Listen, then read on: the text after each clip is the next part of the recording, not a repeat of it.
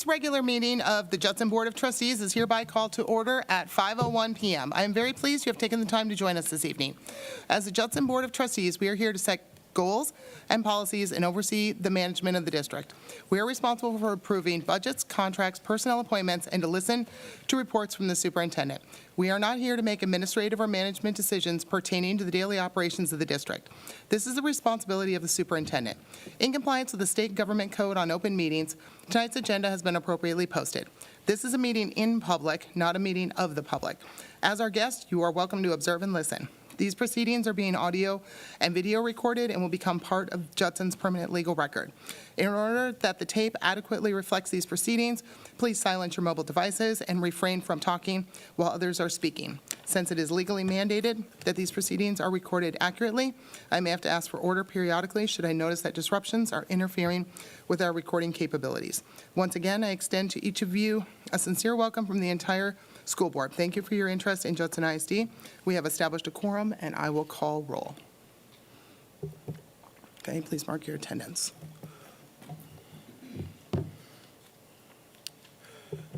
Okay, we have 5 members present and 2 absent.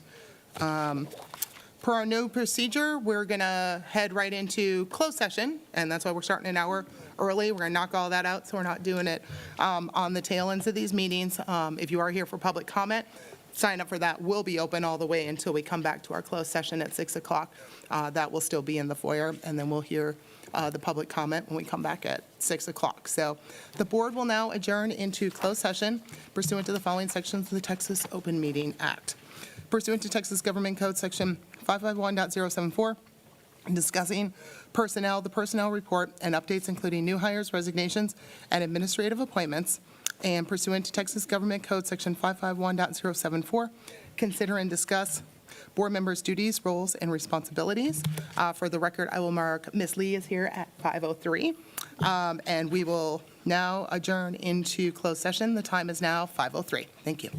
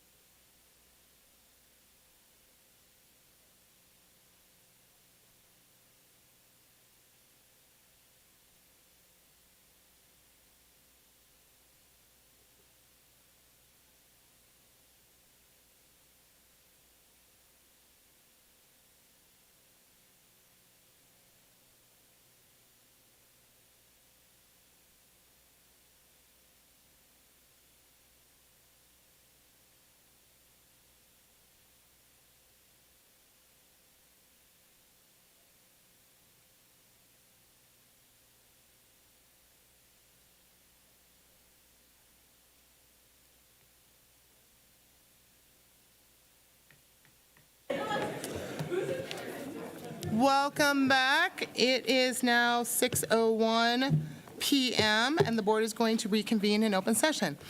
No final action, decision, or vote was taken while the board was in closed session. Okay, before we move on to public comment, Dr. Fields, would you have Mr. Brooks lead us in the invocation and the pledge? Yes, ma'am. Mr. Everyone can Brooks, please rise. if we could all please stand, bow your heads. Let us pray. Heavenly Father, we come before you this evening with grateful hearts, acknowledging your wisdom over all things. Lord, we thank you for the opportunity to serve the students, families, and staff of Judson ISD. As we begin a new school year, we ask for your guidance, protection, and blessing over all that lies ahead. Amen. Grant this board wisdom as they make decisions that will impact lives, shape futures, and strengthen our community. I'd also like to say a special prayer for our maintenance crews, bus drivers, cafeteria, and support staff whose unseen efforts keep our district moving forward. Let every person in this system feel valued and supported. We thank you in Jesus' name. Amen. Amen. Let us recite the Pledge of Allegiance and the Texas Pledge. I pledge allegiance to the flag of the United States of America and to the republic for which it stands, one nation, under God, indivisible, with liberty and justice for all. Texas Pledge. Honor the Texas flag, pledge allegiance to thee, Texas, one state under God, one and indivisible. Thank you. Sir. Thank you, Mr. Brooks. Okay, now we are going to move on to 3A, which is our public comment period. The next item on our agenda is the public comment period. This is the time for citizens, staff, or students to provide their comments to the board. Oops, sorry, there it goes. He's fixing it for me. To the board. A meeting that is open to the public under the Act is one that the public is entitled to attend. However, the Act does not give the public a right to speak at such meetings except to address their grievances through the proper channels. As a courtesy to the public, the Judson Independent School District Board of Trustees allows time for public comment. Statements and questions from the audience will not be permitted during other portions of the meeting, so please sign up for public audience if you have comments to present.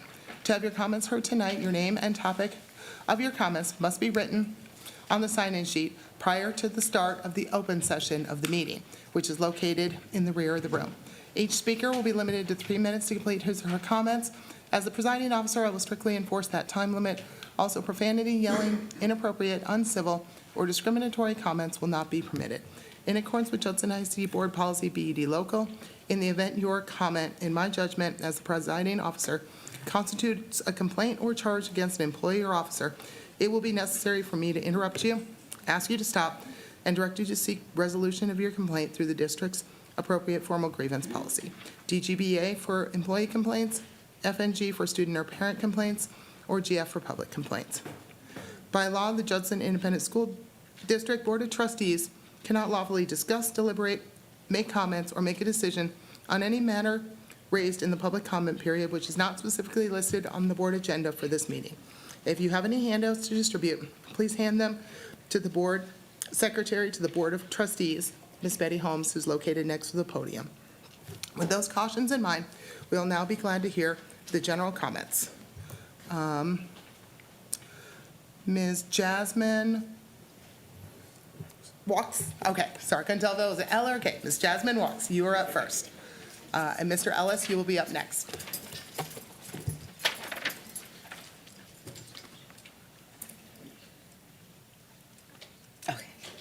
Good evening, Dr. Fields and board members. My name is Jasmine Walks, English academic trainer at Judson High School. As an employee of Judson ISD for over 13 years, daily I have poured my heart and soul into the betterment of educating our children, motivating our teachers, and being the boots on the ground to lead our teachers around educational landmines. In taking on this position, I discovered I could make a bigger impact than I was all while before and still get to be in the classroom, and now even more of them. But now that passion we extend, something that's mandatory to help others succeed in this position, is being regarded as not being effective. During the special board meeting held on July 28th at approximately 3 hours, 58 minutes, and 35 seconds, the effectiveness of academic trainers was questioned by our board president. I am ever so grateful that other board members came to our defense. However, I would like to address this previous comment personally. Aside from the inconsistencies and how trainers are used from campus to campus, a thing bravely acknowledged by our superintendent, trainers continue to put forth their best effort doing everything asked to facilitate student and teacher achievement. When academic trainers applied, or in my case, were pulled to fill these positions, it was based on our previous classroom track record, our passion for teaching, and consistent academic performance. Our ability to successfully deliver solid, effective instruction to motivate both students and teachers to perform, a crucial need for our district. Our history and work ethic is why we're effective. We are the teachers that were selected to bring about the change that Judson is currently seeking. Academic trainers are the shoulders that teachers cry on when they're having a bad day, struggling with technology learning curves, or trying to grasp the level of the rigor of the TEAC for lesson delivery. We are the eyes that watch teachers model teach to empty desks on their prep and planning periods, to offer support, encouragement, give suggestions to make sure they get it right before D-Day, and a safe place, free of embarrassment or criticism. In my years of education, I have found this. Teachers and students alike have trouble asking for help or us to model without trust, and trainers cultivate that too. Trainers are treading water amongst the waves of uncertainty that our president create along with emotional exhaustion, fanning the flames of fear blatantly, recklessly, and yet unnecessarily. It's killing morale, mine too. To hear that my board president perceives our jobs as potentially not being effective despite the support we provide emotionally, academically, and the lengths we go to retain teachers makes me question my decision to leave the classroom for leadership growth opportunities, and surveys cannot measure that. So either you disagree, which is your right, or you're choosing to not listen to us, to C&I, and your colleagues, or the audit ignoring evidence. I'm beyond disheartened that you as a leader who's supposed to help us weather the storm disregards the importance of a major district resource. We are more than trainers. We are many of this district's life rafts. Thank you. Thank you, Ms. Walks. All right, Mr. Ellis, you are up next.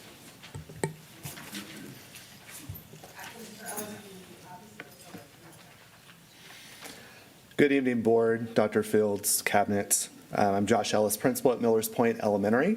Last month, I spoke about the cutting of the pre-K-3 and elementary enrichment programs. I'm here tonight to speak about the uncertainty surrounding the academic trainer and elementary library positions. I cannot stress enough how vital these two positions are to the students, teachers, and families of Millers Point. The idea that cutting librarians is ever considered a reasonable way to save money is unbelievable. I won't list all the benefits of a librarian because you all already know them. In addition to supporting teachers, curating the campus library, creating maker spaces, making STEM connections, and tapping into students' creativity, the most vital thing they do is connect children with books and help them develop a love of reading. As for academic trainers, they are a huge part of the support system for the campus, and in particular, our new and less experienced teachers. Tier 1 instruction is the key to student success. Tier 1 instruction is key to student success and campus growth on STAR. Yes, STAR scores are not where we want them to be on a lot of campuses, and that's a problem. But I can guarantee that they would be worse if not for the hard work and dedication of our district's academic trainers. When you see a problem, you can get in front of it or else be forced to try and play catch-up. Trainers work to improve Tier 1 instruction so that students require less Tier 2 and Tier 3 interventions. I love my RTI teachers, but I would love for there to come a time when I have 2 academic trainers and 1 RTI teacher instead of the other way around. I urge the board to stop looking at what they can cut and instead put its time and energy into talking to their constituents about the need to pass the VADER so that we can provide the students of Judson ISD with the education they deserve. Thank you. Thank you, Mr. Ellis. Next up, Mr. Miller, and after that will be Jerusalem Silva. You're going to be on deck.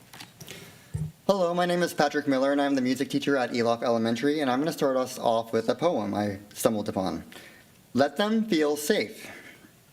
I stand here not with anger, but with love sharpened by urgency, not to make a scene, but to remind us what schools are meant to be. A child walks with shoulders tight, afraid to speak, to breathe, to write their truth, their name, their gentle heart, and some would rather tear it apart. You may not see them clearly yet, but I do. I see them in quiet corners holding rainbow pens like shields, wondering if they're safe, if they're safe to just be real. I'm not here to preach identity. I'm here to plead for dignity. For every kid who reads between the lines and wonders if their world is ever truly kind. You don't have to understand it all, you just have to care. You just have to make space for kids to breathe air.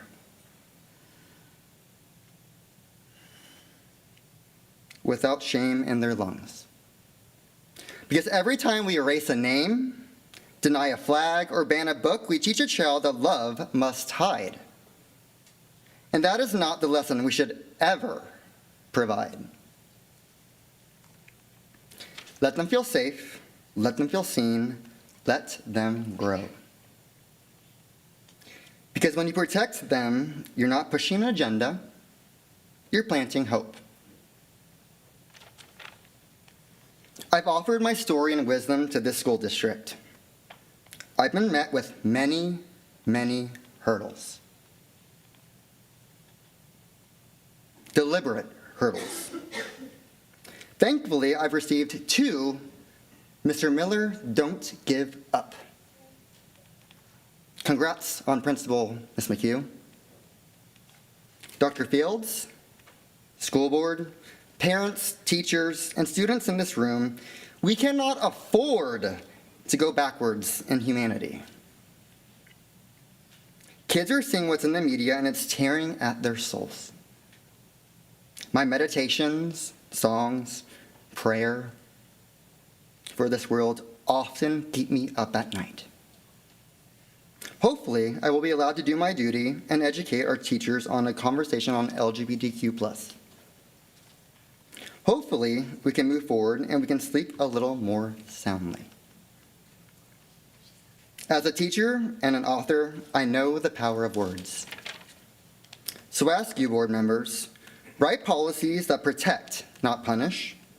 Speak messages that welcome, not warn. Let every student know you belong. Amen. Thank you. Thank you, Mr. Miller.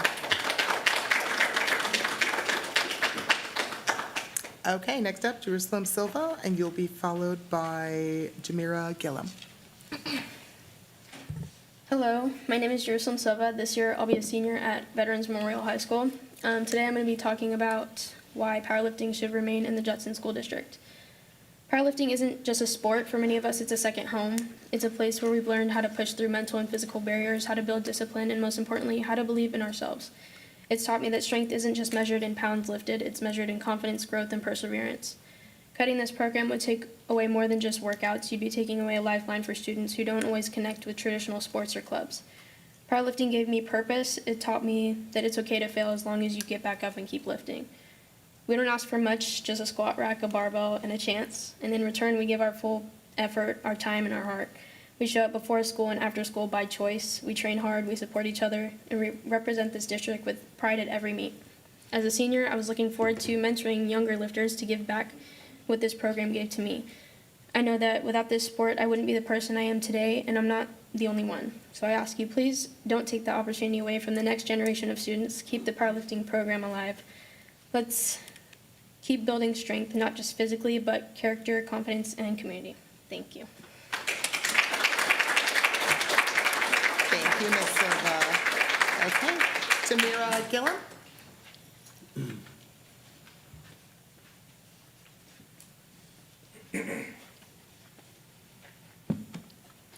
Hello, my name is Tamira Gillum, and I'm here to share why powerlifting should stay in the Judson School District. Before I found powerlifting, I struggled to find a sport that really fit me. I tried different things, but nothing ever felt right. When I joined powerlifting, that finally changed.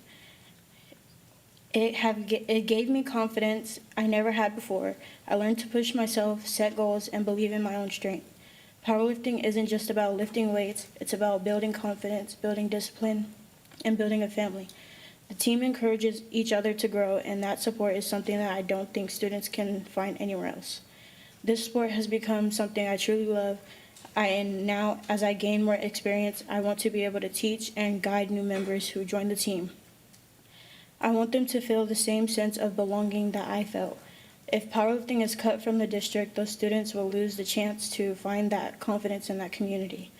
For many of us, this program is the reason we stay motivated. It gives us opportunities to compete, represent our schools, and feel proud of ourselves.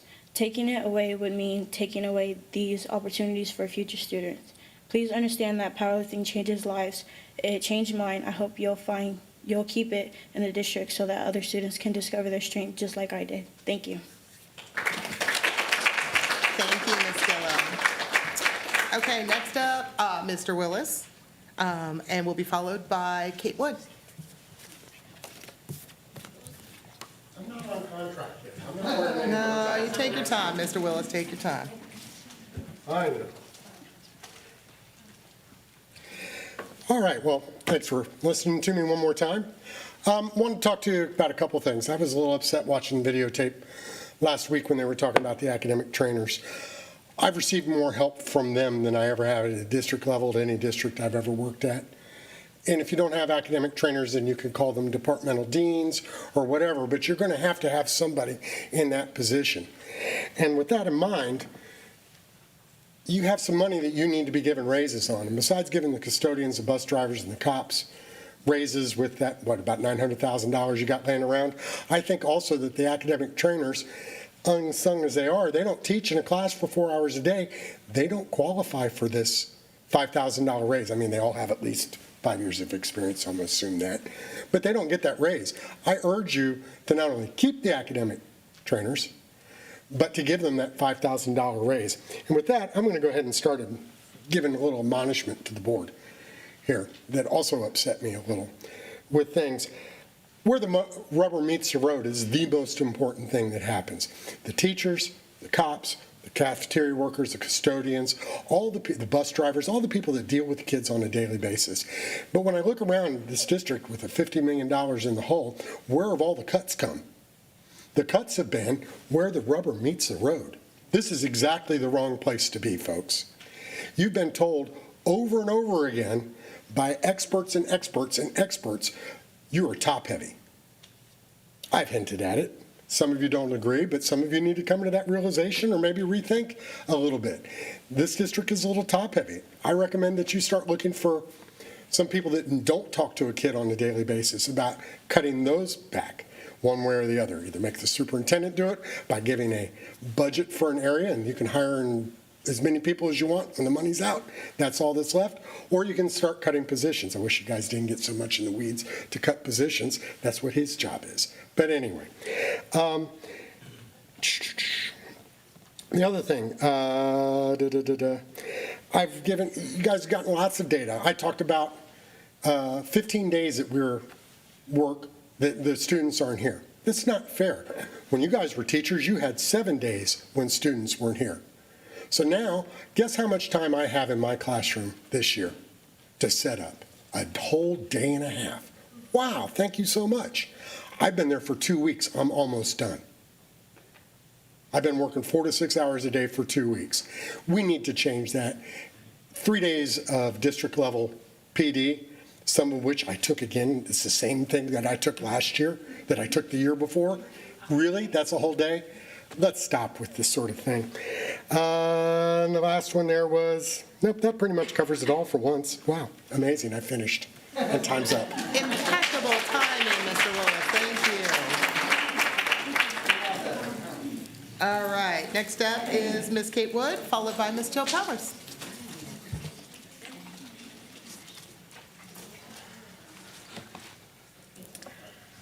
Good evening, Dr. Fields and members of the board. I have never spoken at a board meeting, but I have also never had my job title referred to as ineffective by a school board president. I'm Kate Wood, and I've been employed by this district for 10 years. I proudly received my pin in May. Madam President, it is possible to speak about potential reductions for the budget without insulting and diminishing an entire role of professionals. Your remarks on Monday were demoralizing, especially as someone who has been navigating last-minute change with positivity and enthusiasm. It takes many hours and physical work to move campuses, but I believe in the power of instructional coaching.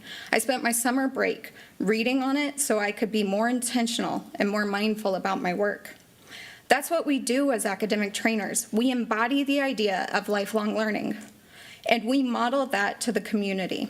Schools need educators in betweener roles, not tied to a classroom, but also not in the evaluative role as admin.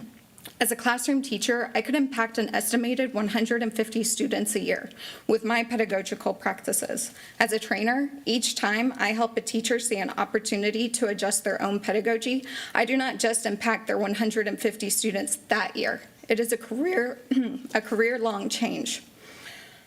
And that's true for every single teacher a trainer works with. The impact is exponential. So with that in mind, I want to focus for a moment on data. A survey was cited on Monday in which only 32% of teachers responded feeling supported by an academic trainer. As someone who has taken many of these surveys over the last 10 years, I'd like to focus on the subjectiveness in the phrasing feeling supported. If I were asked during the 23-24 school year if I was supported by an academic trainer, I likely would have answered no.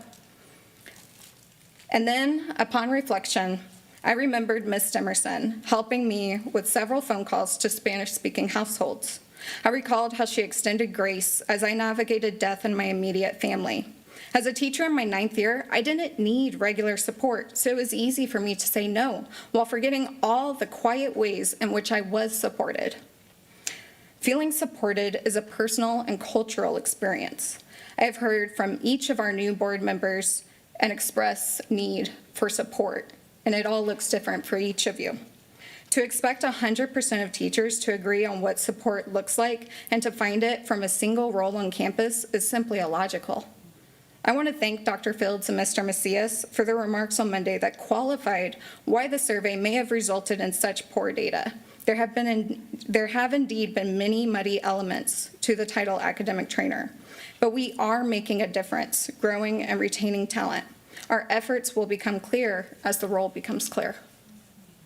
Thank you.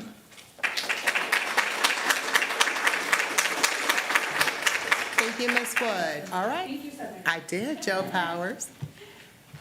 We get to know some of our frequent flyers. We love you guys. Good evening, everybody. There's a couple items that I want to talk about. Item 6U is about the Adventure Club after-school tuition. I urge the board not to increase the tuition 2 weeks before school starts.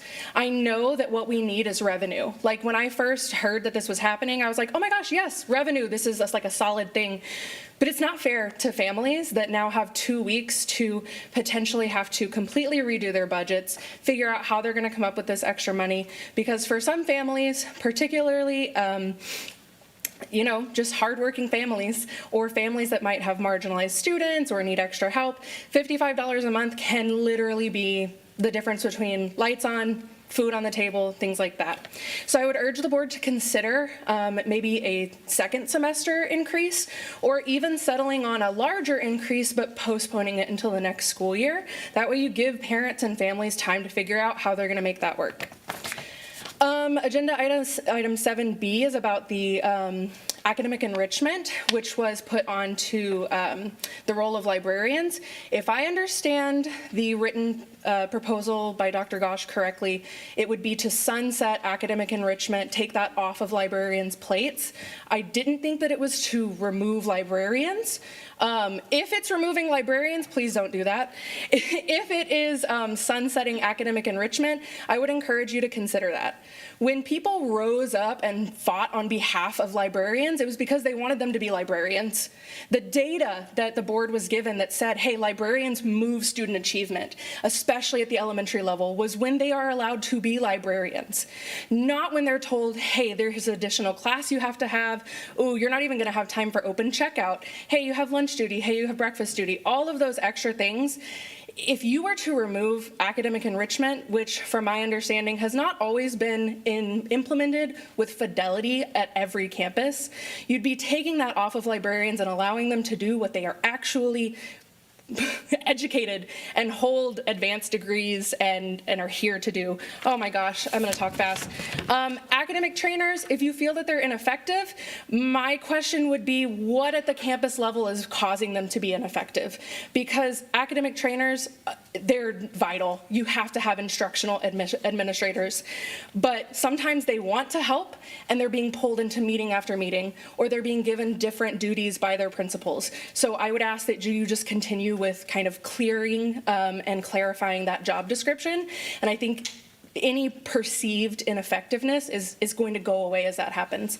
Last thing, and this is just to the community as well, I really would like to see less fighting on Facebook, less passive-aggressive comments, just the way that not only board members, but then community members who feel like they have to support their favorite board member treat each other and speak to each other on Facebook is wild. Thank you. Thank you, Ms. Powers. Okay, that wraps up all of our public comment cards. So now we are going to move on to 4A, which is our agenda items from closed session that we had previously discussed. Do I have a motion on item 4A? I move that we approve the personnel report and updates as presented in closed session. Okay, I have a motion by Ms. Canoyer, second by Ms. Stanford. Oh, that went right to voting. Okay, sorry, now it was a closed session, so we've already discussed, so now we can go and vote. Everybody remembers what that one was? It was 30 minutes ago. Okay. Okay, motion passes 5-2. I'm sorry, 5-1. I can't count today. All right. Moving on to, okay, there, I recorded it.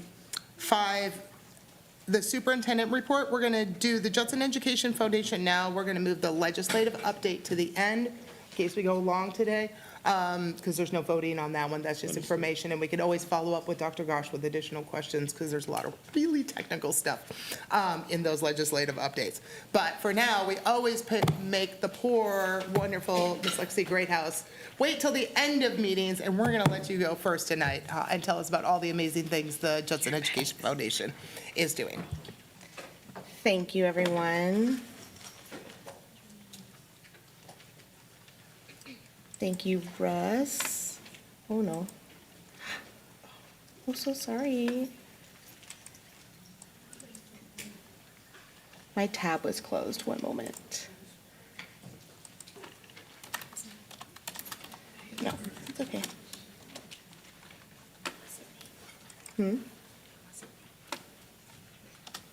Not Canvas. I don't use that.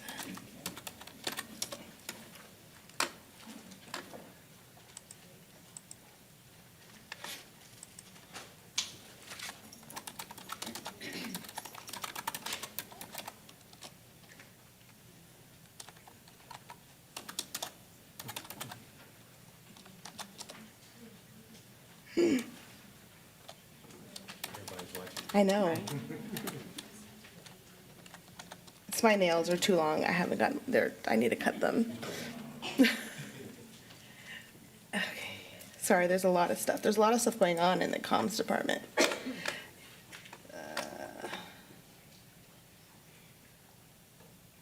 Okay, good evening, everyone. My name is Lexi Greathouse. I am the Director of Communications as well as the Executive Director for the Education Foundation.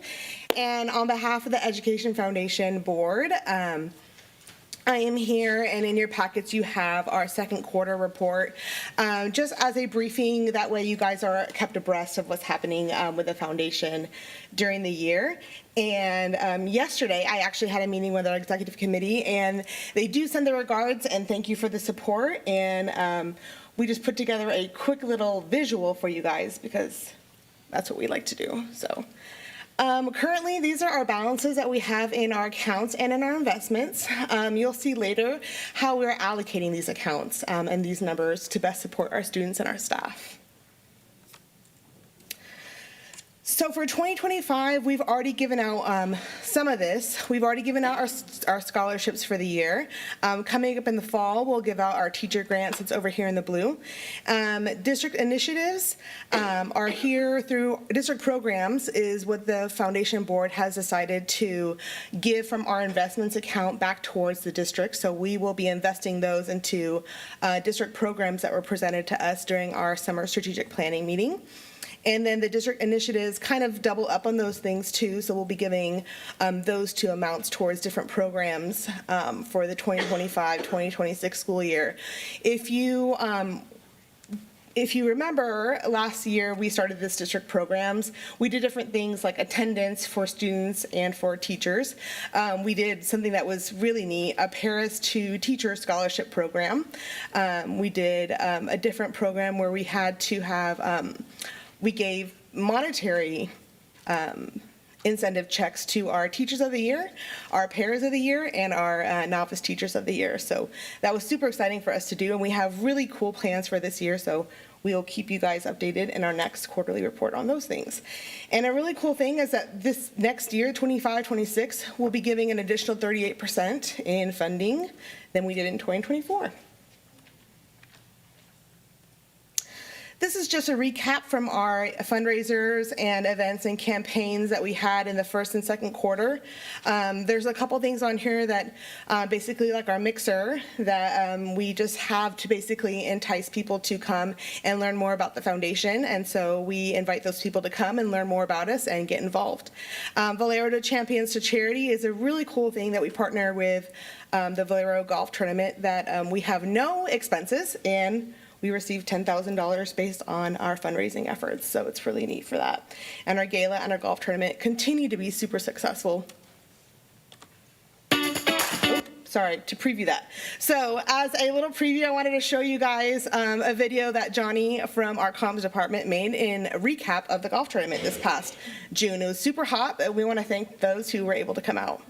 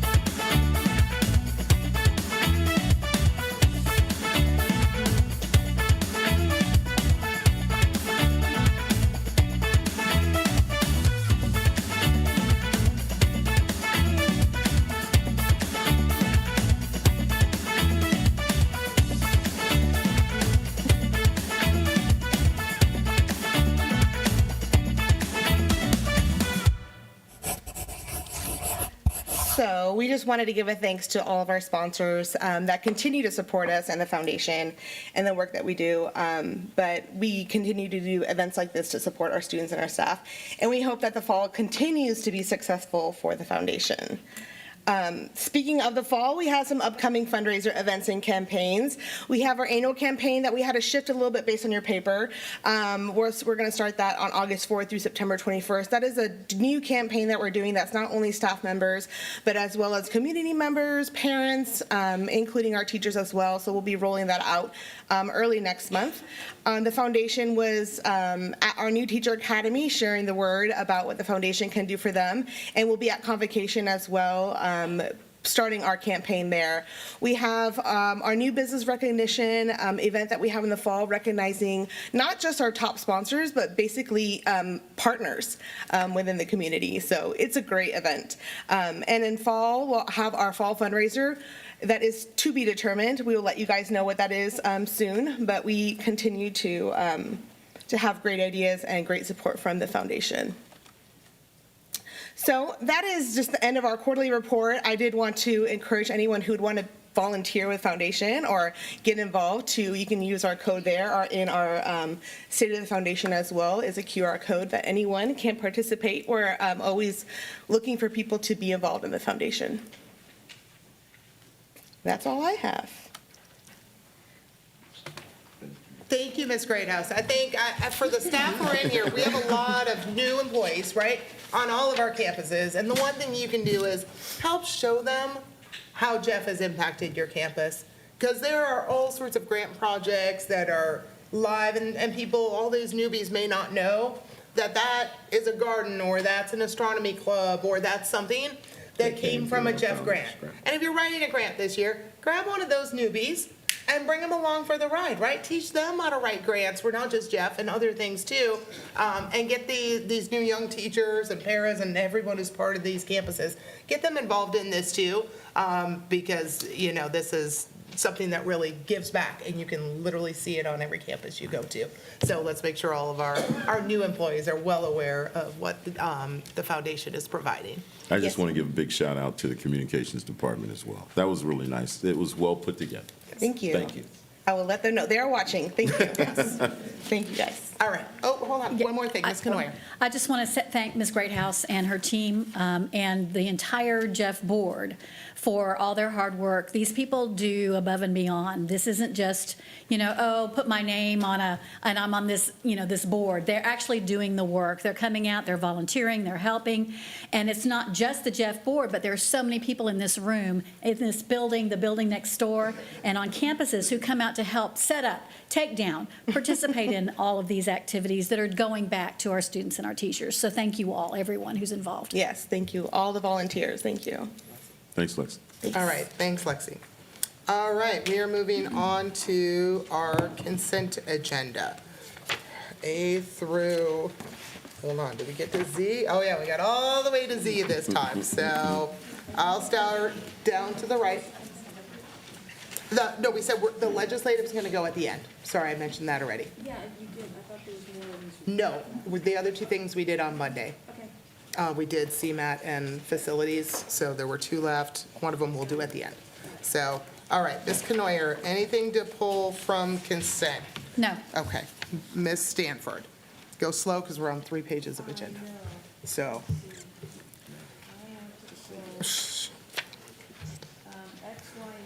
Hold on. So X, Y,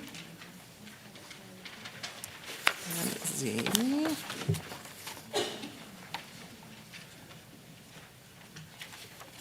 Okay, Ms. Jones.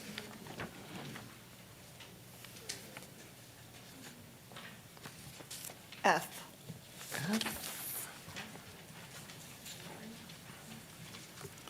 Okay, Ms. Lee. Yes, if you have a question on one of them, we should just pull it. Which? B. B, the expenditures over 50,000. Oh, don't forget to turn your mic on. Sorry. Yes, 6B, please. 6B, okay. It's just a curiosity question. Okay, It's not. no problem. And Ms. Potteet? You. You.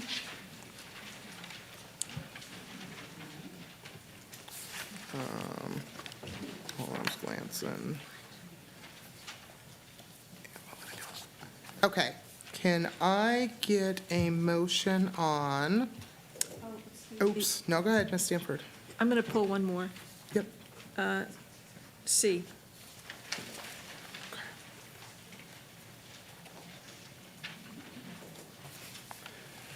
Okay, I'm going to read slowly what we have left.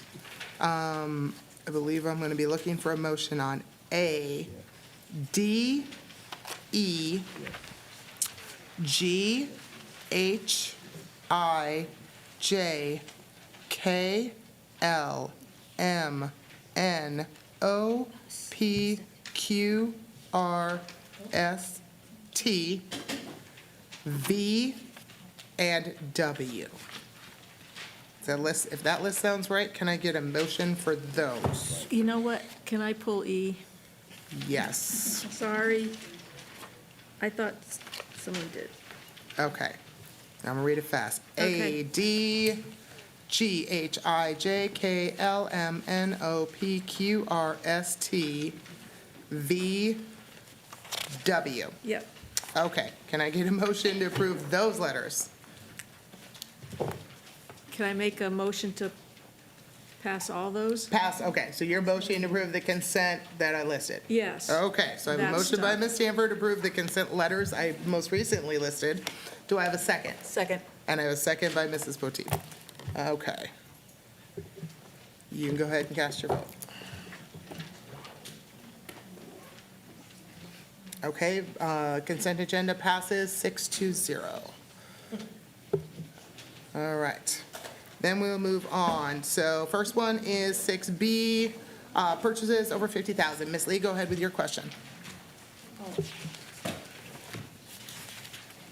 No, my question, Dr. Fields, is just out of like curiosity for Yes, ma'am. like the data. Is there any like, and this is not like in a rush that, you know, it's like you can answer it anytime if you don't have it. I just need to know like, and I just want to comment too, like how grateful, you know, for me personally as a parent district that, you know, because used to be with my eldest, it's not provided, you know, we have to pay for all the AP remember. exams. Yes, ma'am. So now with my senior now, he's, I just want to know if there's any data on how many students that took the exams and like passed the exam, like, I would have to get with Mr. Holmes, and Okay. then we can put something Those together are for just- Friday notes and send that Oh, out. okay. I don't want to hazard a guess right here in the board yes, meeting. it's not in a rush. Yes, I'm ma'am. just curious of, you know, Now, how. you want for SAT, ACT as well as AP, or just talking about AP? Just ACT and APs, because ACT those are and the AP. ones that we're paying for the exams, right? Yes, and SAT okay. as well, correct. Yeah, it's reimbursed, but. But Oh, we'll put okay, it out. yeah. Yes, ma'am. I was just curious, like, the data would be like how many students did pass for the exams versus not. Understood. Like, yeah, thank you. Yes, ma'am. Okay.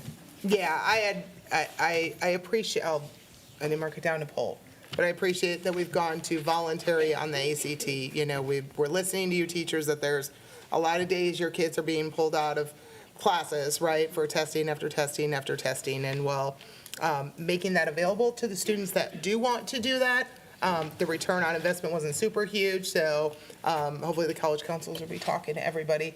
And I hope this allows us to refocus somewhat on SAT prep, because I did pull the test scores for the SAT, and I'm not happy with the trends of where we have gone on the SAT. We have trended down the last 4 years, and we're losing some ground on the state and the nation, and so we want our kids to be able to be competitive for scholarships and all that stuff.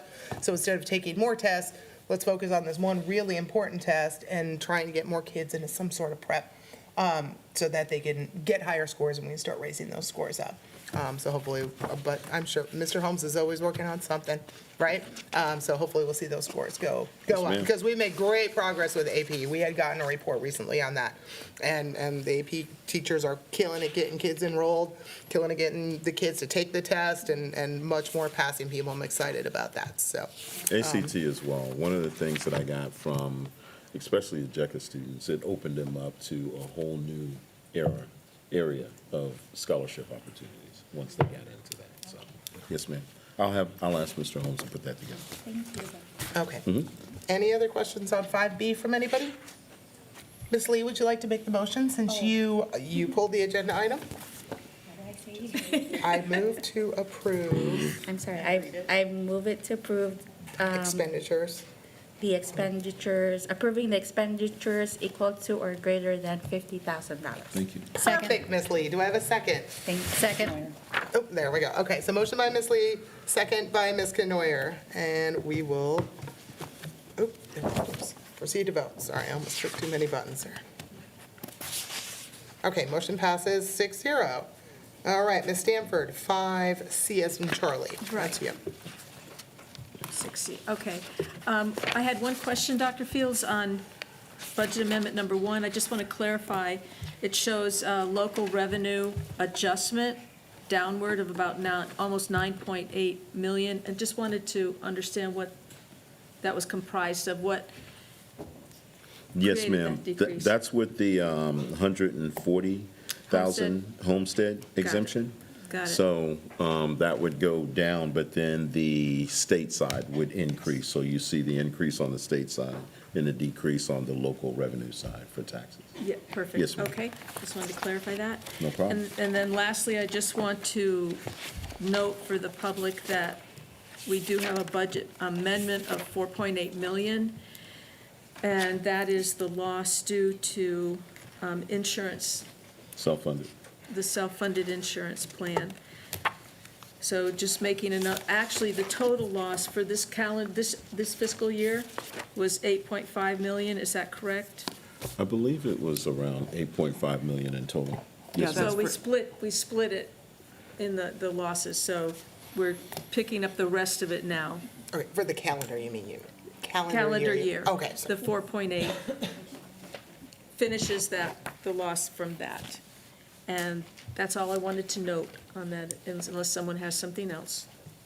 Just point of clarification, I know that should take us to the end of December, but it's self-funded, so I don't want the board to be in a position where they feel like nothing else can come up. It's self-funded. So there could be something else before we start Yeah. one of the new recommendations that you'll see later on this consent agenda. Yep. Before the end of the year. Okay, any other questions or discussion on 6C? Ms. Stanford, do you want to make the motion? Okay. I move that we approve the attached budget amendments to the budget for the 2026 fiscal year. Okay, do I have a second? Second. Okay, motion by Ms. Stanford, second by Mr. Macias. Welcome, All Mr. right. Macias. Welcome to the meeting. I don't know, it's about 6:48, you've been here about 2 minutes, I'll give you about 6:46. I was like a lot of people. Oh, there we I go. was listening while I was driving. That's okay, Ms. Lee We're Ms. Lee kept track of your time, so now we've got 7, and Russ did mark us all present, so, all right, sorry. Motion by Ms. Stanford, second by Mr. Macias, and we can proceed to vote.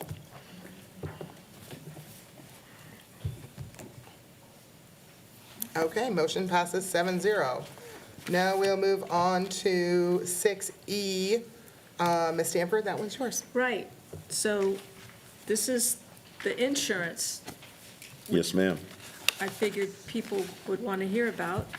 Can you tell us what the current premium range is, what people are currently paying for their insurance? It varies per level. Right. I believe for individual or employee only, I think it was around 57, but depending on what plan you had last year. So the But I'm range. going to open this up for the benefits department to come up and speak to. Is Lori here?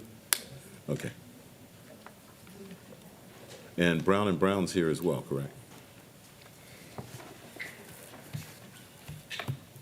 So what we've done is just an overall, is we've tried to take what our premiums were last year in some of the most popular plans and equal those to, now the higher you get up, employee and family, it may be a little bit higher, but we've tried to keep that the same. But the biggest, I think, adjustment that we're going to be seeking as we go through this is to keep one of the very popular parts of the insurance, which was the next level. So everybody in the audience is like, yeah, you need to keep that. So go ahead, Ms. Lori. So here's your current rates for the buyout. So the question was, what were the premiums last year versus what are the premiums this year? And what are one of the recommendations of the one that's being recommended? May I ask the a point of clarification? Are you looking for the entire premium or what the employee's portion is? Employees, what I'm looking for is the impact, the change from what they're used to paying to what the increase is going to be. Okay, so hard to currently on the buyout plan, which is the richer plan, employees are paying $178. Employee and spouse is $667. Employee and child is $579. And family is $934. On the plan that Dr. Fields mentioned, the employee only is $57. The employee and spouse is $436. The employee and child is $344. And then the family is $642. That's the current premiums? Yes, ma'am. Okay. And let me switch, bear with me while I flip pages here. The proposed rates for the buy-up plan would be $137 for an employee, $638 for an employee and spouse, $596 for an employee and child, and $1,140 for a family.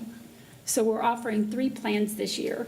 The mid plan is $60 for an employee, $489 for an employee and spouse, $453 for an employee and child, and $919 for a family.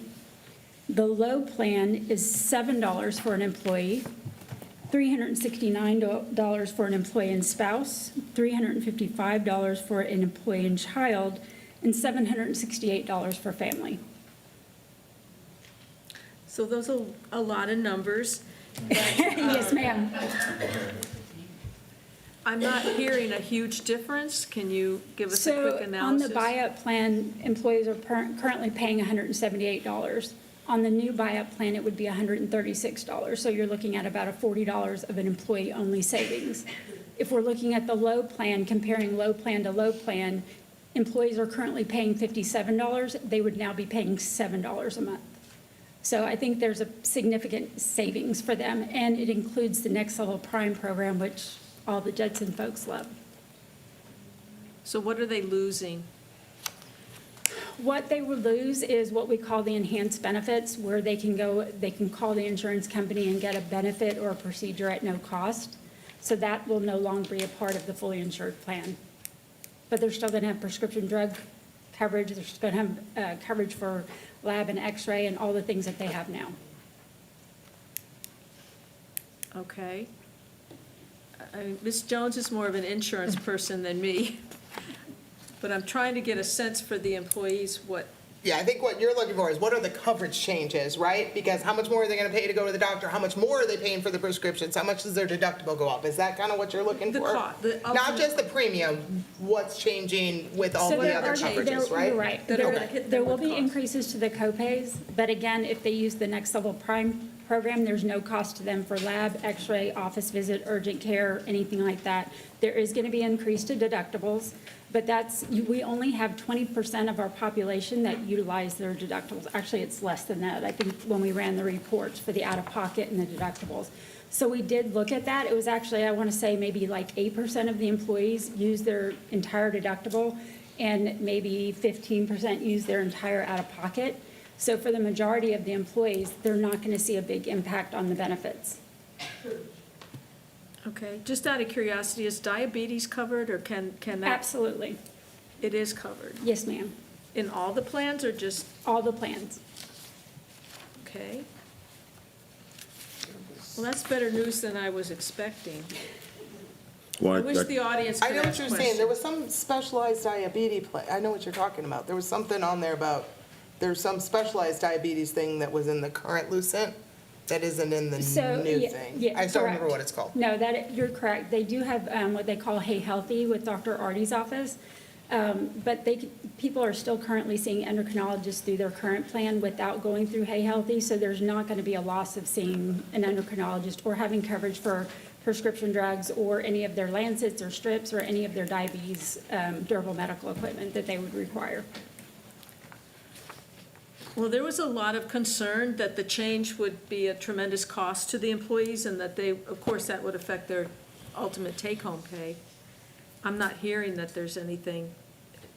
No, ma'am. There's actually, depending on the plan that they choose, a reduction depending on which plan that they choose for themselves and their employees. And there's not a big loss of coverage. No, ma'am. I mean, the deductibles are larger, but the majority of the employees just go to office visits, and those are all going to be covered under a copay. Okay, well, I guess I'll wait for questions to come to me since you can't ask from the audience. So I'll just be looking for questions and emails, and if anyone else has anything. Ms. Jones, do you have anything? Not yet. Okay. Okay, sorry.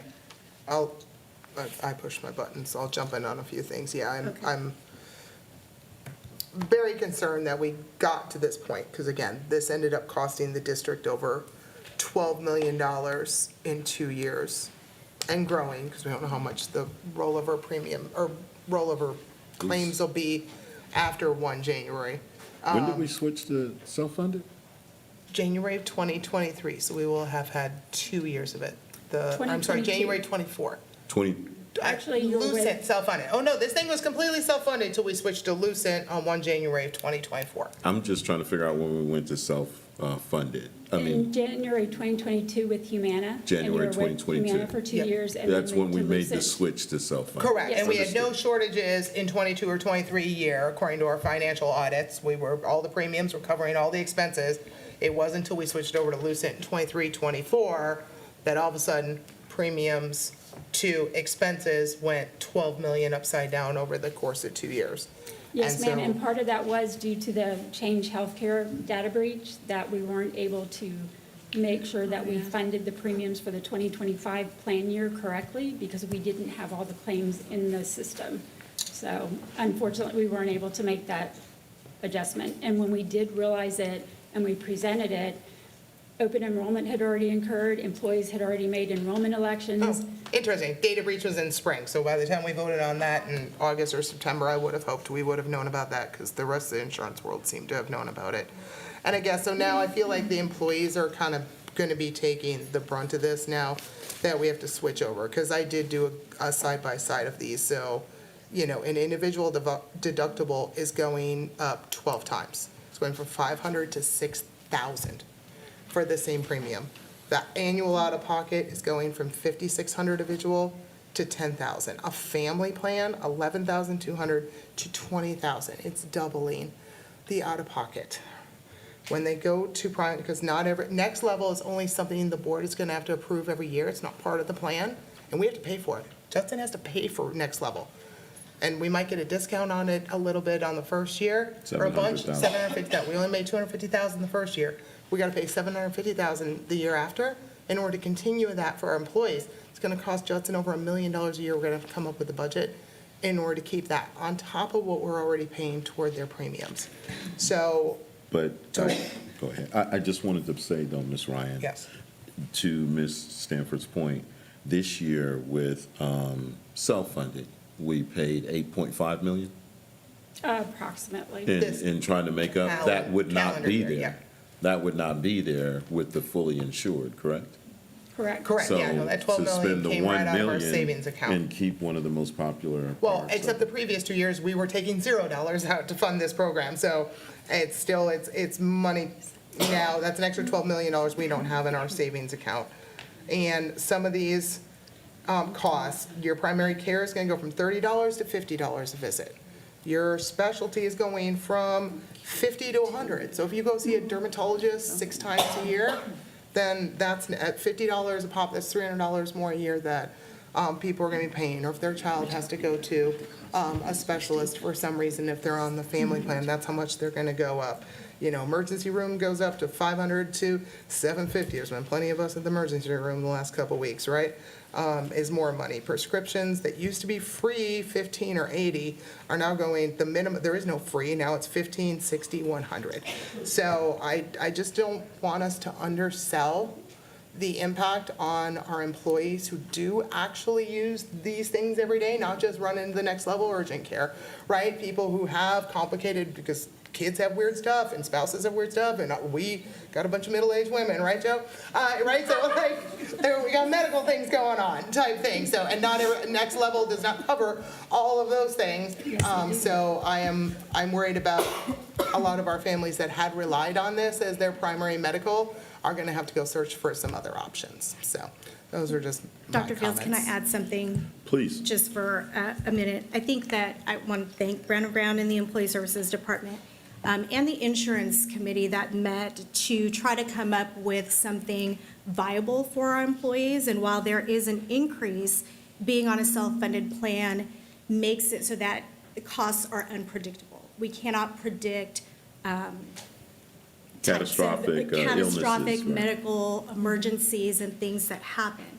So as we are looking at going to a fully insured plan, that takes away a lot more of the risk. And so we are moving in the right direction in order to still provide benefits to our staff at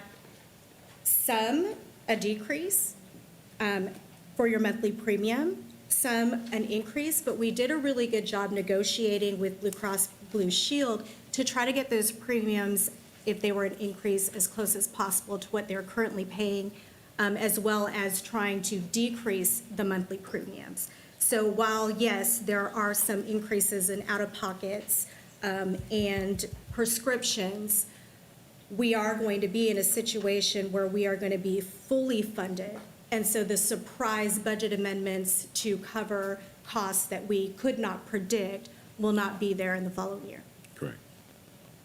Thank you. Any other questions, discussion from board members? Yes, ma'am. Go ahead, Mr. Macias. Thank you again for the work. And, you know, I always try to do our best to support our employees. And insurance has been a topic that's come up through the years. If we can't give raises, can we give better insurance? Can we do those type of things? And I just want it noted too for my colleagues as well as the community, not enough of our folks were taking advantage of the insurance. But that slowly changed through the years. And we had everyone, it seemed like, taking, I know it's not everyone, but a lot of folks. And the numbers increased. And then, of course, it got more expensive in the medical field. And we don't want to be in this predicament. I appreciate the change. I was not comfortable with the current direction. We just can't bring these type of amendments to the board, especially now. And so I think the change may not be at the same level, the same quality, but we're struggling. That's just the reality that we're in. But I do appreciate this direction. It still offers our employees very competitive insurance. And if you look around, very similar plans are out there. And so I think this is the best that we can do right now. And if it ever comes at a time where we're solvent, and I would want to invest again in insurance, because that's another thing that will attract an employee to stay in our district. And to me, that's important. Yes. So, thank you. Mrs. Jones. I just did want to say, with being in insurance, that the deductibles and the out-of-pockets are pretty high. I think there's probably, I know we're short on time now and it's not something that we can do this year, but I think there's probably better options out there with that. Those are pretty Yes, ma'am. high for the premium that's being paid. But as far as your co-payments and the percentages after you meet your deductible, that's pretty standard right now with the medical costs being so outrageous. Everything is so expensive. I wanted to also mention, I didn't know, has it ever been looked at going to a tiered program where the premium is based off of your Use. pay, and it's tiered Oh. that way, where people who make less money, their premium is less than somebody who is at a higher tier. I haven't seen, you've We done can- that recommendation? No, but we can definitely look at that and come up with some numbers for you. Understood. Absolutely. If we could make that a priority for next year. Yes, sir. And a recommendation. That's all. That's it? Okay. Anything else? Otherwise, Ms. Stanford, you pulled, did you want to make the motion on this? Yeah, so there's no time to do that now? Okay. Just checking. So I make the motion that we approve the recommendation for request proposal employee medical insurance coverage for the 2026 plan year. Do I have a second? Second. Sorry. Okay, I have a motion by Ms. Stanford, a second by Ms. Canoyer. And we can proceed to vote. Okay, motion you. passes 7-0.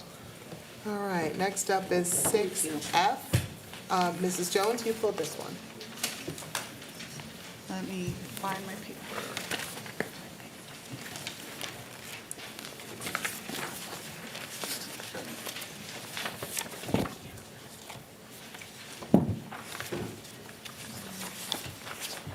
I just had a question on the wording on the BDAA local, Yes, ma'am. where it lists the board officers, and it's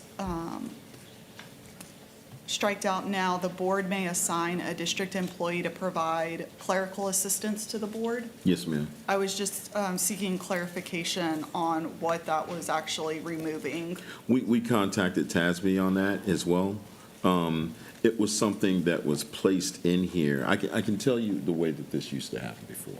First, the board can't assign, they can't hire, the only person they supervise is me. And what we would do is we would put together interviews, and then we would have board members sit in on those, not speak, but they would give us feedback afterwards. They wouldn't ask questions or anything, because you can't hire. So in here, when that statement was in here, the board may assign a district, they can't do that. So TASB said they needed to take that out. We still have someone who provides, that's Betty. But it's not like the board assigns that, the district hires. Thank you. Okay, that's what I wanted to make sure. I wasn't sure if that was implying we were maybe losing Betty. Oh, no, ma'am, no, we're not losing Betty. Well, I mean, Well, and I Betty? think in a lot of districts, that aren't our size, they don't have a Betty either. So they will have, someone else will get assigned those clerical duties throughout the district. If it's like those baby unit, it might be the superintendent typing up agendas, type thing. Or they'll assign, my understanding is they assign it different places. So they can either You assign it to suggestion. people, or we have a Betty. So, thank goodness. Any other questions on any of the policy letters in F? Yeah, just real quick. Yes, go ahead. Just a note, I don't know if we want to make the change, but it seems we have, under the president, we have, the president has the right to discuss, make motions, propose resolutions, vote on all matters coming before the board. Isn't that something we all do? Correct, that's in the education code, they make, because these are the TASB letters that they sent us, that they don't, it's different than a city government, where sometimes the mayor doesn't get to vote unless it's a tie. So this clarifies that a school board president is just one of the 7, it's not a separate position, is why I think that wording had to be in the education code. Specifically under president. Specifically under board president, because there are other government organizations where the president does not have a vote unless there is a tie of a board. They may sometimes be the 6th or the 8th member of an organization sometimes. So Like it's a not utility board. necessary to repeat those rights under vice president and secretary? Okay. No, because I All don't right. think there's any examples of that. No need to do that? No, Got it. that's my understanding of how school boards are different than other Okay. Well, I'm done with it. organizations. Yes, ma'am. Okay, any other questions on that one? All right, Mrs. Jones, would you like to make the motion? I move that we approve the second reading of Policy Update 125 affecting local policies, FD local admissions, and FM local student activities. Okay, do I have a second? Second.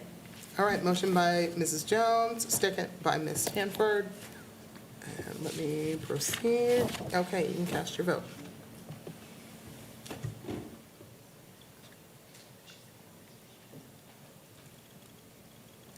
Okay, and that passes 7-0. We are gonna keep rolling all the way down to you, Mrs. Poteet, Adventure Club. Yeah, I just had questions as to why we were increasing the rate so close to the beginning of the school year.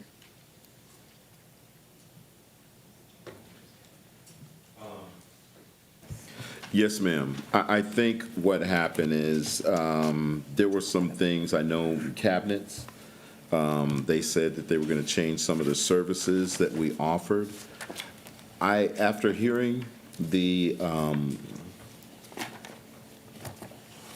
public comment, I can't say that I disagree with Ms. Powers. To tell someone right before we're getting ready to start, we're going up. We felt like it was the appropriate thing to do. We're still much lower than the surrounding areas, even the surrounding school districts, and I don't know if you can find a after-school program quite like this for this much money. But in terms of preparation to prepare for it, I would feel more comfortable if we did it in January, giving people time to prepare.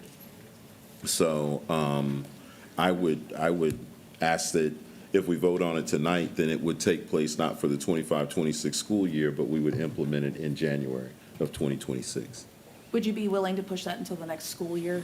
Definitely, we could push it till the next school year. Because I know that I've also heard just quite a few parents that are not exactly happy with this after-school program. Just, there's not consistent places that their students are ending up. And I'm not saying this is across the board at every school. And it's just been not the greatest experience. So until we can get those kind of things corrected and we have dedicated spaces for the Adventure Club kids and we have those dedicated employees that you did have listed in here, which, by the way you guys set this up was amazing. And I cannot tell you thank you so much, the format of how you laid this out. Yeah. And it was just, it was bullet point after bullet point where it was like, okay, you're answering all my questions as I'm going, so thank you. But yeah, I would be more comfortable pushing this to something that we can get back to at the beginning of next school year. It's not a priority, it was just a suggestion. I would tell you that I know that people complain about various aspects of what happens in a school district. But, but I will say, though, that it's highly used. Adventure Club is highly used throughout our district. So, but it resonated when we said we're getting ready to start and now we're getting ready to go up. So if the board would like to push this to 26, 27, we could do that as well. Now, I'd ask that we not be stuck to the same recommendation that we gave tonight. We could go back and reevaluate, but we have no problem postponing or delaying or waiting until next year. Okay, that addressed my problems. Yes, ma'am. All right, Ms. Stanford? Yep. I did ask for pricing on the cabinets that they mentioned were needed, and it looks like, just based on the pricing, it's all under $25,000. Yes, ma'am. That we have enough in the Correct. Adventure Club balance to take care of that, so they don't have to wait a year for those Correct. needed cabinets. Yes, Okay? ma'am. Mr. Macias? Yes, obviously, we have an opportunity here, I think, to evaluate our after-school programming. When I first saw this on the agenda, I was also very curious as to why there was going to be the increase and what the rationale was for it. And in my mind, thinking through it, I thought maybe there might be some increased services that might be provided, maybe some more individualized support and tutoring that might be provided. So I want that thought process to be something to be considered, because if you're going to come back next year, what more can this program do? that will support academic success. And so I always believe that every program we have should be able to touch that or have an answer. And so this might be an opportunity. So I just want to put that here on your plate, Dr. Fields, that when we reevaluate any cost structure increases, what more can our students benefit from that program? I did go back and ask about that, Mr. Macias, and some of the feedback, and I guess at this point I'd ask Dr. Johnson to come up to the podium. But I know that they were talking about academic enrichment beyond just help with the homework. They were talking about health and wellness and life skills, on-site virtual field trips, consistent scheduling. What are some of the other things that we were looking at bringing in over? Field trips, and I agree with the assessment from different members of the community. Some Adventure Club and some of the principals here from the elementary schools can attest. Given the restructuring after COVID, it was thrown on the campus principals to make it happen without a lot of input from the supervisor. And so we're trying to bring that all back together. That's why you got this, like, I don't know if you saw the next piece, which is a schedule of activities every day that include a nice chunk of time for homework support. But beyond that, there are all sorts of free online resources like virtual field trips to museums, aquariums, music. We've talked about all sorts of activities which would also increase not just recess, but like physical wellness, maybe yoga, who knows, Pilates.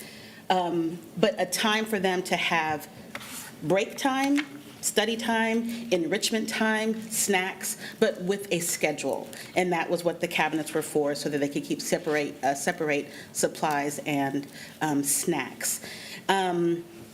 And the other piece is because they are campus, they can't take field trips. That was the purpose of having a lot of, but there are vendors that we may come back and ask for if they reach capacity that will come and do, like Ms. Schuler's Play Academy in the summer. They do so many different activities that they can bring to the campus. Like they do go on field trips, but they can bring things to the campuses as well that we could rotate among the 20 campuses. And just so you know, we are having a meeting with the supervisors next week to begin streamlining the expectations and what it should look like. She's had a handbook for years. I do want to make a real quick point, though, that the cost of Adventure Club, and I gave you the cost comparison, first of all, most districts don't even take it on. They use the YMCA or the Boys and Girls Club instead. Our price is still the best game in town, even with the raise in tuition. But our tuition hasn't changed in somewhere between 3 to 5 years. Inflation is real. And so the cost, I understand that we're in surplus, but with these added activities, it is going to cost us more money. So I understand a delay. I understand possibly mid-year. I also want to include that we had built in a multi-student discount for this year that would give a discount for the second, third, and fourth children, because I have a family that has 4 kids that had emailed. So regardless, we will post on Monday. The registration links will open, and they are going to fill up. I would say that we also need to revisit the way that they're staffed. It's difficult to ask someone to come work for 3.75 hours. That's difficult. So all of those things. I would ask you to bring recommendations on that. And before we go to the next board member who wants to speak on it, I just want to say this to the community. We understand inflation is real, but the concern here is not going up. The concern is about the short distance between when we're going to implement it versus when we've notified. Understood. So that was my push for asking for this to be pulled from the agenda. Yeah. And we're hearing the feedback right now. And we agree, Dr. Fields. Believe me, we understand that it's close. It was kind of I will take the ownership that we did not realize it had to come to the board, because it hasn't changed in so long. There was a question there. And thank you for your questions and the feedback. So we're ready to do what you want us to do.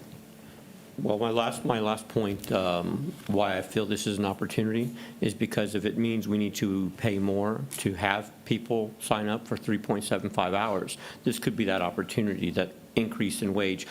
There's a lot of reasons why we would have valid reason for increased fees. So the quality of personnel, college kids, I mean, there's all kinds of things that can happen with this that might be beneficial for our students. But I will just say this, as you're looking at implementing or recommending after-school support, I really want an emphasis on academics. And when I did have an opportunity to tour the Boys and Girls Club when they were in our district, I was somewhat disappointed when they'd have an area for students to do their homework, but then they had about 20 kids running around them. And the kid cannot focus on doing homework when there's all this distraction. So this is an opportunity, that's all. That's why I wanted to speak on this, because now we have an opportunity to own a program like this and really make it support the students. Yes, sir. Okay, I think I'm next.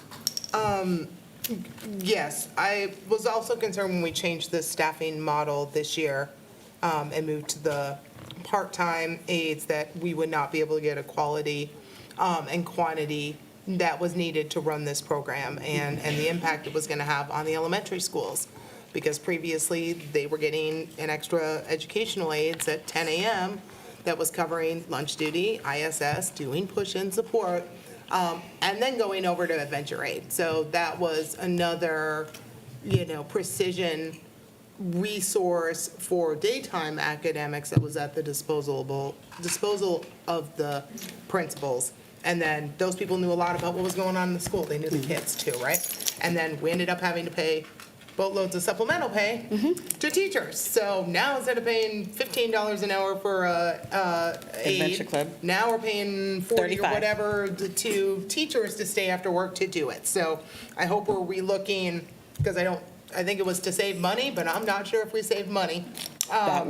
That will be on that. your decisions. Yes. So, well, I don't think the how you organize it and staff it is not in front of us. No, there would be an tonight. increase of an FTE. It would be. What happened is we started bringing in extra aides on local funds at 10 o'clock who worked in a certain capacity, and then they went into Adventure Club later.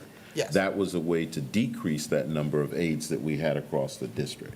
So if the board collectively says bring back that number of aides, which would then be an increase to the local budget, then we can do that, or we can look at. But that would reduce I the understand we $250,000 can in look at. supplemental. That's why I'm wondering what the cost difference is. Well, we could look at possibly funding from the surplus that we have in the Adventure Club. Yes, when I looked at the Adventure Club and we had full-time, it was always a loss in revenue because of tuition and then a lot more Okay, payroll. so it wasn't.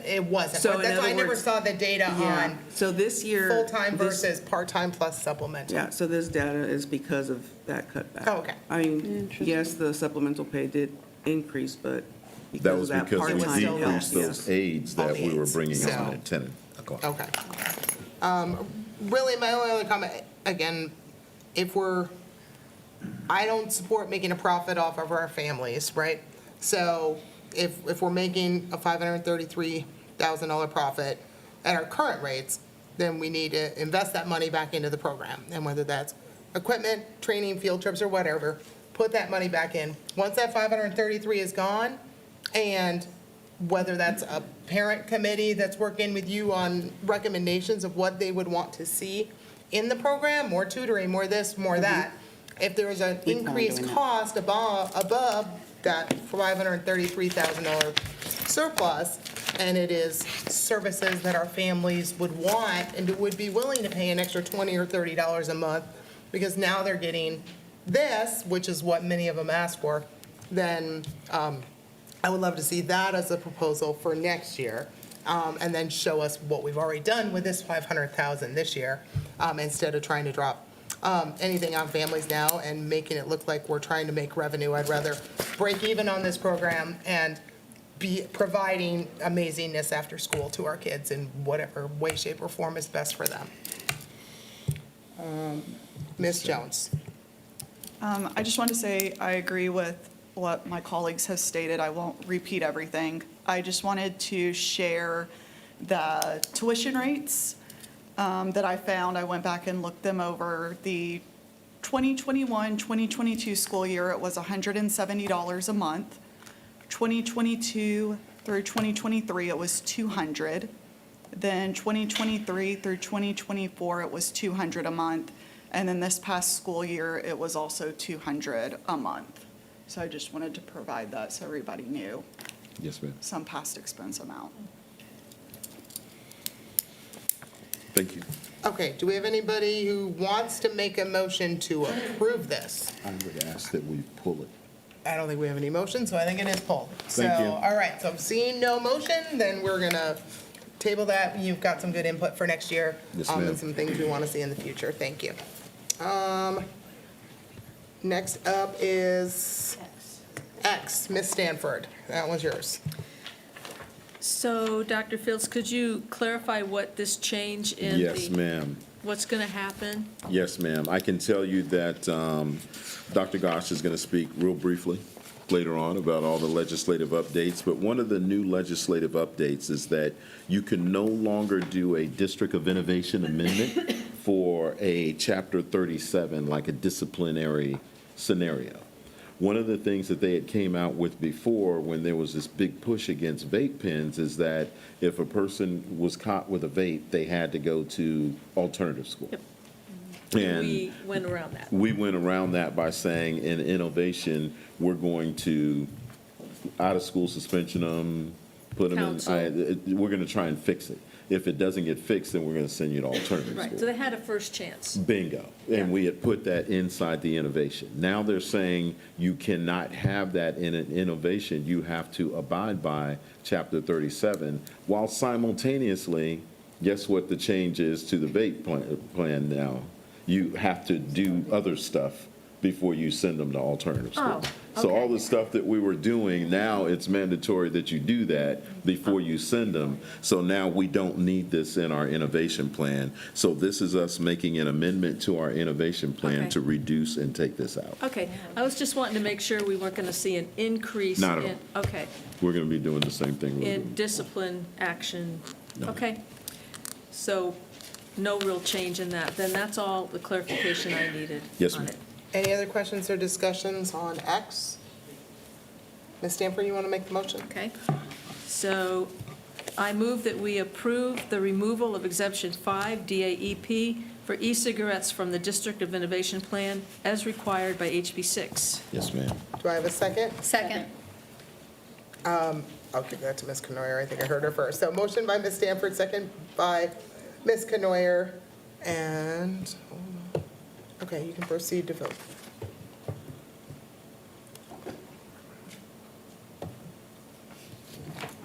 And motion passes 7-0. All right, Ms. Stanford, Y is also yours. Go ahead. Yeah, why? This one really has my attention. I did some real brief research online about removing a cell phone from a child, and I found that research indicates that a significant percentage of young people feel addicted to their devices, and many parents are concerned about their children's attachment to them. One U.S. study found an addiction rate of 37% among kids. So if we take 37% of our student population, how are they going to be reacting to this action? And are we prepared for that? I'm actually worried about teacher safety, other kids' safety. I don't know if we've anticipated the reaction of this sudden change in the law. Well- Not that it's a bad thing, but what's going to happen? My feedback comes in several different ways. Yep. When you say "we," I say the governor or the commissioner. It wasn't us. Now, I would tell you this is the law now. This is what we've been told, one of the legislative changes. So, and I have to be careful because I've got Dr. Gosh over there coaching me as we walk through these legislative changes. Yeah. And when we spoke to the principals, we said that it cannot be seen nor heard. And that's what I'm sticking with that.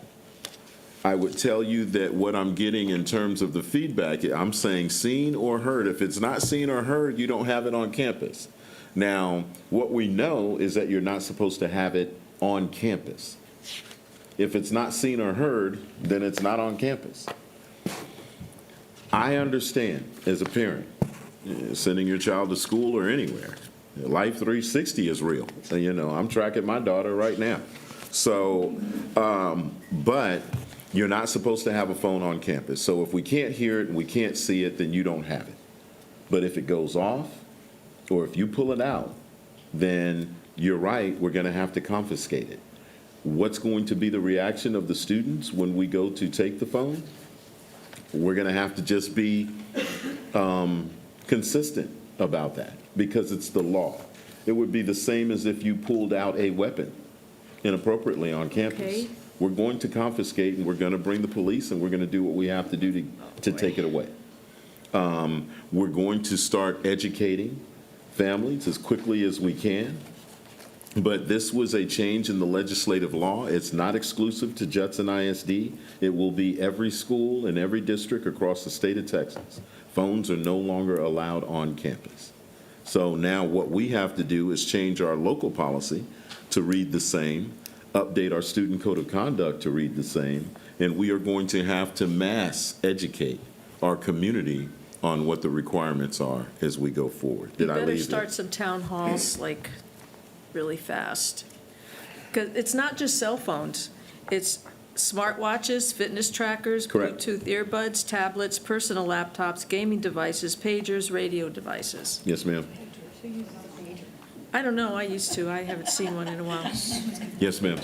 And again, that's not Judson, that's every school in the state of Texas. So it's been on every news channel. It's not like anybody's hiding it. And we are going to do the best that we can to educate our community and our students, but it's not optional, and it's not something that really needs to be discussed about. Well, It's a directive I'm just that wondering has if to we're happen. ready. Are we ready for the repercussions? All we can do is I know. educate and then hold students accountable. And we've talked to the district administration. They've talked to the teachers as they've come back, and we're just going to have to hold the line. It's what we would do in any other situation. So, did I leave anything out? No, sir. We do not have a choice, so. Right. Yes, sir.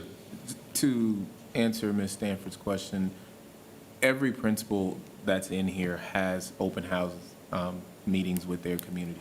And at that time, those are the times that we take to make sure that we educate our community about changes like this. So I'm sure every principal in here is going to be speaking about this new policy during their open house. But as Dr. Phil said, this is on the community also to make sure that they talk to their children about this, because as Dr. Phil said, this is the law now, so we have to abide by it. And unfortunately, for some of this is one of the ones that we don't have time to not comply with. Right. The state was very specific that we had to do it prior to the first day of school, and the policy has to be adopted. And so there's other things that we don't have to adopt immediately. This one we do, unfortunately. And so there's not a lot of time, and it doesn't give us hardly any wiggle room whatsoever to change things associated with what is and is not allowed. Because the guidance is that the guidance in the sample policy has to come from TEA, and they actually just released information today. Is the first day that they've actually released anything to us in terms of guidance, even though we still have to have it within the next 13 days. Of what the wording should look like. And that's why when I was saying it can't be seen or heard, the official language is it can't be on campus. Right. So what I'm saying is if we can't see it and we can't hear it, then it wasn't here. Was that too much? Am I dancing the line too? Okay, gotcha. I'll shut up. Until it is, yeah. Yes, ma'am. Okay. I just wanted clarification on our plan, so. I would tell you that the biggest plan that we have going forward is that we're going to start blasting every social media site that we have. Our communications team is going to put something together that we push out, and we're going to get it out there as quick as possible to let students know you can't bring your phones on campus. It can't be seen or heard. Okay, that's all I have.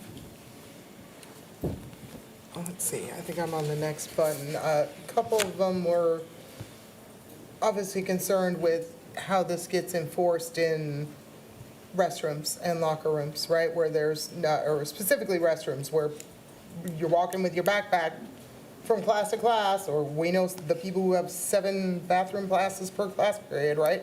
Those kids, how is that gonna get enforced? Because there's not an adult in there watching them at that time.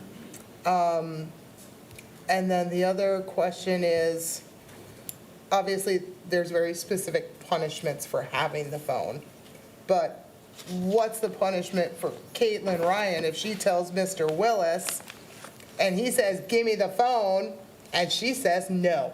Well, hopefully he Then won't what's say, the give me the punishment? phone. He'll say, I need to confiscate your phone or something. Whatever polite way he asks my daughter for the phone. And then when she says no, And it's when no she longer says about the no, phone. It's not about the the phone. It's about insubordination. Correct. Is that gonna call the an mom. failure to give up the phone Is insubordination. at every school and every campus is going to get a write-up?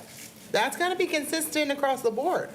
Well, and so does enforcement of the depending on- policy too, right? Because, you know, there's always that 1 or 2 cool teachers everywhere in the district, right? Like the cool guy who lets you have your phone. And then all of a sudden, there's video of the cool guy letting them have their phone in class, and we're on the front page of the Express News, right? So I know it's all complicated, but like this is one of those systems and processes. It's got to be consistent everywhere how we're doing it. I would say the difference here, and I want to be transparent to everybody listening. The difference between holding a student accountable to the student code of conduct and a procedure or a policy is different from holding a person accountable for a law. If someone were to come in with something that they're not supposed to have on them, and you're a teacher in the classroom and you don't do something about it, it can jeopardize things. Like it can jeopardize things. Now, I can tell you, having been a principal, insubordination can range from me giving you a write-up, me sending you to ISS, and you going to alternative school, depending on the level of insubordination you provide. And saying That's the another wrong law thing thing now. too, because it says Mr. Willis shall confiscate it. Boom. He has no choice. And then If that if you student say doesn't give it up no, to Mr. Willis, then that's a violation of the law. but that's what we need to put out in our communications push, and we need Yeah. a strong communication team to get that. Parents, kids, like everybody's got to understand this. I mean, only other thing I had, you said that money and fines isn't included anymore. ma'am, you but it's cannot not charge. prohibited. Triple check that thing. They didn't put anything in the wording, but I don't think fines are actually prohibited in the law. They just weren't specifically, you have to come up with your own rules, essentially. No, I think it 'Cause I'm says you seeing can't charge. Other districts, So the unless new, there's new stuff today. yeah, the Yeah, new it's law new. actually says we are not allowed to charge families. Right. Okay.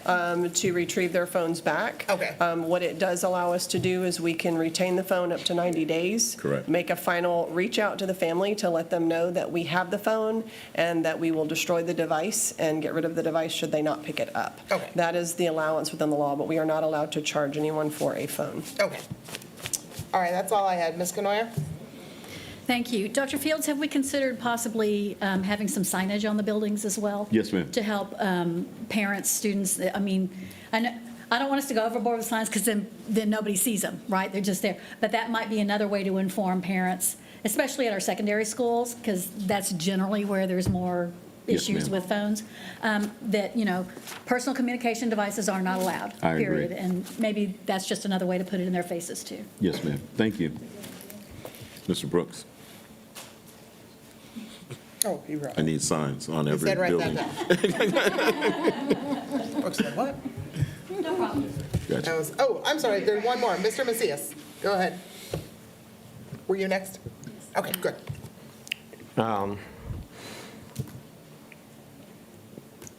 I'm sorry if I paused, I was eating some gummy bears. Okay, so what I'm trying to say here is the idea that you mentioned earlier about teachers, having to confront this issue.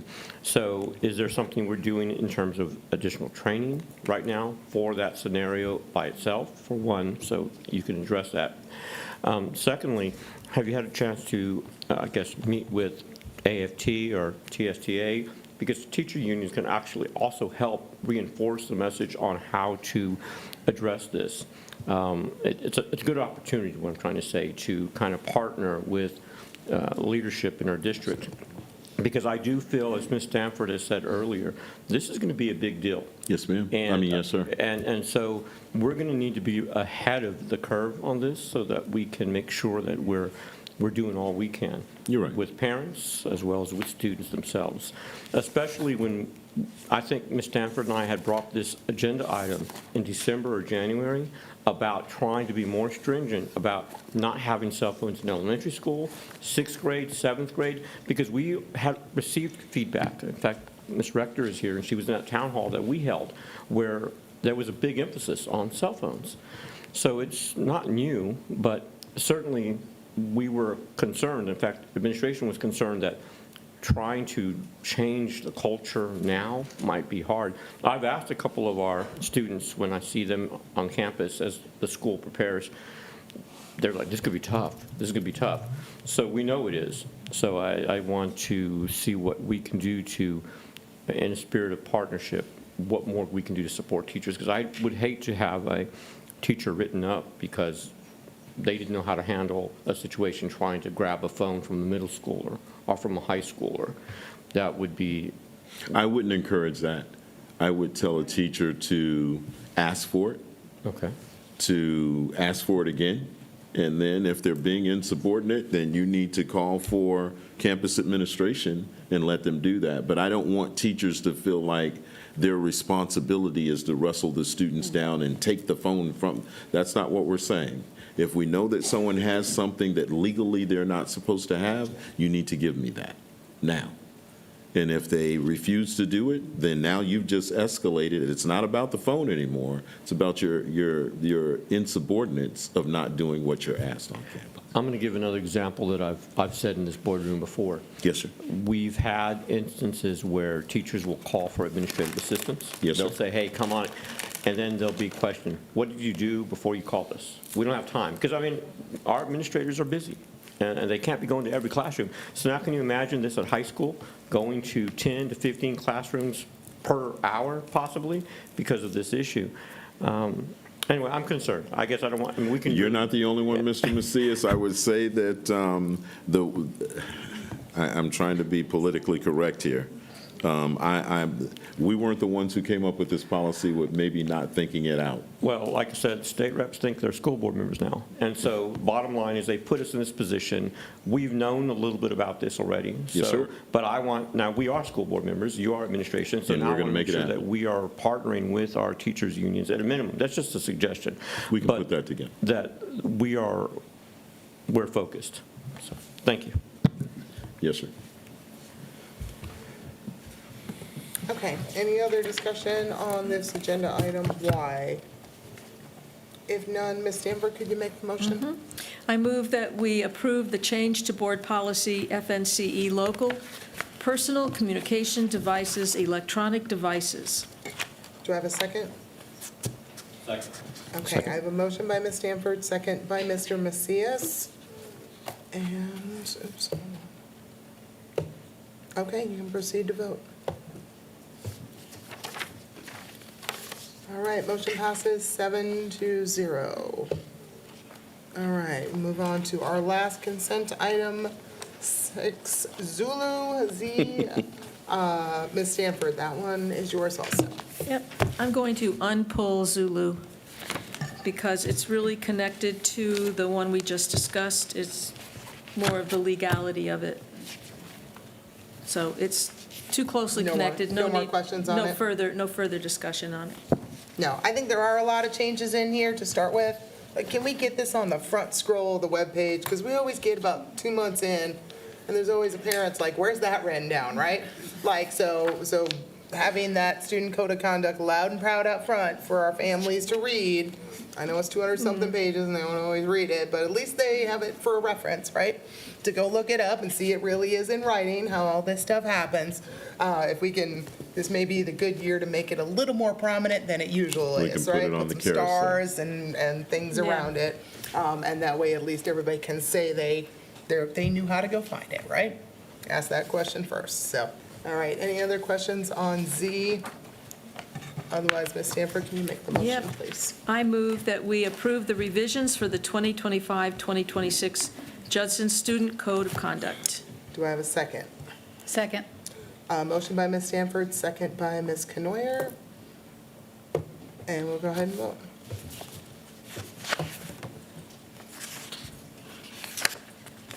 Okay, motion passes 7-0, and that wraps up our consent agenda. All right, let's start rock and rolling on number 7, discussion and consideration of action. Can we pull action 7B? items.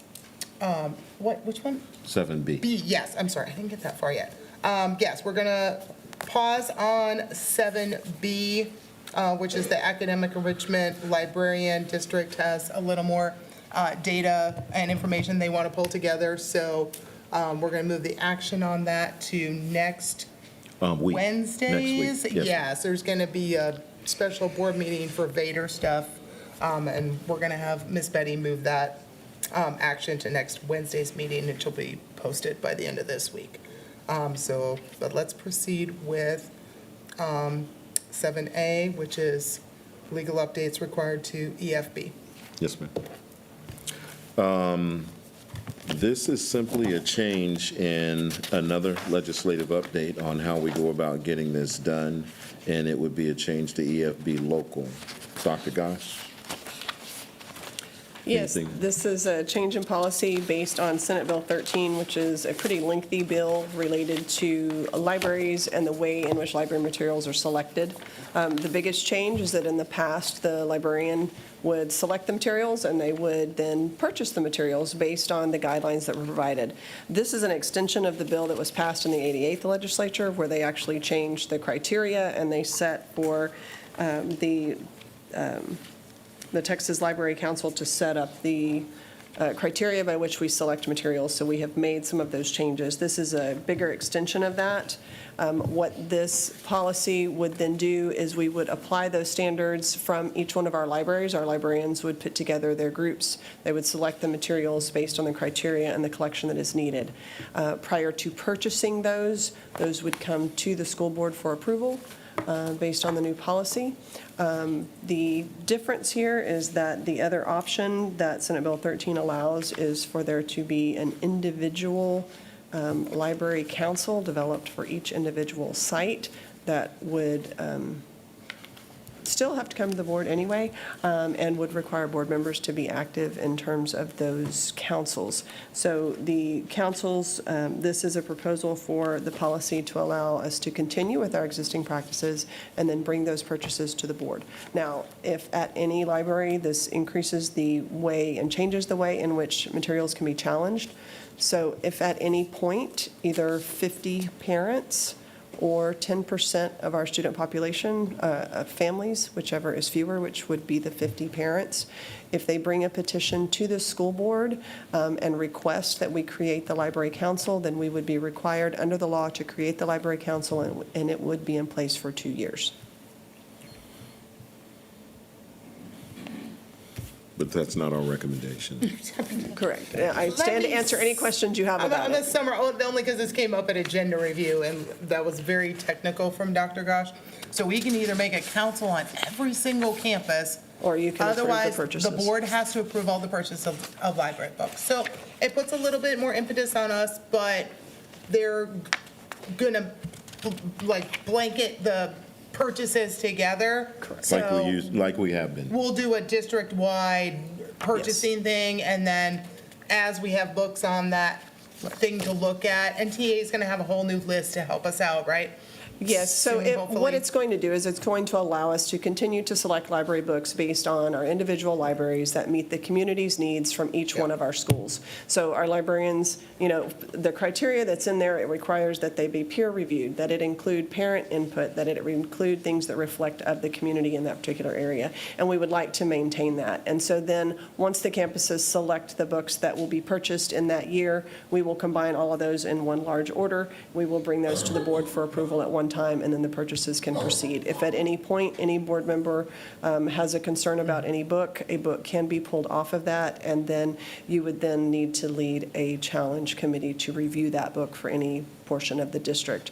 Historically, we have not had an issue here in Judson with having books that people felt like were not appropriate for our students. Yeah, I think it'll make the first time we go to approve some books, might take a minute, because you're going to have to talk us through this process so we know what we're approving type thing. But like you said, we've got some great librarians out there. And Absolutely. I've told countless parents, I'm like, you have concerns about anything about a book, just go find your librarian. They are more than happy to make sure that your child gets the books that your child needs, right? Whatever that may be. And those individual relationships between parents and our librarians on our campuses has been very successful, and why we haven't had maybe some of the drama that other school districts have, is because we have some great relationships there and some great professionals. So, okay. Any other questions about exactly what you're approving? Because I know this one was kind of complicated, and I had to ask myself a couple of questions. Oops, sorry. Hold on, I didn't proceed, so we hit buttons. But any questions? I have a question. Go ahead. If 10% of the student population or 50 parents get together and decide they want this council thing,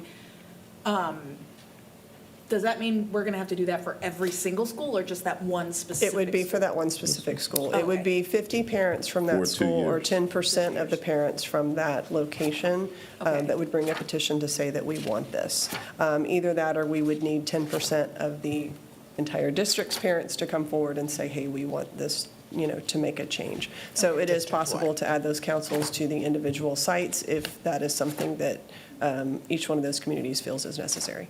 Okay.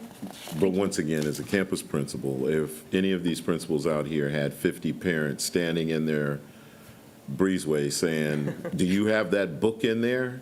That book would not be in there. They'd say, what book is this? And we need it out, because there's 50 parents outside. And I'm sure the librarians would have addressed that before they allowed the book to come in, because we don't have those type of issues. But again, these are legislative changes. These are not things that we came up with on our own.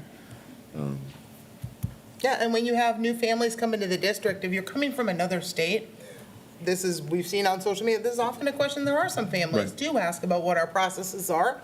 Well, now we got some processes from the state of Texas, and be like, here's our policy letter, go refer to this one, and they're allowed to go read, because I know, these are much bigger issues in some other states. And so when people come here, they want to know that kind of information, but now it'll all be in a policy. Yes, ma'am. All right, if there are no more questions on this, I'm going to move that we approve the changes to board policy EFB local, instructional resources, library materials. Thank you. Do I have a second? Second. All right, I've got a motion by Ms. Ryan, a second by Mrs. Potteet. All right, and we'll proceed to vote. Oops, did I not? Okay, and motion passes 7-0. Thank you. All right, we are skipping B until next week, so we'll move on to C, which is discussion and possible action to reinstate powerlifting program at the high schools for the 25-26 school year and evaluate the program. So Mrs. Jones and Mr. Macias, this is yours. Thank you, Ms. Jones. Yes, obviously, we've heard some feedback from the community, from some of our students directly. As a matter of fact, we had a young lady speak today, too. So this obviously means something. So the first question I have for administration is, we cut this program, is that correct? It's not something that we sunsetted for next year? I just need some clarity, because the verbiage in the report did say sunset, but I was under the impression it was cut. So It was cut. So it's cut. There's no, it's done. Correct. So the reason I brought this back was to bring it back for this year, based on the commentary from students. Just so the community is aware, we even received emails, direct emails from students really asking us. So that says something. I mean, that's not a program that is, wilting or not. I mean, there's some serious desire for this program, and we want our students motivated. So I felt it was appropriate to bring this back and have it reinstated. Now, just for the year or to sunset? For 1 year. For 1 year. And we would reevaluate. Reevaluate going into the 26, 27? Yeah, that's more appropriate. We may be doing that a lot, but reevaluating for next year, but at least for this year, reinstating the program. Yes, sir. Ms. Jones, I want to let you jump in on that too, since both of your names were on there. Give you first bite at the apple. I just wanted to say I agree with Mr. Macias on this. When this was brought to us, my understanding was that the students that were in the powerlifting were actually doing wrestling, so they weren't missing out on a after-school sport, that they were doing something else. So that is what assisted in my decision in ending the program, is I thought these students were participating in something else. And then hearing from the students that have emailed and come forward and spoke, this is the only sport that they're doing. It's, the reason why they're showing up to school. And, 87 students, that's impacting them. And so that's why I felt it needed to come back for at least this year, and then we'll evaluate. Hopefully, it will be able to grow and be larger, and hopefully we don't have to cut it, the following year. The only concern that I'd put out there, and I don't see Dr. Toppin, but I do see some of the principals. I'm not confident that this was it even a scheduled class during the year? So it's always been an after-school, so there's not a problem with the scheduling, so. Yes, ma'am. And I think that's kind of my understanding of it at the time we were voting, is that the issue is it is not a UIL sanctioned sport. It is not one of the UIL sports. That's what it comes down to. That it's athletic in nature, right? It's not a UIL sponsored sport. So this seemed more like a club activity, like bowling, barbecue, DECA, Skills USA, all the other after-school programs we have that offer an after-school club stipend, and just do it, because there's no class period associated with this. It's not like soccer, where you're in 7th period soccer, it's a class, and then it's a UIL sanctioned practice and games after class. Since this was not UIL and was not a class period, then I guess I assumed when we had eliminated it, it would move into the principals being allowed to offer it as a club, because you guys pick your own clubs, right? We don't tell them which clubs they can have. They get a certain number of after-school club allocations per year.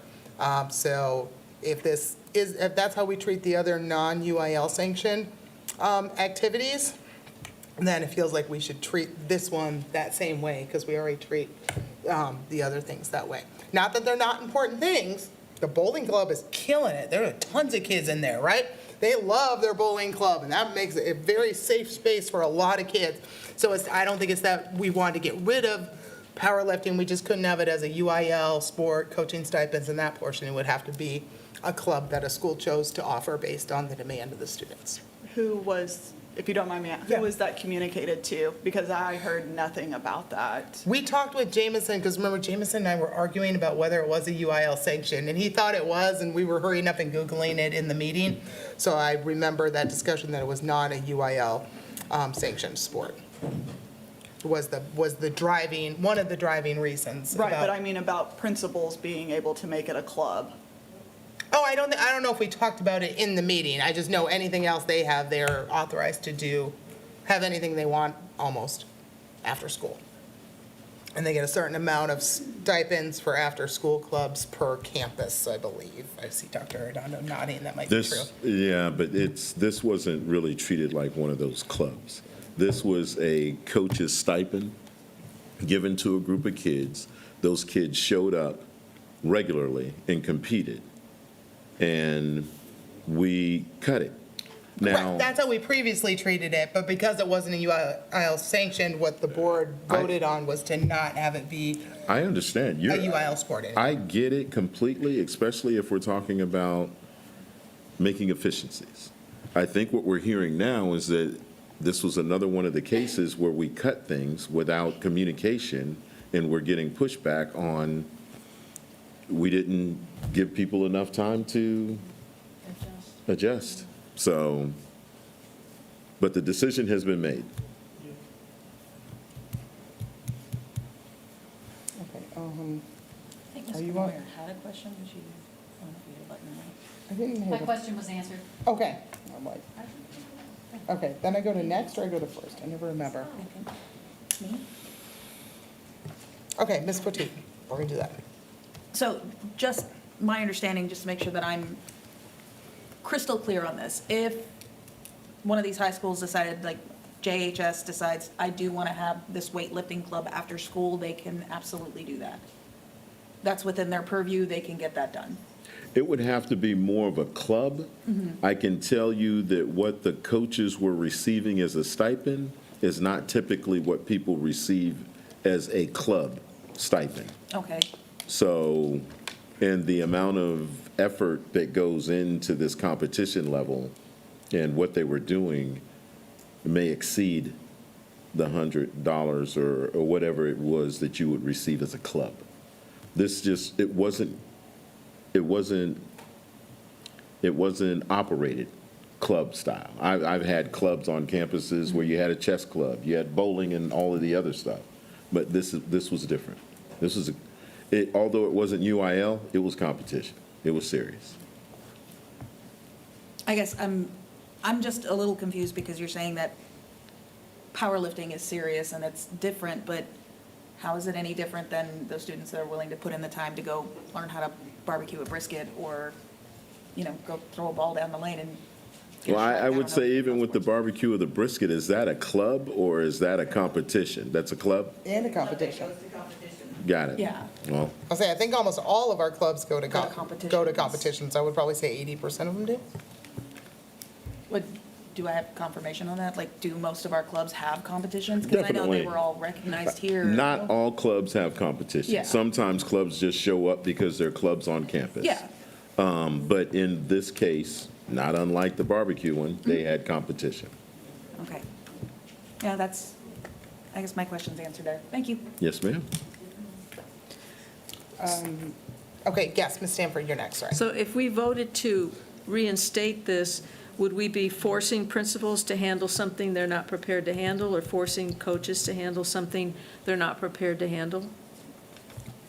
I don't think that we would be forcing them to do something they're not prepared to handle. They did it last year. Would we assume they would be willing to continue that? I don't know about their willingness. I know that we've already told them that it was cut. To go back and then now readdress it and have to do it a different way, they'll get it done. If the board collectively feels like this is something that we need to go back and do, we will.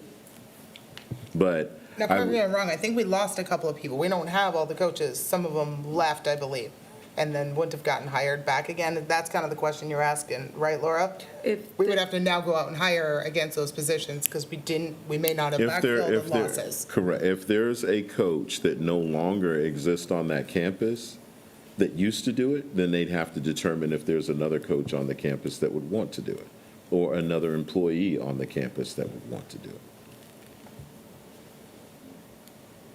Okay. Okay, any other discussion? Can I make a comment? Yeah, go ahead, Mrs. Lee. Just to maybe, because I was just looking for this 87 students. I know there's a lot of clubs, but we heard 2 students here that that was kind of like their calling. We can't force the kids to like join a different club because powerlifting is not there anymore. It's something that they wanted to like wake up because they wanted to go there.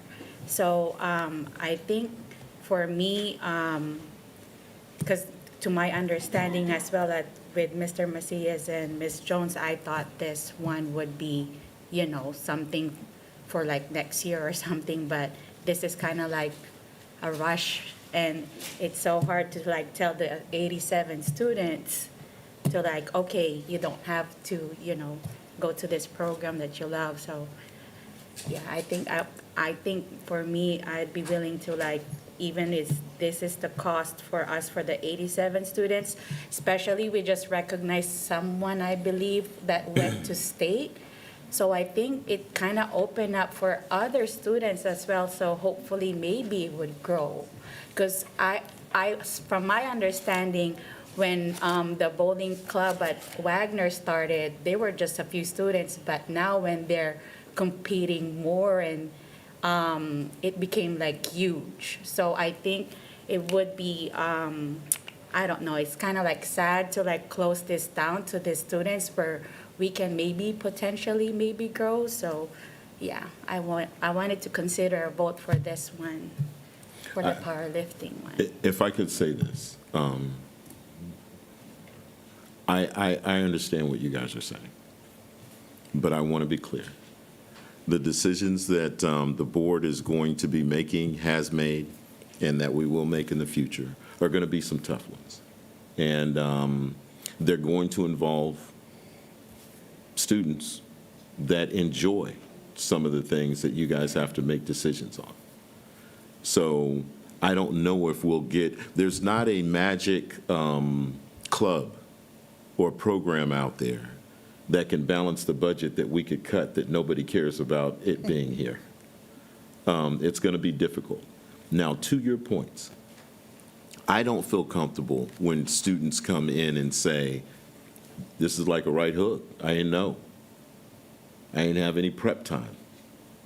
Typically, even with IB and some of the other courses, that programs that we've done away with in the past, we've sunsetted those. And we've said, hey, this is going to go away in. And it gives people time mentally to prepare for it. That I understand completely. But if we're ever going to get to a point where you guys are removing things that everybody feels comfortable with, I don't know if we'll ever get there. But to your point, it's got to be done in a way where it's respectful and dignified, and not people just showing up at the beginning of school saying, what do you mean we don't have that anymore? So that's all I'm saying. No, that was the thought I was going to follow up with, Dr. Fields, is that it doesn't matter what we reduce, there's going to be a line of people at the podium, because everything's great and everybody's working hard, right? But at some point, the efficiencies and reductions have to happen. And that doesn't mean the things we're reducing or efficiency aren't great things. It's just decisions have to be made, hard decisions, because we have to work on academics and we have to work on students. So it really doesn't matter what it is, it's going to impact people out there. And if every decision we make is one step forward, 3 steps back, then it's always going to be 41 million or 38 million or 29 million, whatever that number is. We're never going to get where we need to go. And yeah, had we made these decisions a year ago, people would have had a notice, but that is not the environment we're in. This is the hand this board was dealt, that we're having to make decisions in less time than we wish we would have. I know we all could go in our time machine. All the decision-making associated with money would probably be done completely different than it's being done. But when we talk about these things, this is money coming out of that fund balance, essentially, right? There's not extra money in the budget we're taking here and there. This is money out of the savings. And there is this much money going to be left in savings. And if we just keep picking more dollars out of the savings account, then there's already not going to be enough. Now there's going to be even less than enough. So, But we can do this in a respectful way. Correct, but everything has a cost, so I don't saving doubt that. 42,000, to add 42,000 back in this year, understand, 42,000 of something else is gonna get cut. And that might be photocopier paper for math, it might be extra tutors, it might be extra paras, that every dollar is a choice in our district. So $1 on powerlifting is $1 not being spent on an academic, math or reading, or something that could influence our students' academic scores. And that just has to be a choice that this board has to make on everything. What's more important this year, right now, with the ratings of our districts and the scores that we saw, what is the most important thing our students in our district need? Do all the students in our district need powerlifting? Or this year specifically, do we need math, academic, and reading sport? If you've seen the scores, you kind of know the answer to that one, so. Well, but I got to push back a little bit, Ms. Ryan. This is not a scores issue. This was a finance decision that we made. And the way that it was brought is it said that this is how much money it costs, and it was presented to the board, and if we cut this, this is how much money it would retrieve. Academically, I understand if there's some concerns that we need to talk about, I get that. But let's not say that because the academics are low, we need to cut powerlifting. Because then the next step would be football, basketball, and all the What other I'm saying is, extracurricular activities. it's about, and even the CMAT audit said this, allocation of resources, right?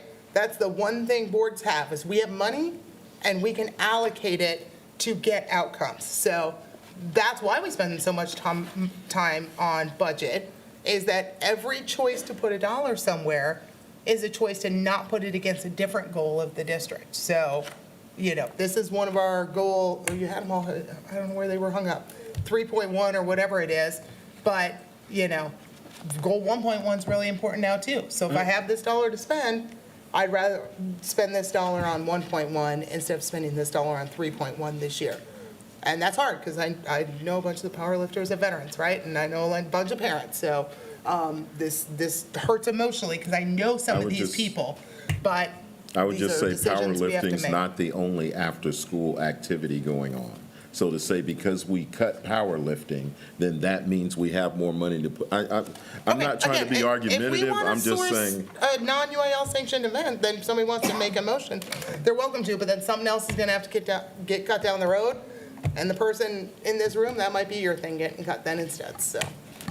It's about, though, doing things properly and us being presented with the information correctly and with factual information. In our closed session, what I heard was these students do wrestling, so they're not missing out on an activity. It was not presented as, with information we have now, that most schools that have wrestling don't have powerlifting, or certain size schools don't offer this program. It was these students participate in wrestling, so they have something to do. I would have never voted to remove this if I knew these students were only doing the powerlifting, at least effective immediately, because that's not the case. So yes, we have to balance the budget, but it's about doing things right, because this is affecting students. Okay, any other discussion or a motion on this agenda item? Yes, I do, like a rebuttal.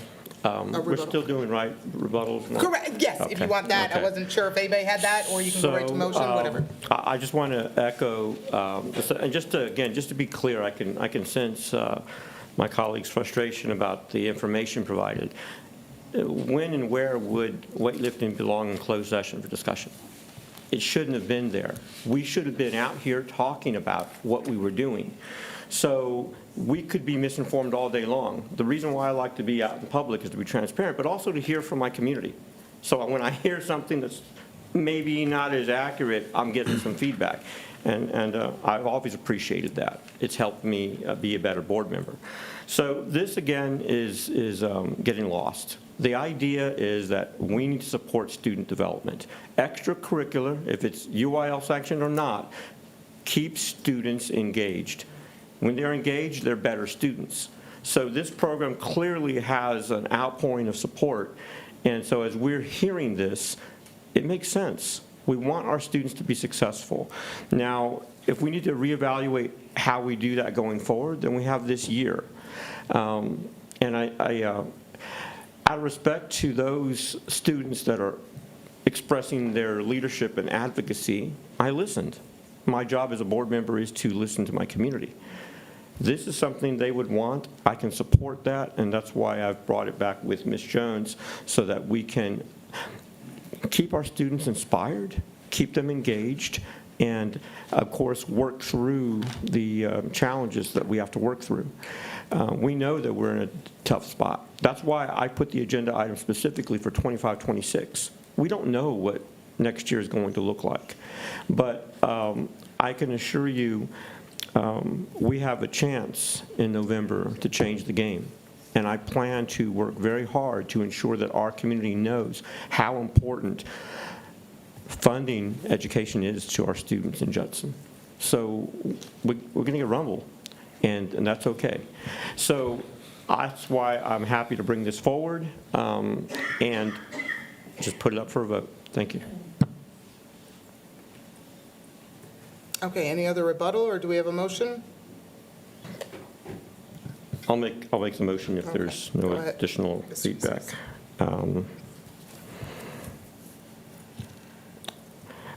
I move that we reinstate the powerlifting program at the high schools for the 25-26 school year and evaluate the program going further.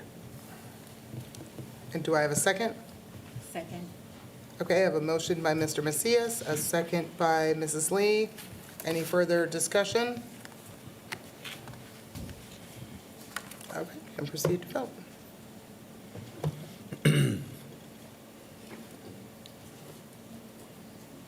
Oh, did I not? I hit my button. Okay, motion passes 6-1. And moving on to 6D, discussion and possible action to continue the purchase of letter jackets for student athletes. Mrs. Jones, I'll let you go first, and then Ms. Stanford. Thank you. This was another item that was brought to us in closed session. It was stated that we would have a savings of $25,000 a year, and that we also would be, if we continued to purchase the letter jackets, we would be out of compliance with UIL rules due to the cost of the jacket. Now, I have done research on this, and the jackets do only cost $25 for the basic jacket. Coach Corrales actually helped and reached out to the UIL athletic director, Mr. Zepeda, and he did confirm that the amount the district pays for the item itself is what the value of the item is considered. So it is within UIL compliance for us to give the $25 basic jacket, with the families being able to purchase any additional add-ons that they would like to at their own cost. And for last year, the Total cost was $8,200, and Yes. the year before, $8,700. Is that just athletics? I believe so. Okay, because we do more letter jackets. Okay. So that was, that is why I brought it back. It's, nowhere near $25,000 savings. And also, it is well within compliance for the UIL rules. And also, there are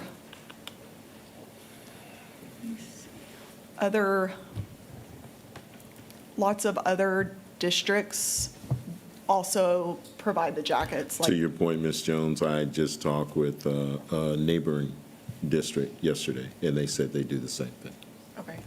And they spend more on their jackets than we do. Okay, perfect. But, the surrounding areas do also provide them. There was a whole list that was provided to us from the company for the jackets. Ms. Canoyer, I thought I had your button up next, or did you unbutton? I never pressed. I'm sorry, Ms. Stanford. I unbuttoned. You unbuttoned, okay, that's why I wasn't imagining things. Just thought I'd check. So, okay, then next, First. or I go to first. Okay, then Mrs. Lee, go ahead. Oh, sorry. I just want to ask for this one, the leather jackets that we're discussing it's for student at just the athletic department, or is it this district-wide? It was the athletics that we cut. So my question is, why are we just having this group of people where when I do my research, it's 50% of the athlete students can't afford? When I ask some of the, for the band, of course, because I'm a band mom, yes, there are approximate for them is 10%, but they, what I love about the art directors is that they make sure that each senior would have one. So my question is, why are we having like just this discussion for the athletes where a lot of students can't afford it? And just to, and for this, that we're only spending $25 per jacket. For the band, it's like the accomplishment for 7 years because they have to start, middle school. But with athletes, with all the dedication they have, I know maybe I don't know the history for athletes, if they're, since middle school, but still, it's something that I don't know, for them to like hold accomplishment that for senior year that they can only have with all the memories, just for that jacket. So why are we like, I don't know. I'm not. I would say, Ms. Lee, if I understand correctly, I would say the reason why we're talking about athletics is because that's what was cut. And you guys brought it back, it's not. By the way, that was not the motion. The motion? If I could just read the motion language, that was eliminate the district-provided Letterman jackets. It was not athletics, it was the entire district. So that's band, color guard, student council, honors, all, that was everybody. That's what the motion language we approved was. That's why the dollar amount was 20,000 something, not 8. Yes. Was because it was everybody, dance team, Yes, whatever. but. Yeah, just for clarification, it wasn't just athletics. Okay, so to my understanding, the company that we're working on, actually, they're really great about it, putting it as below, actually, for the real cost for the jacket itself. Much below. Yeah, it is really much below because we're buying it on bulk. That's why it's just $25 a jacket. Now, if we're gonna be cutting that, the student, if they want one and, it would be more than that because it's not on bulk anymore. Am I understanding it You are right? understanding correctly. Yeah, okay, because that's how they actually explain it to me how it works. So this great company, just like I'm just giving an example at Wagner because that's all I know, like the information or data that sometimes like the director, I believe choir too, like they would try to negotiate with the company, like if there's only like 2 or 3 people, I mean 3 students that can afford, but because there's a lot of students that would go beyond their jacket, like spend a lot, because of course they have money, then the other, they're gonna give that jackets to them anyway, just for, like just a thank you for having a business with us. So I think, yeah, that's all I know when it comes to the leather jacket. Okay, Mrs. Potteet, you're next. Okay, so just to clarify, we did cut district-wide all of the Letterman jackets. I did receive an email, I'm not sure if the rest of my colleagues did, that stated that it would probably be a good idea to cut the letter jackets because there are other avenues that can be purchased through sponsorships, and just other ways to get that done. And we are, in fact, trying to save money. There are other things that we can do, and I don't know if it's just a San Antonio thing, but I know that in DFW, we weren't given jackets. We had to buy the jackets, but we were given a letter. Like, we were always given a letter. If you did letter in something, that was something that was provided by the school district. And just as a cost-saving measure, I think that's something that should be considered, because it's a recognition of, hey, you have been working towards this, and we recognize that you have done something great. But it also doesn't put the cost on the district to buy however many jackets. Can I comment on that one? Because I just found out on Wagner before, it was like that. Push the like, button, babe.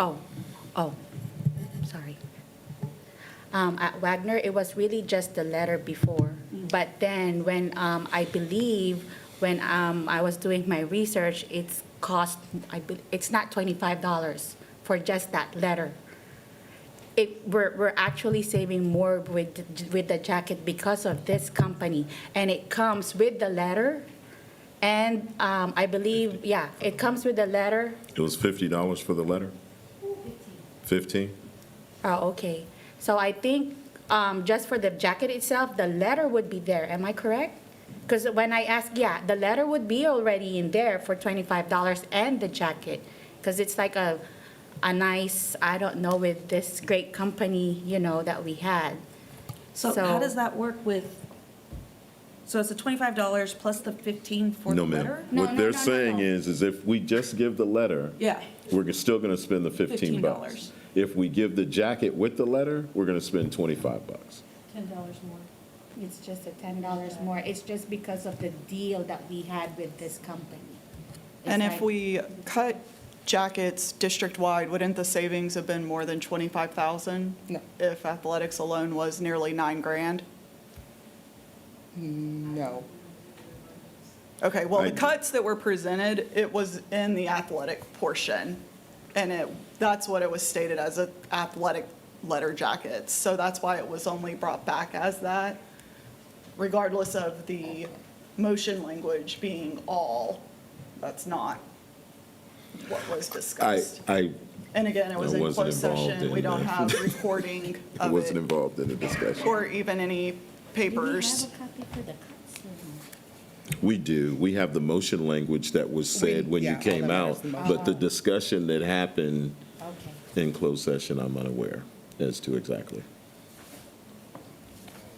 That's my turn. Are you done, Mrs. Yeah, Petit? I'm good. Okay, sorry.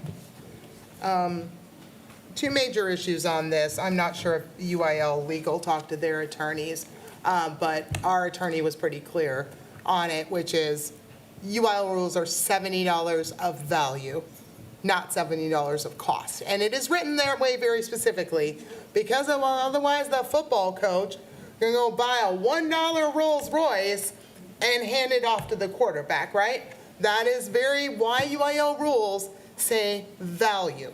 So the fact that we can get it for $25 does not change the value of that jacket being a $200 value. If you go out on the open market and anybody else buying the jacket, it will cost $200. That is the legal value of it, which is what our attorney had brought up in the closed session. That's why some of these things are in closed session, because they involve attorney consultations Dr. and. Fields, can I chime in on that, please? Yes, sir. I would say, the attorney, this is what the attorney said. But Understood. if we've gotten. We got, from the athletic director, Ray Zapata from UIL, email from him. He said, for the purposes of this rule, which Ms. Ryan just spoke of, the value of an award is considered to be the amount the district actually pays for the item. Example, if a school purchases letter jackets in bulk and pays $25 per jacket, the jacket would be considered compliant as a major award, even if its retail value is higher. That's from UIL. Interesting, because then our lawyer disagreed. The other part I will say is, as a parent who has gone through SSR for 4 jackets, I know why we're getting it for $25. Because the cost to put my kid's name on the back with SSR is double what it would be with another company. The cost to put the year on the side of it is double. If I had bought that jacket for $200 through another company, because I went and priced a bunch of jackets out, I end up paying well over $400 is my portion of each of my kids' jackets, because the price to do all of the extras is included, and I got a mom out there who knows, who's got a bunch of athlete kids, who has bought a bunch of these jackets too. And that cost is now being passed on to our parents. And so they're paying twice as much for the year to be on their jacket. They're paying twice as much to have their name across the back and to add the other patches that they want to add for their other organizations. That cost with SSR is double what it is out there on the regular marketplace. So I went back to all my stuff from my 4 kids' jackets and then priced them out on the internet. And that's why we get, there's no such thing as a free lunch, so trust me, SSR ain't just giving us free jackets, so.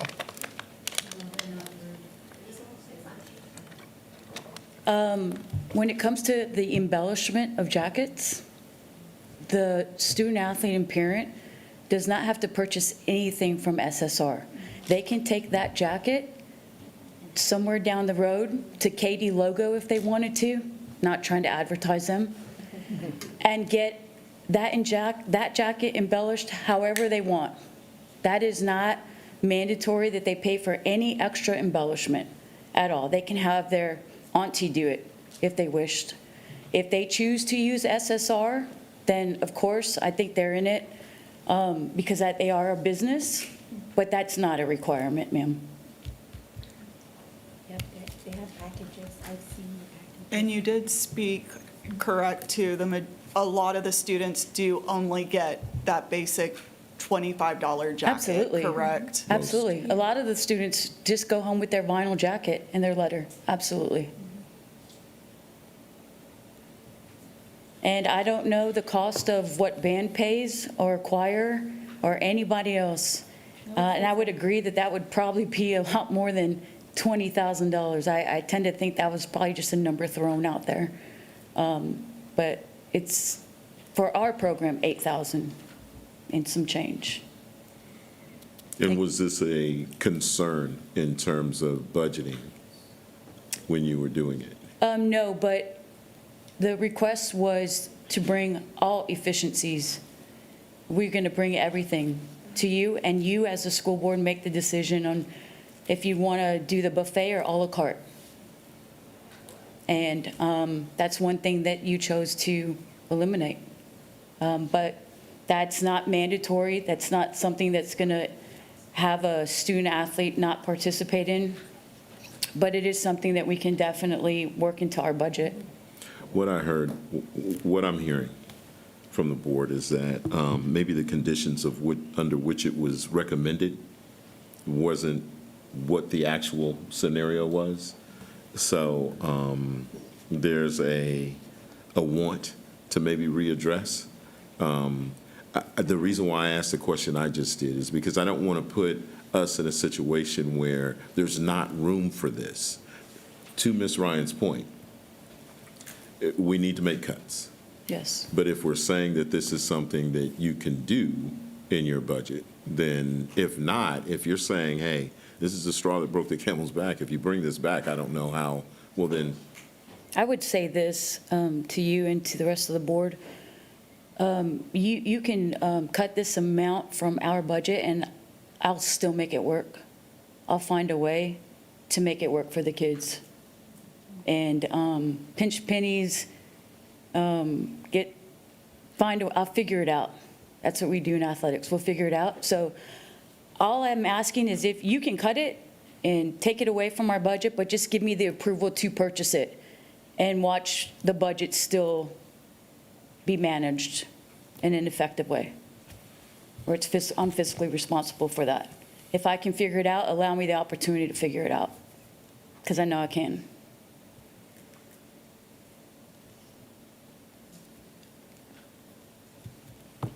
Oh, sorry. Ms. Stanford. Yeah, I just want to clarify, if we're clear on what we're adding back and what was originally cut.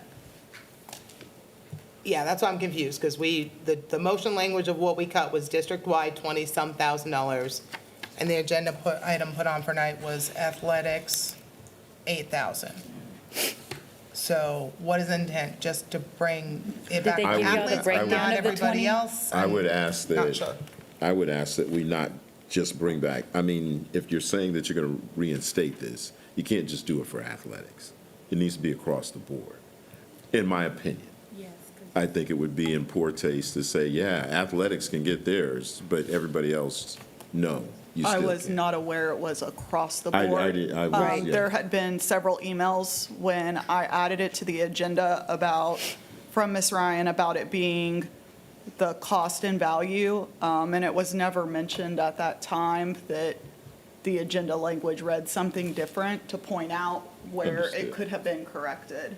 Because in the discussion, it was only athletics. I thought it was athletics as well. And I still don't see how district-wide is 25,000. It's 20, actually. I've got the list here, and it says Letterman jackets, 20,000. So what would Letterman jackets imply? Where are they coming from? Did anyone actually receive a breakdown from every single department that buys Letterman Because you're jackets? talking So that about you can choir, confirm band, the $20,000 from ROTC. choir, Student council band, gets cheer, that. Yeah. athletics? It just That's says more than Letterman 20,000. jackets. Right, there's no breakdown, right? No, Exactly. no, it said So we don't know 20,000. then what it was then. And 20,000 seemed like a district-wide number that had come from somewhere. If yours was only 8, then once you Yeah, had and student ours is council and like everybody 8, else. 9, 4, 6. I've never seen a number that's just 20 grand and no change with it. I mean, that's really odd. Could we not just push this later Yeah. until we get all of the information? Are we bringing back just $8,000 versus 20, 25, 30? I don't know how much this would actually be if we cut these Letterman jackets. Right. Because we don't have the correct. Well, one Because thing, first one thing round of also, purchasing won't be till one thing October. also, like our budget was already cut 120,000. So I'm pretty sure part of that 20 came from our budget. Yes, ma'am. I'd like to speak. That worries me too.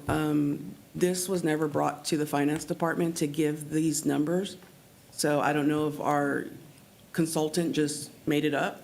That's what's worrying me. And I thought she probably spoke to Treva, but she just said she didn't. And I agree, this should have been an open discussion. I think they should have spoke to us, and that is true. I did, because the board approved it, cut it from athletics. I took 25,000 away from her budget. So, It should have been 20 anyway. It was always Should have been ours. 20, it She should have owes been you across five. multiple Whatever departments. But that's not how it was, but it wasn't that much. So it and it's not how According it to was Teresa, it wasn't presented. that It was much. presented as athletics. That's Ours what was, we ours thought. was 8, 9, Yeah, I didn't something, take it but as they took athletics. all 20 from my budget. Oh, no. Yep. So it Well, would we only did need not to be know. So reinstated. what, basically, mess, if what we a could mess. digress, what we're asking for is not an amount, just a decision by the board on whether or not this is something that we can do going into the year. Can we purchase the jackets in bulk? Yes or no? I can't in good conscience just say, yes, you can, and then disregard band students and Well, student they were council. never But all we included. did They were was never take the- included. It only they were came from never my included. budget. We took all the money out of hers. Okay, So so we're then just none of talking the about other, 20, none of these other places were cut, is what I'm No. no hearing. ma'am, No, Not because on the budget, but they were told they were cut. no. I mean, that was what the motion was. I'm But trying to Treva wait to paid for speak. everybody. So All right. who has the Right. floor? Who has the floor right now? We're all very Okay. confused. If you have any of the answers to any of the things, go ahead, Mr. I have a Macias. suggestion, but Ms. Potteet Okay. still has the floor, so I'm just trying to be patient. Do you want to, let's see his suggestion, I'll come back to you. So the Okay. suggestion is if we cut 20,000, obviously we got $20,000 worth of jackets. Doesn't matter where we got them. So certainly if there's an issue with finance needing to correct or adjust the budget, then we can do that. It doesn't matter what we vote today. But I think the spirit of the agenda item is to reinstate our ability to acquire Letterman jackets. And if, Dr. Fields, if I heard you correctly, you stated we don't even need to put a figure. We just need to say. this is something that we can do going forward. Yeah, we go forward. Now, it's possible that we only spent $8,000 in athletics. Well, I'm sure it is. Chiva said we did. But we don't have the other factors. But we certainly didn't spend more than 20. But could have. as our finance person has stated, Amanda, we don't even know where the data came from. And again, this is another frustration. It shouldn't have been in closed session. So here we are trying to now wrestle through it. So my suggestion is that we just give administration the approval to make that bulk purchase, and then we just let it go. That would be my recommendation. what dollar amount? I mean, Dr. Fields stated he didn't need one. Right. Just that we would give him the authority to make the bulk purchase. They're only $25 per. I would think in good conscience, he wouldn't exceed 20,000. I mean, if that's the amount supposedly that was cut, but it could be less. But we need to empower administration to take some action. but do we owe Treva some money? Well, Yes, ma'am. that's something they'll talk about Yes, ma'am. Yeah. That's all I can think Not, about. We not won't have to Treva worry about personally. that. No matter what. Not personally. Yeah, no matter what, the whole 20 was not yours. No matter I would what, no say- matter what happens tonight, it can be reallocated to the student activity accounts of whatever department that is. To Mr. student council. Macias's Absolutely. point, I think if you add up everybody's, or Ms. Jones's point, it's going to be more than 20,000. I don't see that number being Well, for that's the everybody. number But that that's we were what was given. proposed to the Yep. board as to the reason why they made the cut. And then all of the 20,000 was taken from your account. So what I'm looking for now is just approval on whether or not we can go forward with the bulk purchase, regardless of where it's at. And then we can come back with a better, and a better analysis of exactly what we are talking about. Well, and would you bring it back if it's under 50? Because you have authorization to make purchases under 50,000, so you would just take care of it. Yes, sir. And I think that's the concern is, what if it's 30, what if it's 35, once you start adding everybody together? What if it's 40, 50? Then some people might not want to go back on it if it's $50,000 worth of jackets and letters I don't think it'll be that high. across the whole thing. I don't think it'd be that. But we were talking about the athletic department because those were from her proposals at that portion of our presentation. Oh, yeah, no, I It was agree, the the wrong dollar athletics. amount was taken from her. Is this something Well, y'all can this- pull together by the 6th But this next isn't week? about what was taken from her. This is about the decision that was Oh, correct. made for us not to be able to make the bulk purchases. Can we or can we not do that going forward? I feel It's it not needs about to what was be- taken from her. It's can we make, because under the premise of what this was recommended, and again, was not part of that, I'm being told that it was, you can't do it because of. We've determined that you can. And it's cheaper price. It's $24 as opposed to what the students would have to pay individually. Well, Yeah, it's a question about our award policy, because we have an award policy where students are awarded this and given this gift. It's not just about blanket purchasing photocopier paper type We're thing. in So it's- compliance, though. We're in compliance. I have But the confirmation from UIL UIL. president said we were. No, that's what I'm saying, it's not just a purchase thing, it's, when he's asking why if it's under 50, it's still in the board's purview, it's because this is, an award, it's somewhere in our student code of conduct or award policies of these types of things, so that's why you can't just go by them, I guess. I'm just concerned not knowing if this is 8,000 or 50,000 worth of stuff, total, that we're now, would be reapproving. But I don't think we even addressed the other Like, areas. We all understood different things.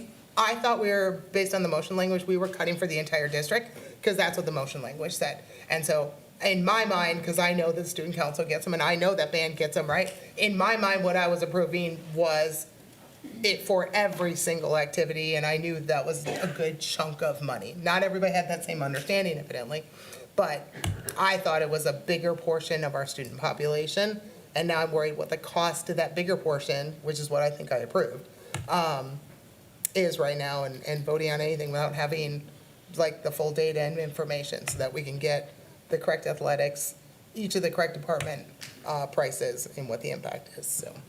If what I was given, when you guys came out, was a list of proposed efficiencies with numbers by those efficiencies. The number by this efficiency was between $20,000 and $25,000. So there should have been no reason for anybody in that room to think that it was going to be more than that, because what was proposed by the consultant was $20,000 to $25,000. So no one could have walked out of there thinking that it was going to be more, because there was a list with a number next to the, correct, or am I wrong? It just said Letterman jackets, 20,000, that's all it I said. think, everybody's kind of split on this thing, so we're probably just ready for a motion and the votes. Understood. Yep, well, I'll make a motion. Who's ready to make a decision now without any additional information Thank you, type Chief. motion? I'll make a motion to give authority to the superintendent to move ahead with the bulk purchase of Letterman jackets. I don't use that wording bulk purchase though, because they're actually purchased individually as the student earns it, and they have, So that would be right? incorrect? Is that a bad wording, Treva? Bulk purchase is a good wording? Okay, sorry. Please continue then, Laura. Okay, so to repeat, I move that we give the superintendent authority to move ahead with the bulk purchase of Letterman jackets. I second. Okay, so a motion by Ms. Stanford, second by Ms. Jones. Any other discussion? Otherwise, we will proceed to vote. Okay, oops, hold on, I gotta proceed. There we go, now you can vote. Okay, motion passes 6-1. Moving on to E.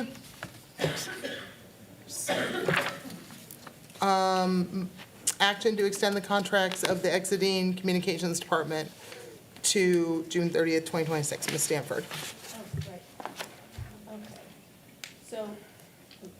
So what I want to do with this is just simply treat all employees the same, and we were going to cut the communications department and end their contracts earlier than anyone else that we're cutting. I think we're going to end them in December, and I'm just recommending that we carry that through, like we have for everybody else, to June 30th.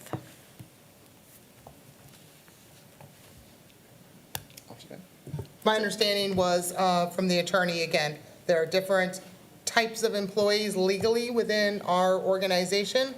We have at-will employees that can be ended at any time that we choose, and we have contract employees that have a whole lot of protections and things you can't lose. There were a number of positions we were interested, that said needed to be reduce the number of positions, and some of them, nothing could be done, because legally they are certain types, so Chapter 21 or other types of contracts, so you have to wait until the end of the year.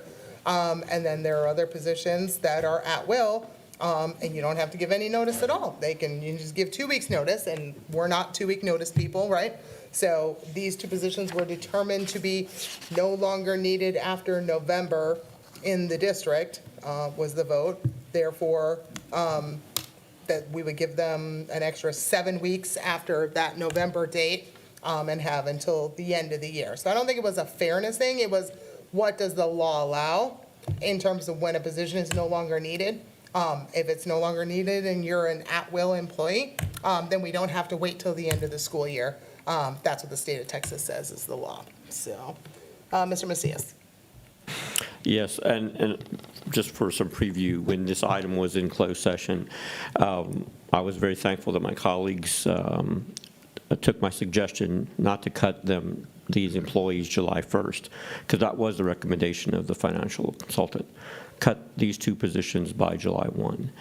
And so regardless of if they're under contract or at will, we did the courtesy of extending everyone until June 30th, well, most of everybody. I think, obviously, I support this measure because we do need a dedicated communications team on staff. And I do pause. This is not indefinite. June 30th is not, it's going to be June 30th tomorrow. And so this will go quite quickly. Pieces of our district are going to start to diminish if we're not able to get funding. And so the ethics in trying to keep our district going forward means we need everybody on the bus. And what we've seen from our communications department, and I heard Lexi's presentation when I was on the way in, and it's phenomenal. There were a lot of accolades to the work that the communications team has done. You have to know that 2 individuals that are on this list to end their employment on 12/30 are part of that reason. So I feel right now I support Ms. Stanford's recommendation that we just, as a courtesy, extend it to June 30th. Look at ways to continue to get our messaging out, which we'll need. And then, of course, put our best foot forward and make sure that we get funded by our community. And then at that juncture, if the worst possible outcome happens and we do not get funding, then it's going to be a lot more than just 2 communication positions that are going to be cut. And so we certainly don't want to be there. But I do think this is the right thing to do. It's not a matter of what we have the right to do, because we had the right to cut them in July, but it's a matter of how do we treat everybody else and what is fair. And that's why I brought it back. Yes. Sorry, Mrs. Putty. So Dr. Fields has said this multiple times. We have to make these cuts. These cuts are going to hurt. We are giving these employees until December. And in no position have I ever held in my entire life have I been given this much or that much leeway as an at-will employee in any business ever. This coming up week, we're looking at cutting our enrichment programs. And it pains me that we're having to get rid of those programs that are directly affecting our students, that are helping our students. And here we are quibbling about not giving enough time to 2 employees, so we have to come out more money, an additional 6 months, when they've already gotten their extension until December. This to me is just over the top. There is being nice, and honestly, 6 months is being nice. You have plenty of time to go forth and look elsewhere. And I'm sorry to these employees. There's nothing personal against you guys. I'm sure you guys are great and wonderful at your jobs. But we're having to make these cuts, and I hate that we're having to make these cuts at student levels, at teacher levels, where the tire meets the ground, or I'm sorry, tire meets the road. So, no, this should be an easy decision. They have plenty of time to make adjustments. We've taken their feelings into consideration. They have the opportunity to make decisions and to make plans. So, just for me, this is absolutely a no. Dr. Fields, can I add just Yes. a few things? I have no problem. Understand that these positions are at-will positions. We also voted to, or you all also voted to eliminate the pre-K through program where there were at-will employees there too. We were able to reassign them to other positions, and there was no opportunity or intention to reassign these people into other positions. There was a suggestion by the consultant to put them in a vacant position that we had, that I oversee in a department, but then you all voted to dissolve that vacant position. And so these employees have a specific skill set, a specific area that you can't just up and reassign them. And so while we're looking at all the things that we're doing, we might, the eliminating academic coaches, we gave them a year. We gave them an opportunity within the district to be able to find another spot. That opportunity is not being given to these people. And so if you're in communications in education, the jobs don't come up tomorrow. They don't come up by December. To give them the rest of the year to plan, to give them the rest of the year to look for comparable positions that align with their skill set, to give them the rest of the year to possibly apply for another at-will position within the district would be fair. In addition to that, there are other things that they're needed for the rest of the year, this particular team with this particular skill set. If we do that, the Vader campaign, we also are launching a brand-new website with a two-way communication system that our parents and community have given feedback on. And so we need the manpower to be able to do that. And I know that we keep talking about, they're at will, we're giving them a lot of time, they don't necessarily interact with students, but they do. We have people on our team that volunteer to coach students with cheerleading at the end of the day. They're in classrooms. They are the ones that are capturing the stories to recruit students and families to the district and recruit teachers to work for us, and telling the story of positivity and light to the district where we're in a time that that's not happening. We're being seen in a negative light. The connotation of the district is not, and they're working very hard to combat that. And so it's not about, let's keep them on, we're just wasting all this money. There's value to it, as well as fairness and dignity in them being able to have the opportunity to either be placed in a similar position or have the opportunity to look for a position that is comparable to their skill set and what they do. So my response to that is, we are going to be voting next week on whether or not we're removing enrichment from our students, correct? Like, please, somebody correct me if I'm wrong. No, August 6th. no, Yes. no, We are ma'am. sunsetting the. Sunsetting. Yes, but enrichment that program. means you're giving them a year. Okay, those are students. Except the schools who don't have No, I'm saying librarians, they don't even get it. AAT. You're still going to give them a year before you do that. You cannot come back next week and say, cut them next week. You can't. It's illegal.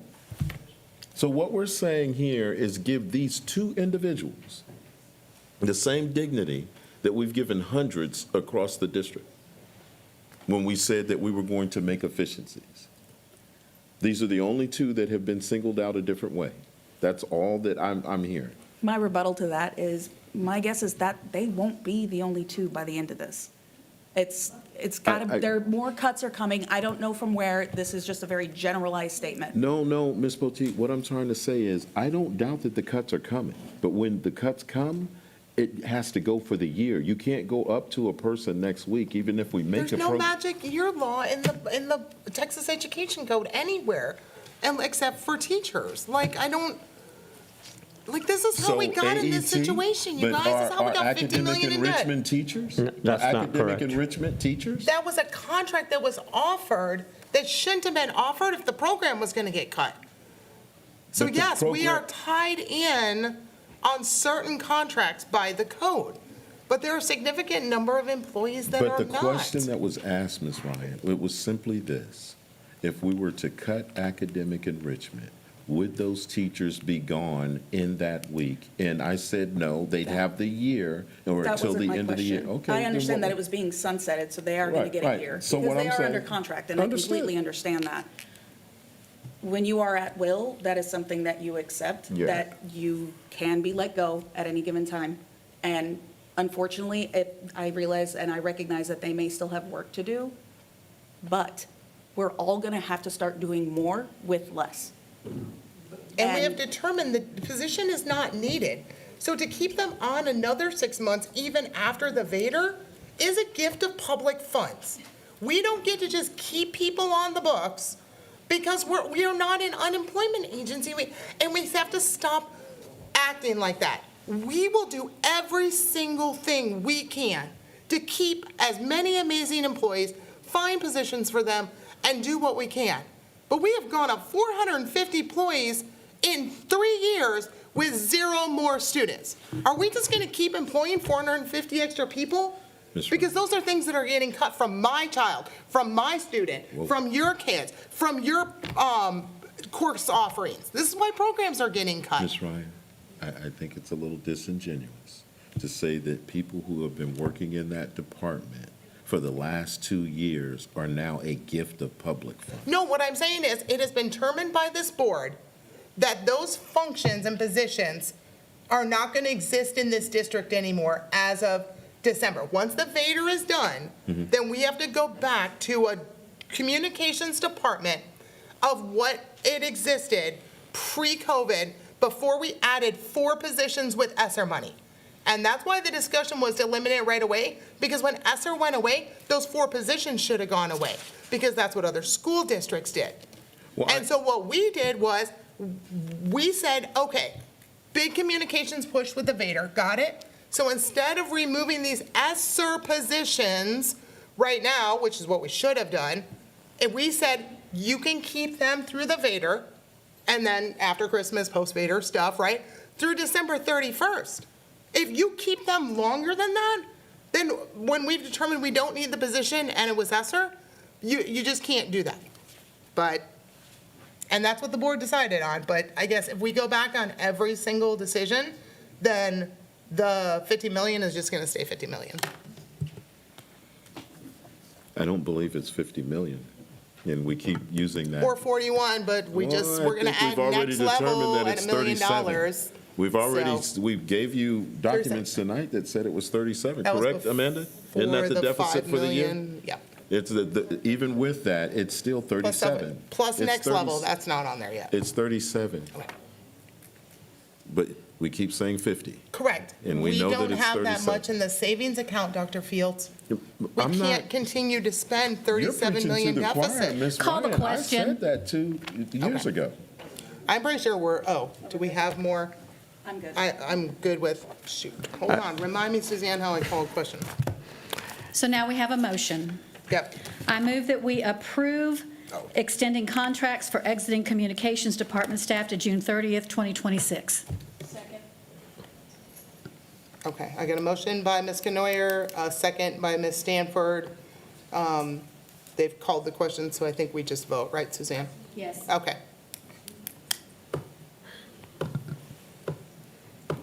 All right. You can vote.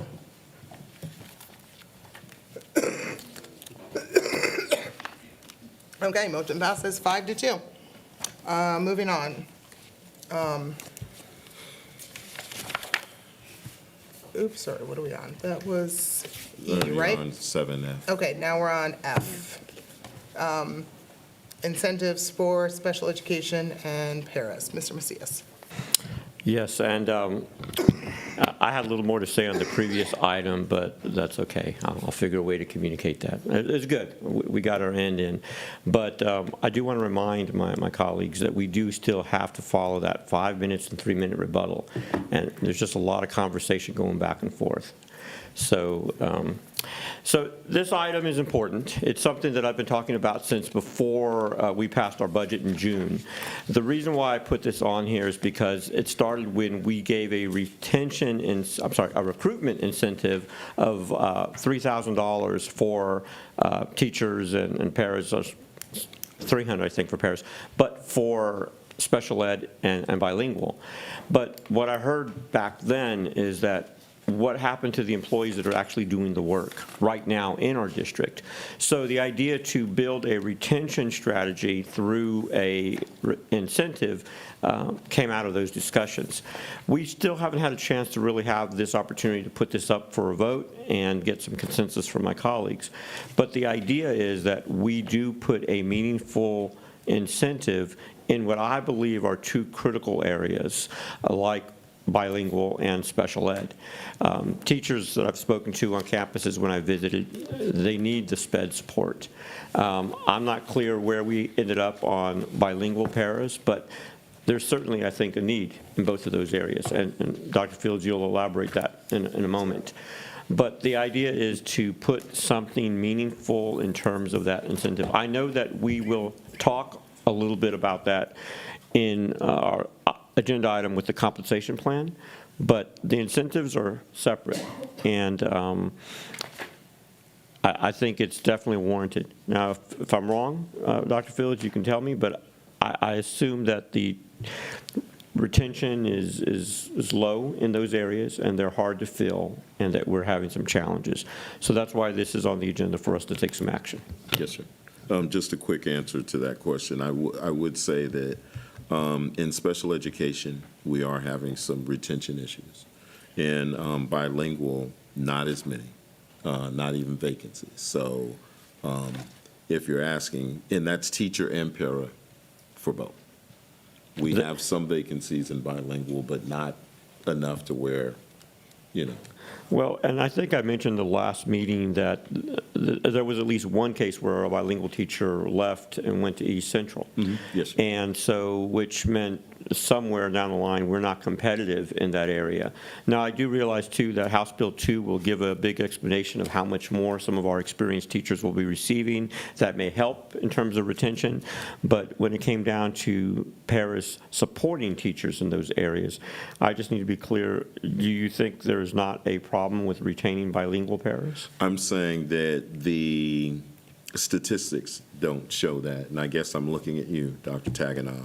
If I'm looking at the vacancies in bilingual paras right now, I think there's 0, right? We only have very few bilingual paras. We usually have our allocations for our paraprofessionals are not bilingual. We hire them on when we have difficulty finding bilingual teachers to help support in that area. And so while we have some lower numbers of vacancies with our bilingual teachers, we have, I believe, 2 right now, it is hard to find them. And so that is one of the reasons why we would fund an FTE for a bilingual para. But right now, if we're looking at retention, if we're looking at vacancies, right now we have 10 vacancies in SPED for paras. For paras, and we yes. have 0 vacancies for bilingual paras. That is correct. And then for bilingual teachers, I believe we have 2 vacancies. Yes. And then for SPED teachers, we have like 15 to 20. Yes. So the problem, the concern is in SPED. Well, and so we can't afford to lose anyone. And so Not at all. just like paras, they're at will. So they can leave anytime they want to Yes, as sir. well. They're not under contract like our teachers. So the special ed paras, we do need to incentivize them to stay and not go somewhere else. So like I said, this is just something that brewed from last year. I do commend our administration for bringing the idea for a major recruitment, because I do know it's brought in folks to come in. Definitely. And that is definitely needed. But we need to finish it. We need to make sure that we do something meaningful in terms of incentives for our special ed paras so that we can keep them here. And knowing what I know now, we're having trouble recruiting. I certainly don't want retention to be another issue in an area that's critical. I can only talk about where we are now. Now, I'm not trying to diminish the bilingual para position or the teaching position, because I know that they had to be very strategic in their recruitment of bilingual teachers for the district. It was successful, and we have 2 vacancies. We're trying to get those filled. But in the special ed department, if you were asking administration, is there anywhere where we need assistance right now for recruitment and retention? It would be the special ed department. Well, and we're not alone in that. That's across the state in every district. Well, I'm okay with doing this in half. We can do SPED today, and later on talk to folks in bilingual. You can let me know and bring it back if necessary. But in terms of SPED, then I see the need, based on what you're telling me as well, that we need to do something. So. Now, I will say this, what's getting ready to, I'm sorry, ma'am. I'm sorry. Oh, We're 96% filled on SPED. this is Paris, though. Yeah, okay. What I'm talking about, right. Okay. When I was saying 15 to 20, I Okay. was talking about the teachers. Teacher, okay. Also, Dr. Fields, if I may, your special ed teachers cannot be DOI. The state has made that rule. And neither can So they bilingual. have to be certified. And so that does hamper our efforts to fill those positions, because we cannot just hire someone that has Interested. a degree but doesn't have the certification. Well, I'm talking about paras though right now. I know. Yeah. I know. So, the reason, so with 10 vacancies in special ed paras, what would be the percentage of, because Ms. Ryan's saying we're 96% filled even with SPED. Yeah, if 239 out of 249 positions are filled, that's 96% fill, if I did my math right. Because I assume filled 239, vacant 210 means 249 total positions.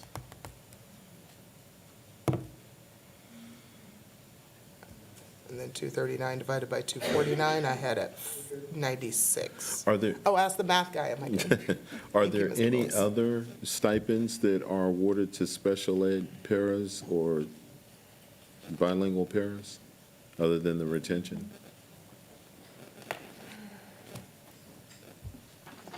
For paraprofessionals in special ed, hold on, I have the comp plan up right here. I thought SPED paras had a higher rate of pay. SPED paras that work in a Life skills. specialized unit or self-contained unit are in a pay grade up than special education paras that work like in co-teach or inclusion. So there's not a specific stipend, because we don't give stipends to hourly employees, but we made that adjustment in the pay grade. I will tell you that if you're looking at the supporting document in here with the numbers, we're getting resignations, so that might not be quite 10. But yes, they end up leaving. I think it's important to note that the sign-on incentive was $3,002 for teachers and $2,000 for paraprofessionals. And I think that if we were going to move forward with doing a retention incentive, that one way to kind of like contain the cost would be to reduce the sign-on, because we don't have as many vacancies there if you're trying to focus on retention. So to reduce the sign-on bonus so that there's a little bit more wiggle room to provide that to a retention incentive for the paras. That is the first step, I believe, but I think when you divide that by the amount of paras that we have in SPED, that would not go very far. Last year, I think we gave them 300 as a retention incentive. And again, I'm not saying that we do this every year. We know where we are. We're in a situation where we have to evaluate everything, but that we do that for this year to see if it really moves the needle. And that's why I wanted to have the conversation. If we were to give them a $500 incentive, what would that look like? If it's $1 million, we can't afford it. If it's $500,000, we might not be able to afford it. But I have no idea what that dollar figure is and yes, we can reduce some of the funding, like you said, from that end too to help. But I need some dollar figures, so I'm making an intelligent motion on what that needs to look like. But I will say this one little wrinkle, and then I'll yield because I know I've passed my 5 minutes. But if we're going to give some of that SSR money that we have that go to hourly employees, they could easily get a 2 or 3% bump from that, and that could have the same end as the potential incentive. But I just don't know yet because we're not on that agenda item, but I just need to know we're working towards some sort of strategy. If I may, we have an option on here. The original amount of the incentive, retention incentive for paras is about 300. Was 300, and so that total cost for just the paras would be about 75,000. If we reduce the retention incentive to 250, then it would be about 63,000. What I heard you say was if we were to take the amount of paras that we do have and then offer them a retention incentive of $500, that would come out to about $152,000. Yeah, I didn't have up or down. I just wanted to make sure I It's knew what about that was. 304, how many, I apologize, how many paras are we talking about? About 300? 249. 249? Right.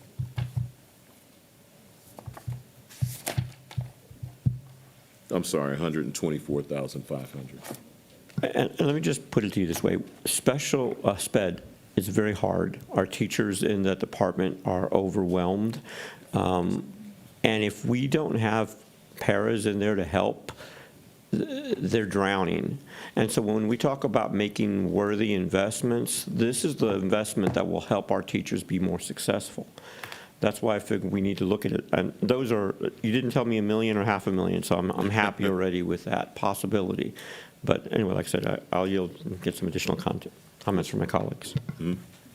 Ms. Stanford. Well, I do want to know, Dr. Tuppen, what y'all feel the need is.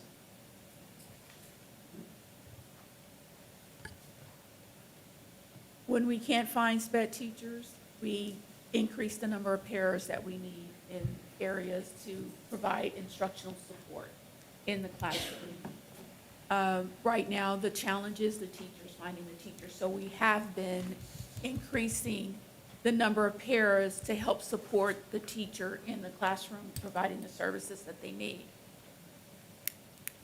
So the idea is to keep what we have and fill the positions we need to fill in order to continue to provide the level of service that we need in our classrooms for our students. And it's our neediest students, our ones that are in our life skills unit, in our back unit, and our Apple units. Would you consider this a vital need? Yes. Okay. Mr. Macias, there's a chance, I mean, we do have something coming up on compensation. Would you want to table this till after that and see what we get from that? Because that might satisfy.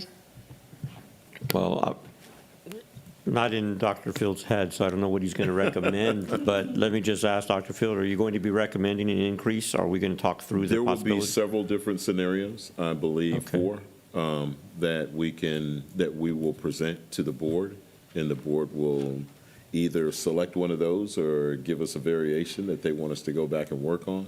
But what Ms. Stanford's implying is that they're giving us a certain amount for the 2,500 3 to 4 year, 5,000 over 5 years, and then there's another amount for bless you, for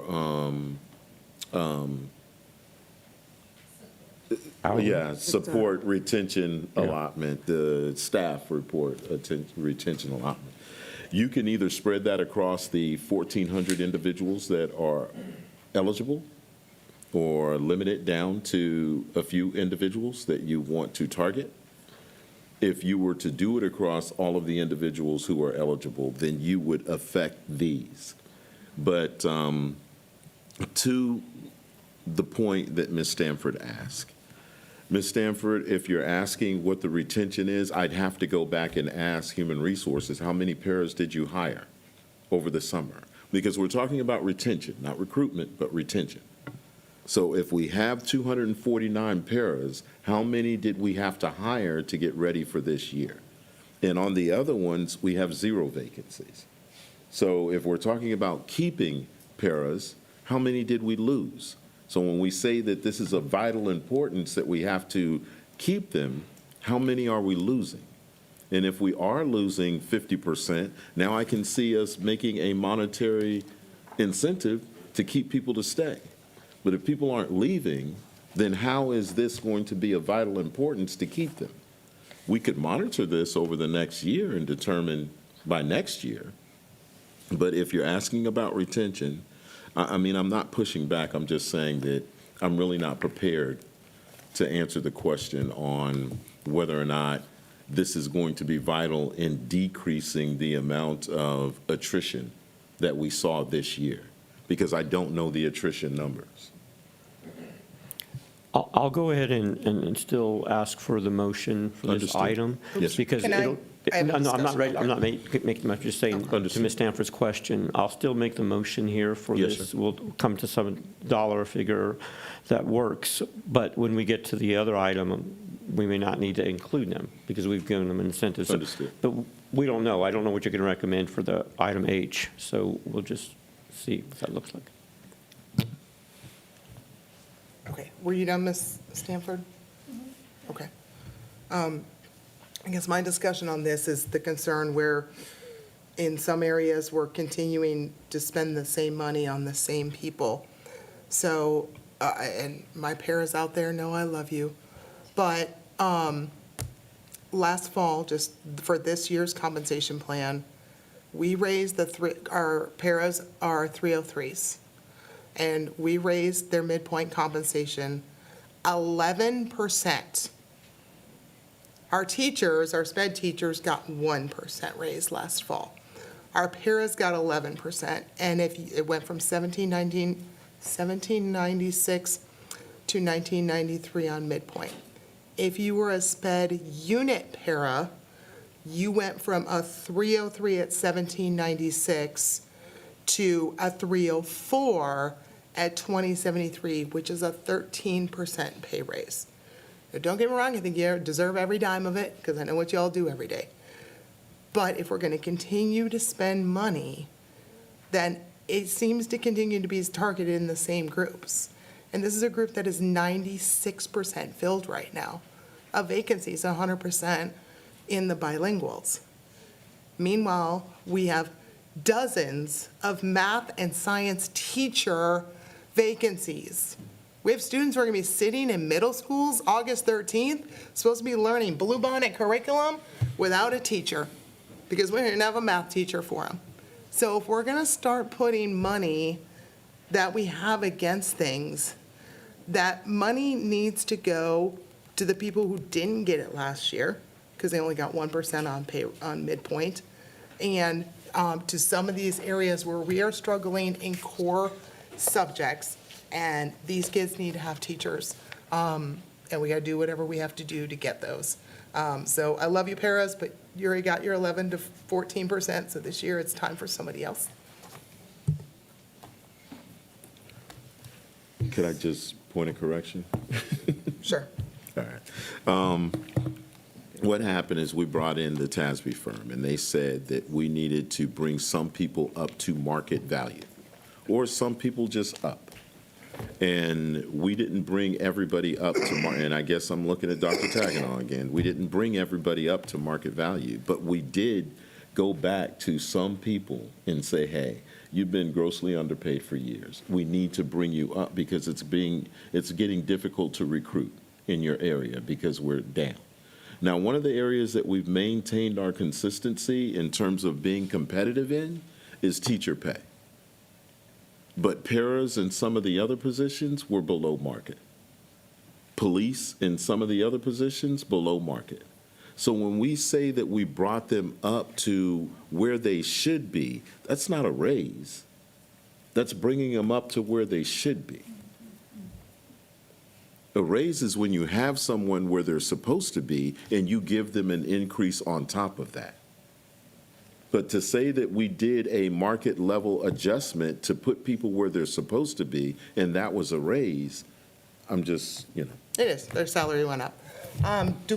Again, the teachers deserve, everyone in this entire district deserves to be paid more than they are paid. So, and I do know what our para pay is compared to any ISD insurance, Cibola. And we are more than competitive. We used to be the #1 paid teacher district too, and guess what? We're not that anymore. What are we down to, 5th, 6th, 7th, 8th? Because we only did 1%. So, all right, I don't see any other discussion. So, Mr. Macias, you have a motion? I just want to confirm before I make the motion, I'm going to recommend $500. Can you confirm what that $500 figure again is? $124,500. So $124,500. And just for reminding folks, it's a one-time incentive. Dr. Fields? Yes, sir. If this were to go forward, you would then just determine when you want that incentive paid out. But naturally, like any time we're working on retention, the employee has to stay here for a little bit in order to get that incentive.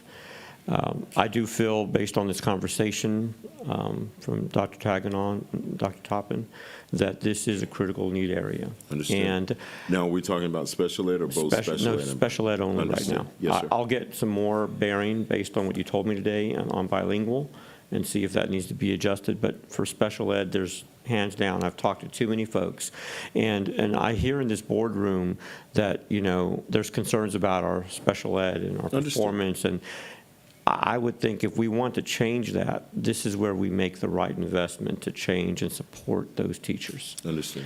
And so I'll go ahead and let me make this motion. Mr. Macias, so what if we do get something on the other compensation plan? Would that be this over and above that? Well, we'd have to talk about it because I just don't know what the other agenda item is going to say. We may not need to put something there. But let me just put this in perspective. If it turns out that Dr. Fields and staff make the recommendation and we're able to pay them more on the other agenda item, then we could probably just then rescind this. But I don't know. We won't know until we have the discussion. And if we have to talk about paying 1,400 employees and dividing that piece of pie 1,400 ways, I don't see it getting to $500 for every para. So this is why the investment here is intended to appreciate and retain our special ed employees, our paras specifically. I would be in favor of waiting till after the compensation discussion. You're killing me, Laura. Hold on, you already made a motion, right? I haven't made it yet. Oh. I was about to make the motion. So we have to come back to it then, and I'm not liking that idea at all. Well, it'd be hard to adjust it after the fact. Only because Stephanie said right. Otherwise, We have I a bunch need of your- I people need who your turn into support, too. pumpkins at 10 o'clock tonight because of the big conference tomorrow morning, so we do have to keep moving. Then, So what do you want to do? then we'll bring it back after the conversation on agenda item H. Okay. All right, we are going to move on then to, hold on, now I lost my agenda. Ooh, and I lost my microphone. Okay, we're moving on to F, no, I lied, G, which is the stipends that Ms. Stanford asked to be brought back with additional information before we voted on that from last time. District did add the proposed column to the stipend list, and then removed a couple that were not relevant anymore. So that new list from district, it was in your board book. And just a note for the public, someone for some reason thought these were all athletic coach stipends. There's like that many of these are athletic coach stipends. Again, 88 of these are bringing the bilingual dual language stipends from 2,000 up to 3,000. Oh, by the way, stipends go toward TRS. Incentives do not. So 158 of those stipends on that list were to raise our special ed high needs. So, you know, these were not all athletic coaching stipends.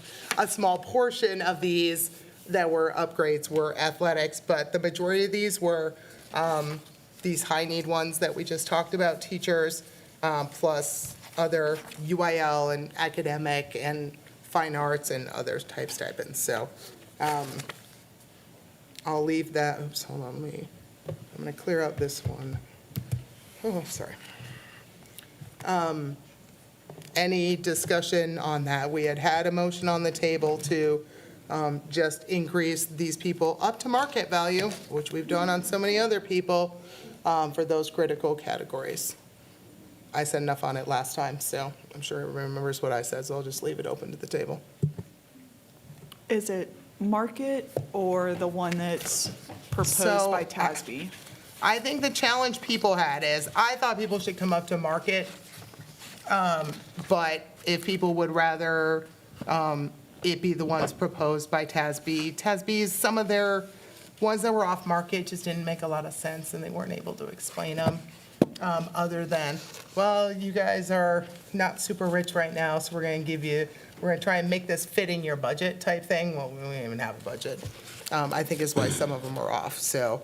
But if we go with the proposed, I would be happy making a motion for just the proposed TASB ones for now, because some of something's better than none of nothing, especially for these teachers. What would be the cost of the increase for the TASB recommendations? I know this is your about department. 289,000. What was the cost of stipend TASB increases would be for? less than that then, Well, because if they were we lower. did reductions 250? and No, not the additions, reductions, just the increases. I would have to look that up. I don't have that number Well, it's going to right be now. less than that because none of the TASB ones were higher than mine, so no matter what, they were lower. So what did you say it was?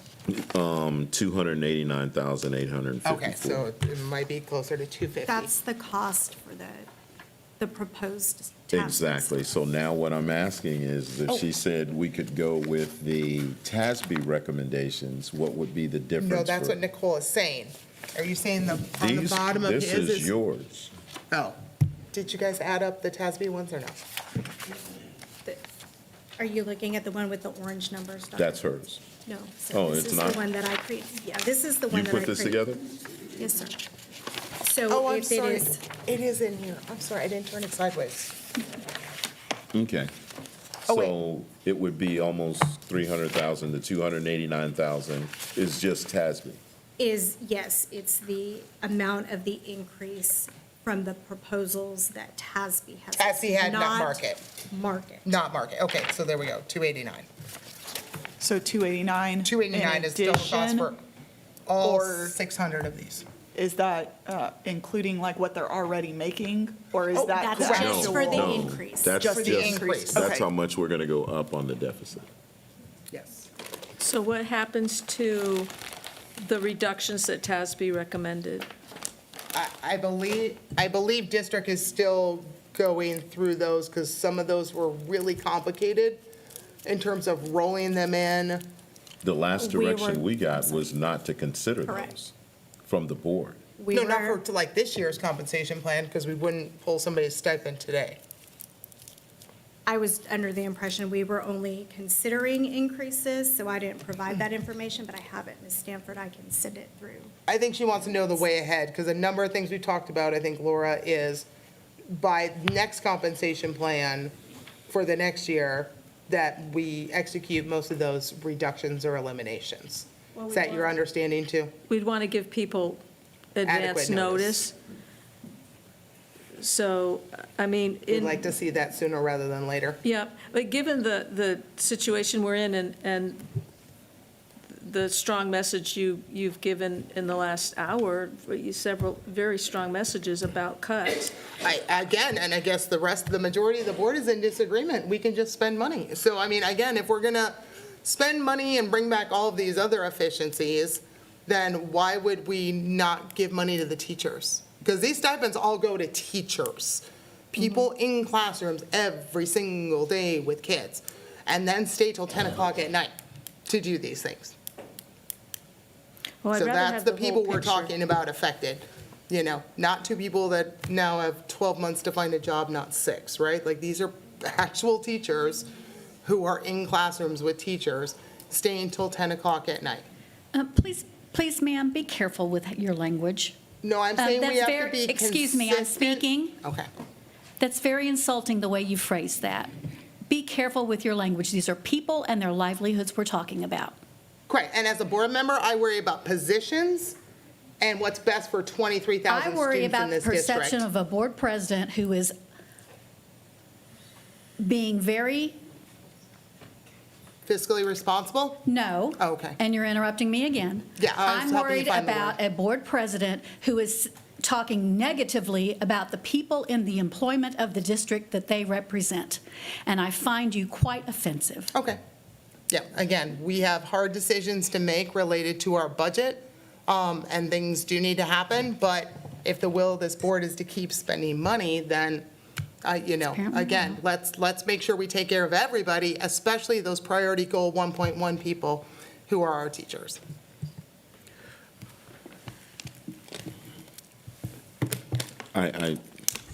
If no other discussion, I'm going to make a motion to approve the TASB recommended stipends as noted in your board book. Second. Motion by Ms. Ryan, second by Mrs. Potteet. And I'm going to amend the motion to hold this until next year. Well, that's not a motion to amend if to, then you're trying to pull the To motion. The pass. motion's already on the table for a vote, Okay? so you can't do that. Okay, any other discussion? Yeah, I motion that we table this. You did not put, to what table? To table. Good. We already tabled this one. So what additional information or other information do you need? Because we did this already last month, and we continue to push the pay for these teachers forward. What information do you now need for the table? I made the motion, it has been seconded. Correct. On a table motion, you have to state table until when and with what additional information. That's in Robert's rules. You have those Customarily, pieces of and information. remember, just for the sake of community, Robert's rules is a guideline, not the Bible we follow. So we follow the guidelines where they're applicable. So I made a motion to table. Okay, so It you have hasn't been the table seconded. with no suspense, and there's no additional information and no justification for the table. I'll All discuss right, we what. have a table I on do the, have additional, I second the table because we are looking for the, well, he said he doesn't need any additional. No, info. now I can Additional talk. Now that additional it's been seconded, information. I won't waste any time. I Correct, have a there's no second. discussion of a table allowed. You just said you wanted to know why I was tabling Correct, it. no, I'm saying your motion for a table is supposed to say when it is tabled to and the additional information you want, then it gets seconded, then there is no further discussion of that table allowed. So now we know the rules. And We have a Ms. second Ryan, of the Ms. table. Ryan, Ms. Ryan, I've been doing this a lot longer than you, and we've never had to put a date. Not on boards Oh, altogether, yeah, absolutely on this not, board, a so. lot longer than you. Not this And we've never had to put a date. And like I said, Robert's Rules is a guideline, not a mandate. You got to follow it to the T. I know, we don't follow the So, yeah, and you know that. 'cause Okay, we- got it. Everyone knows So in the then- entire world that you don't want to give up that information. So we have a table. No, I'm ready to discuss it. Indefinite on the, on the table right now. And then do we have a second on an indefinite, no new information table? No, the information was asked for, and that's the reductions, because they said they're still working on it. And so if I would have gone through it and been able to give my rationale now, which, Ms. Ryan, thank you, I would say we need a workshop on this, and we need to sit down and go through this process, because I still am uncomfortable with some Okay, of so this. table until a workshop. Do I have a second? Second. All right, I got a motion and a second by Ms. Stanford. So now we'll proceed immediately to vote if you want to table all of the stipends and have another workshop, which we already had a 4-hour one, but, okay. Oops, sorry. Okay, so, and this is not a super majority one, I don't think. I don't have my sheet out. Tabling, I don't think it's super majority, so, okay. All right, moving on to compensation plan. I'm sorry. No, it didn't pass. The table did not So now we're pass. moving on. No, I didn't. It did not Oh, pass. did not pass. Oh, sorry. I've been really under the weather, so I've been trying to push through. My brain is not quite as functional as it usually is, so I'm sorry it did not pass. Okay, so now we're moving on to the motion in hand was to approve the TASB recommended stipend increases as annotated in our board book list. And Mrs. Potteet, you were the original second. Okay, everybody can proceed to vote on that.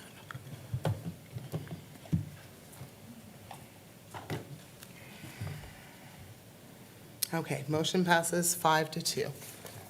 All right, now we're moving on to H, am I right? Keep me straight, Mrs. Potteet. Okay, compensation plan, SSRA, Dr. Fields. Go ahead briefly. I think everyone on the board, y'all got at least a chance to at least review the options that were sent out and have some basic stuff, so. All right, if you want to whip through the options and then remove people's questions. Yes, ma'am. Amanda is going to brief out. I just want to be clear on what we're talking about when we go through these. If you were to look at the sheets that we provided for you, you'll see several different options. The thing to keep in mind is that the state is allowing, or they're providing $5,000 for every teacher in the district who falls in code 087 that instructs for at least 4 periods a day, meaning more than 50%. And then they're also providing $2,500 for every teacher who does the same that has 3 to 4 years. Teachers between 0 and 2 are not included in the teacher retention allotment. The benefits that need to be paid from this will have to come from our local budget because the state isn't providing the money for that, which comes out to about roughly $600,000. So that will be an increase to our deficit. What we're looking at is that they're also saying that they're going to provide a certain amount of money based on adjusted? With the staff support Yes. allotment, it's not the ADA, it's actually the adjusted average attendance, which is different. That's why that So amount is coming out a little bit lower. On the adjusted average attendance, they're going to give like $45, which comes out to about $830,000. Correct. That now you can use that amount of money to provide a staff support? Yes.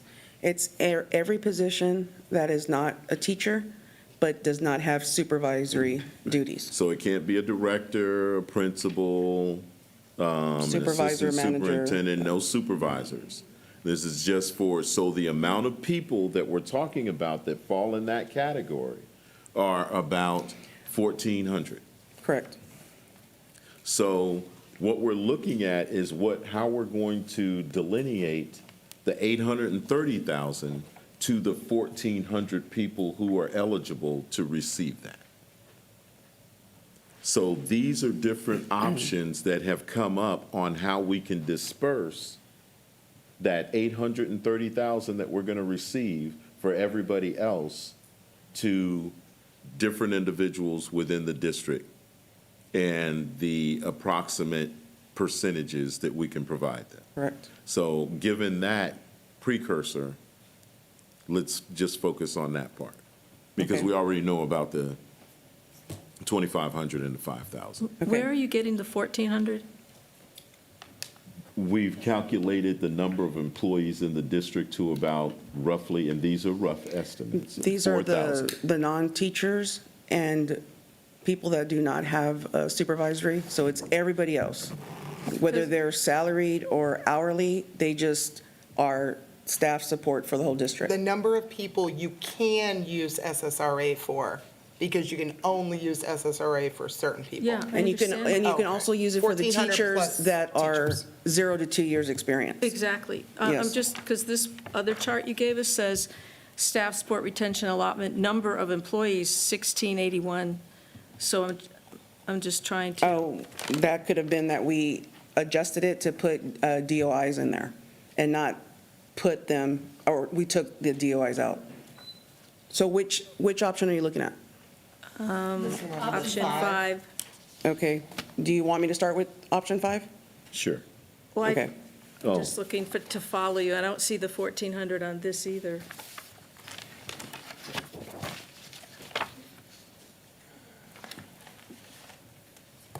Or this is a I different think, option. I think we revised yeah. those and Let's uploaded them. let's start with the first one and Yes, work our please. way through. Go ahead. Okay, so whatever's on the screen, a lot of these had to be revised Okay. and uploaded, sorry about that.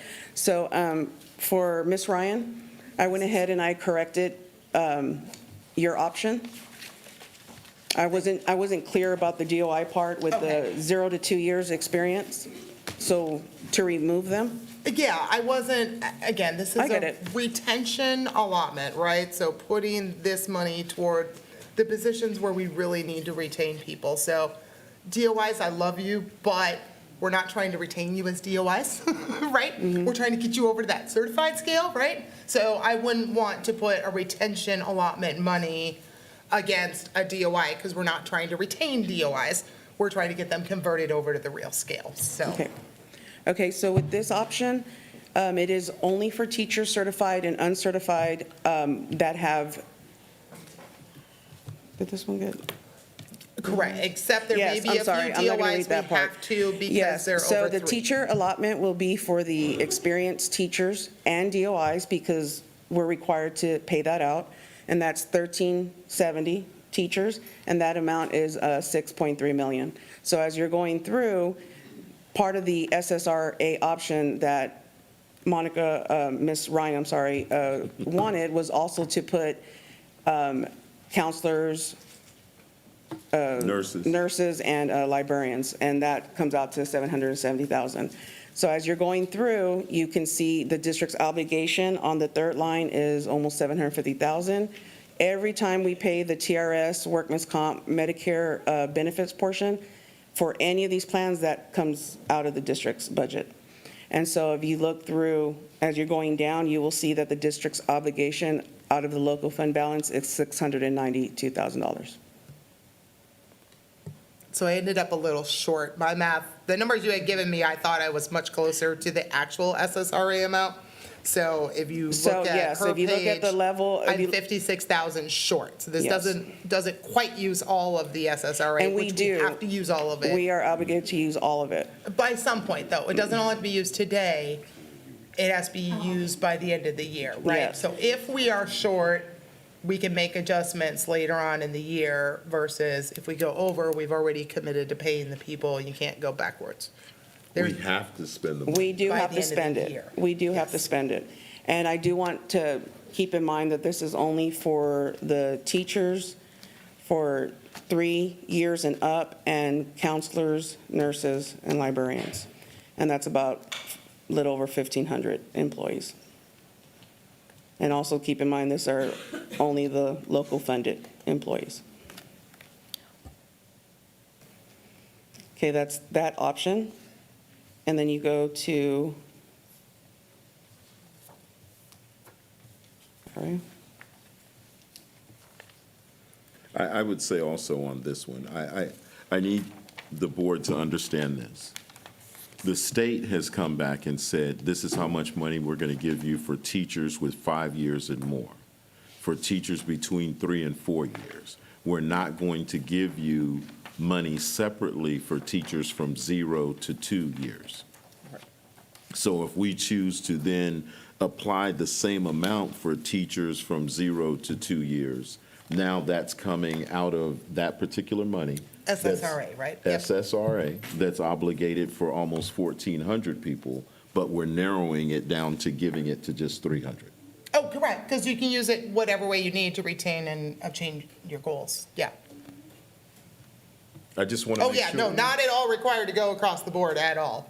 That was nowhere in the There's a certain legislature amount stuff. of people that are eligible. We're saying we're going to just go with that group of people. And There's only about 130 of us that are not eligible for the SSRA.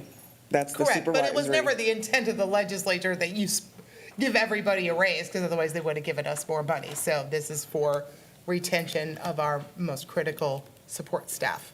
That's what the legislature said. So, all right, what other, let's just whip through them all. People, I think, are just going to end up making motions and move on.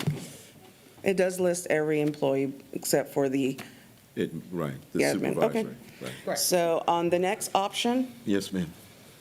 so the next option is giving to all the teachers, DOIs as well, certified, uncertified, for 0 years, 2,300, 1 to 4 years experience, 2,500, and then 5 years and up, 5,000. And just keep in mind that the 2,500 is required for 2 to 4 years experience, and then for the 5 years, it's required. And then for nurses, counselors, librarians, and the other support staff on the teacher, librarian, counselor, and nurse pay scale, 0 years, 2,300, and then 1 to 41 plus years, 2,500. And then you'll see that the cost out of pocket, the very last line, is $800,000 for this plan. And then you'll also see that this line right here, where the cursor's at, where it says SSRA overage, we did go over the staff support allotment. Okay. So that's how much would come out of our savings account general fund. Correct. And that's part of that 800. Okay, option 2 is to follow the TRA requirement, but also to give 0 to 2 years teachers, certified, uncertified, nurses, librarians, counselors, and other support staff on the TLC and pay 1.25% raise at the midpoint. And you can see if you go down out of pocket, I think that was a typo. Out of pocket is going to be the 700,000 right here, where it says TRS cost, and then we would have to distribute 518,000 more because we did not spend all of that. Okay, that is option, so that means we can give that to other support staff. Option 3, it is the TRA requirement for teachers' retention allotment required by TEA, and then giving same thing, teachers, certified, uncertified, 0 to 2 years with nurses, counselors, and other support, and librarians, 1.5 raise at midpoint. And then we would come out of pocket 706,521, which is the third line, and then we would be able to distribute 456 to other support. So who is represented by the 354? That is going to be the nurses, counselors, librarians, and the other support. When we say other support, it's those other academic support for the teachers, like academic trainers, coaches, the reading academy person, CTE program facilitators. They're all on that pay schedule, the step pay schedule. So we're only including them on these options. But you also have SSR remaining to pay other support staff of $456,000. None of this is including any hourly employees like ma'am. custodians and No, bus not yet. drivers and all that? No, Okay. but like I said, Okay. that 456, that's where y'all can make the decision. Well, there On how to is do an it. option where they are included. Oh, yeah, I'm going to get to that. It's just not We're just yet. on option, Not yet. we're going to Yes, option 4. Okay, and then on option 4, it's the same thing with the teacher pay scale. Everyone on there, the support staff, nurses, librarians, counselors, at 2% raise at midpoint, and then we make sure that we meet the requirement of the state with TRE. And then out of pocket is $719,000, leaving $331,000 to disperse with support staff. And then option 5. Option 5 is to give staff all across the board. This one does include all the other. Yes, it does. And the reason why the number's higher, Ms. Stanford, is because we added the DOI part in there, like 0 to 2 years, instead of removing it. So we haven't taken out the DOI? No, this one we took out, but before we had it in there. So the 1,400 is no teachers, 0 to Right. 2 years. So when you set the 1,400, that is just regular staff, hourly Right. salary, not in the classroom. But without the DOI? Yes, without the DOI, correct. So, Sorry about that. We asked for a calculation on this without the DOI, so we could see what the percentage would be out of the fund balance. And now it goes down to 155,000. But go So ahead. are the DOI included in the 0 to 2, or they're not? Not in this option. You see 155.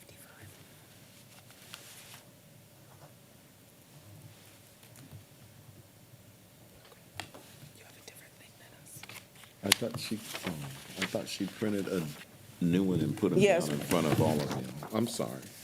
Ms. Ryan's option and it the say? district's recommendation, they got reprinted, say? and you have a copy. Okay.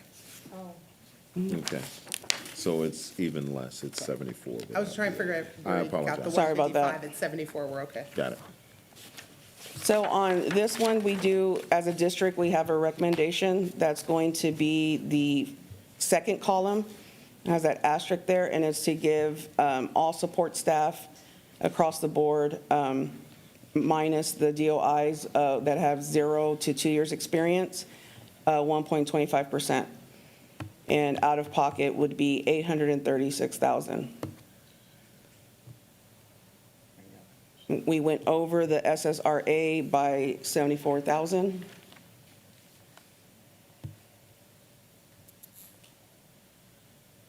And then we gave you an option of 1.5 raise at the midpoint and 2% at the midpoint.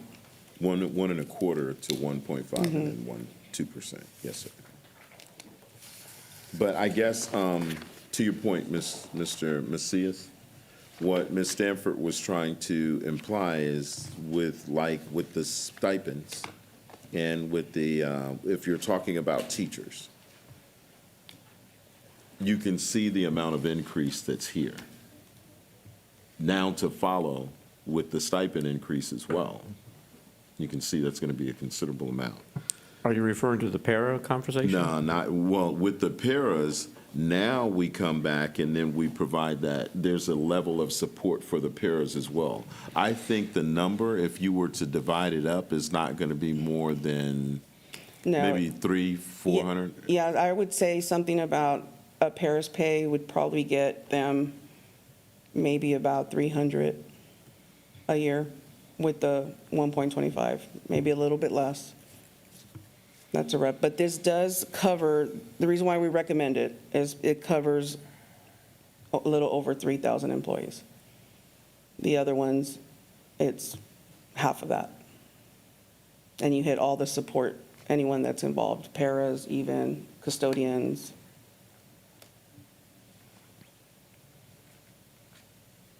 And I would have to say to the board, I understand, especially when it comes to nurses, librarians, counselors, and academic trainers.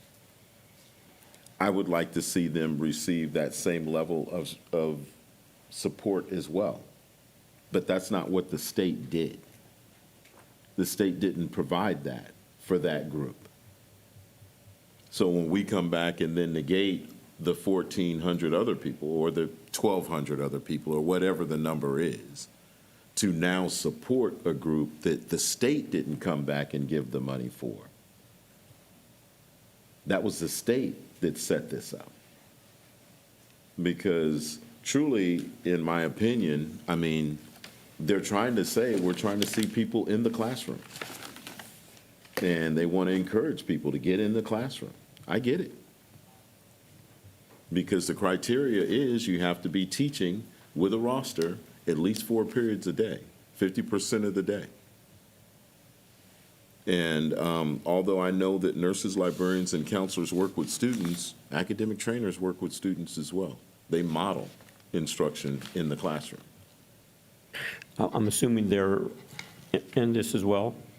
No, sir. Not in the first couple of, well, not in the first option. Not in option They 5. are in option 5. Yeah, that's. Yes, sir. they Option are. 5 is, yeah, the one I was referring to. Not to the extent, though, that the teachers are. The teachers are there to receive the 5,000 or the 2,500. Academic trainers would get the same increase that would be provided to the custodians, the bus drivers, whatever it is, the 1.25% or the 1.5%. That's the only way we can compensate academic trainers. Because, right, out of SSRA, because they can't be compensated out of teacher retention allowance. Can I get on my soapbox for just a minute? Yes, ma'am, you may. So this is why voting has consequences.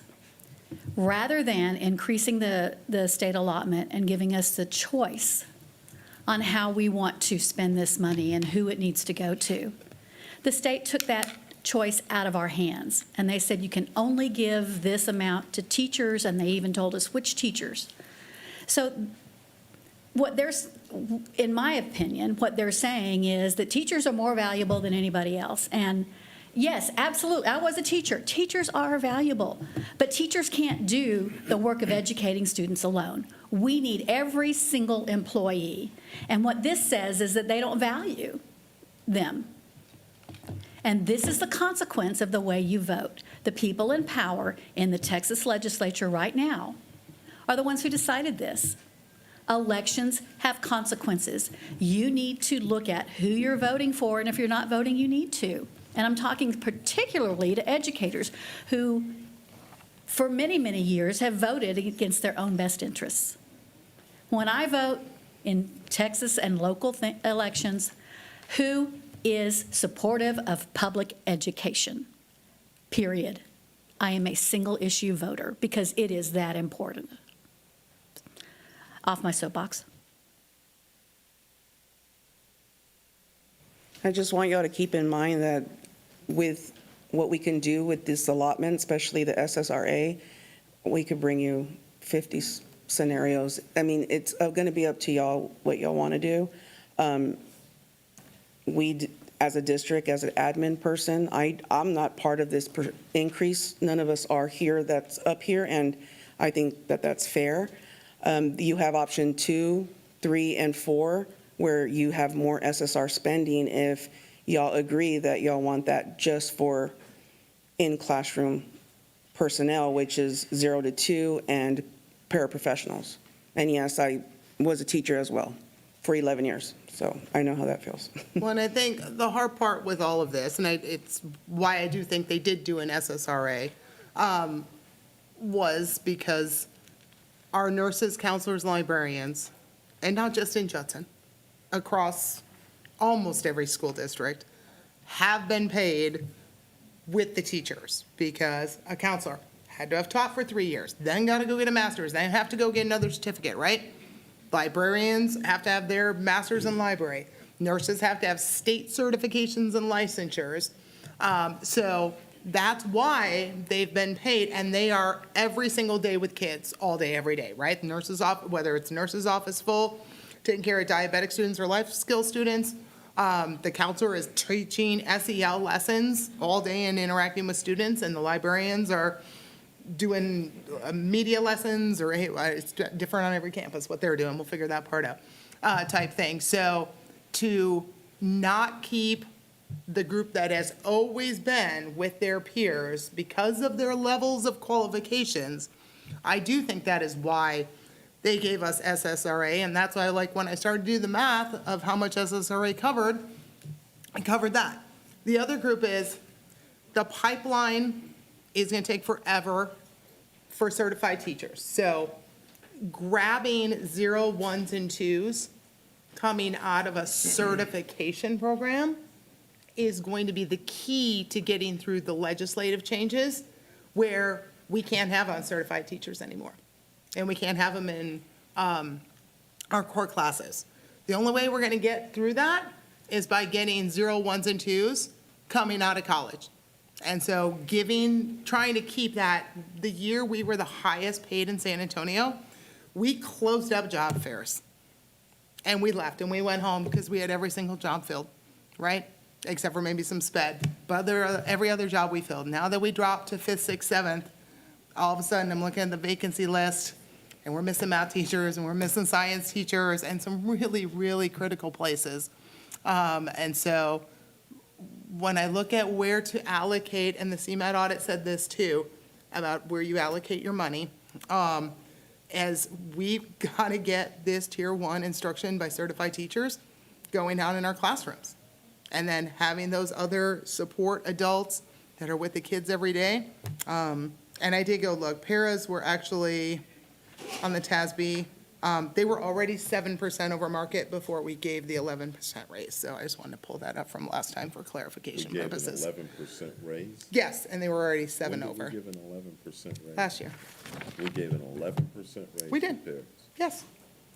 This is what the midpoint went to. I don't make that stuff up. Again, this was a recommendation by TASB. Correct. No, It wasn't no, no. I'm just saying we recommended to did. be a raise, but you just said Correct. it was a raise. It I'm wasn't sorry, their recommended to be a salary went up adjustment. 11% when they were already 7% over market. I get it. Okay, again, I'm all about facts and data. Let's just call things what they are, type things. So, again, I hope this money goes toward our first-line leaders on our campuses who are directly impacting our academics, because that's just a place we need people right now. Any other questions on our stuff? Otherwise, we might as well just start duking out motions, right? Because I think they're going to get modified and amended and tabled. That's going to take a while, and we're at 10 o'clock, and we have people who are supposed to be leaving for Austin. Well, I do So- have a comment, and Go ahead. that's that I really hate this position that we've been put in by the state. I told one counselor when I was discussing this with her that I feel like a parent having to choose between children. It's just very disconcerting, and it makes me feel very heavy-hearted to have to try to parse all this out. And I feel like the state has thrown something in the middle of us, and we all have to fight for it. And it's not a good feeling. So and I've asked people to just pray for us, that we do as best we can and as right a thing as we can for everybody. And the counselor asked if I needed a therapy session. Not really, but I could use one, so if you have the time. But anyway, I thought and prayed about what's the most fair thing for everybody, and it just seems, I hate to leave out the bulk of the district. I hate to have all the money the state is giving us go to one particular group and leave out academic trainers, and leave out social workers, and leave out custodians and bus drivers. I hate to leave them out. So I would be for one of the options that includes them, so that we're all, as the one family thing, we're all pulling together and giving all of us something. And Dr. Fields, I guess it was in an email that you sent that we'd have money from the M&O side to help offset the cost to the local fund balance, or no? Did I misread that? That's correct. Well, now we don't have it. We would have to use M&O. You said No. something about, With the 140K homestead and then also all these new laws, yeah. our M&O increased 4 million aside from all of this. So Okay. with that 4 million, it's like 4.9 million, 660,000 needs to be paid from that 4.6, so we still have that. She's talking about the increase in the basic allotment, plus the fixed cost allotment, plus some of the other changes we end up with an extra 4 million on top of these two things I'm from just, those. I No. got the impression, and I Right. didn't copy the email, No, Stanford, you're correct. I'm the one that sent that email. that we would be able to offset this cost. It won't That's what the increase our extra, that's what that local extra money is for. It's like Okay. 4.9 million. Okay, then I would be in favor of maybe the second option in option 5, which is the 1.5% raise. And that will take care of paras and sped paras, and that will, could you calculate real quick, Amanda, what 1.5% would give a sped para? I would need numbers, yeah. I think if it was at 3. Yeah, if it was at 3, Maybe yeah. 4-ish?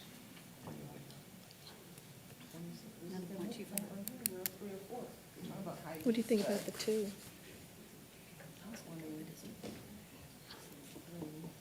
Because this is, okay.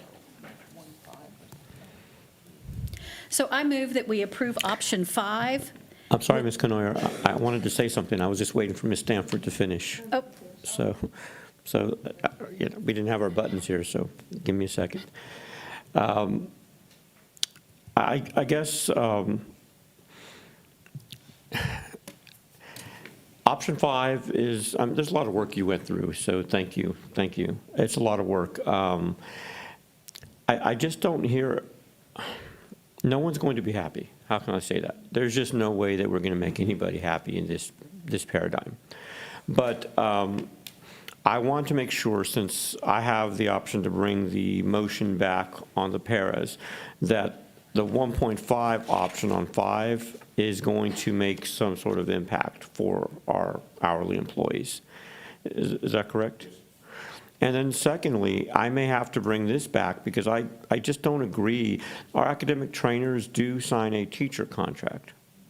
And so to treat them as not teachers then sounds inappropriate, right? I would say the criteria, you gotta have a teacher roster, and you have to teach at least 4 periods a day.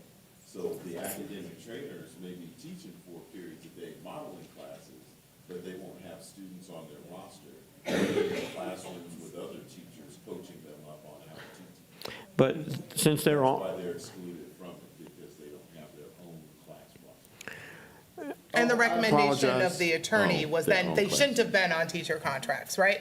They're not teachers of students, and they shouldn't have been on. So it's like chicken and the egg. so are we going to be gravitating towards making separate contracts for We're trainers? going to have to do Just like that with instructional quite a few coaches. groups as we go forward.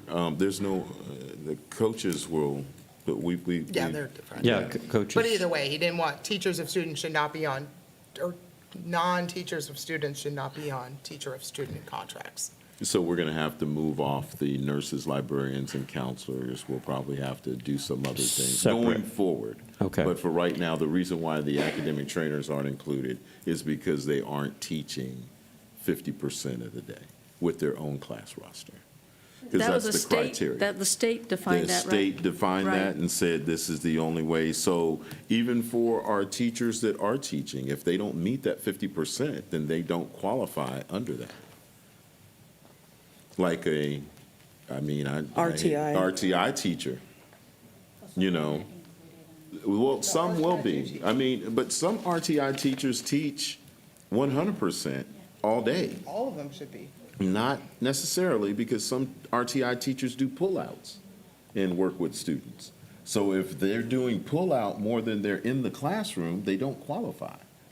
So that's the rule. That's not the correct? rule. That, They don't have to be Amanda. teaching in a main classroom. They can be teaching in a small group, because otherwise our sped teachers aren't going to get it either. But they So have to if have a you- But class if they have, roster and they have to if they be in the teach less than system. 4 hours, they don't qualify for the TRA. Correct, but I'm saying RTA teachers pull out and teach from well more than 4 hours. but they don't have a roster.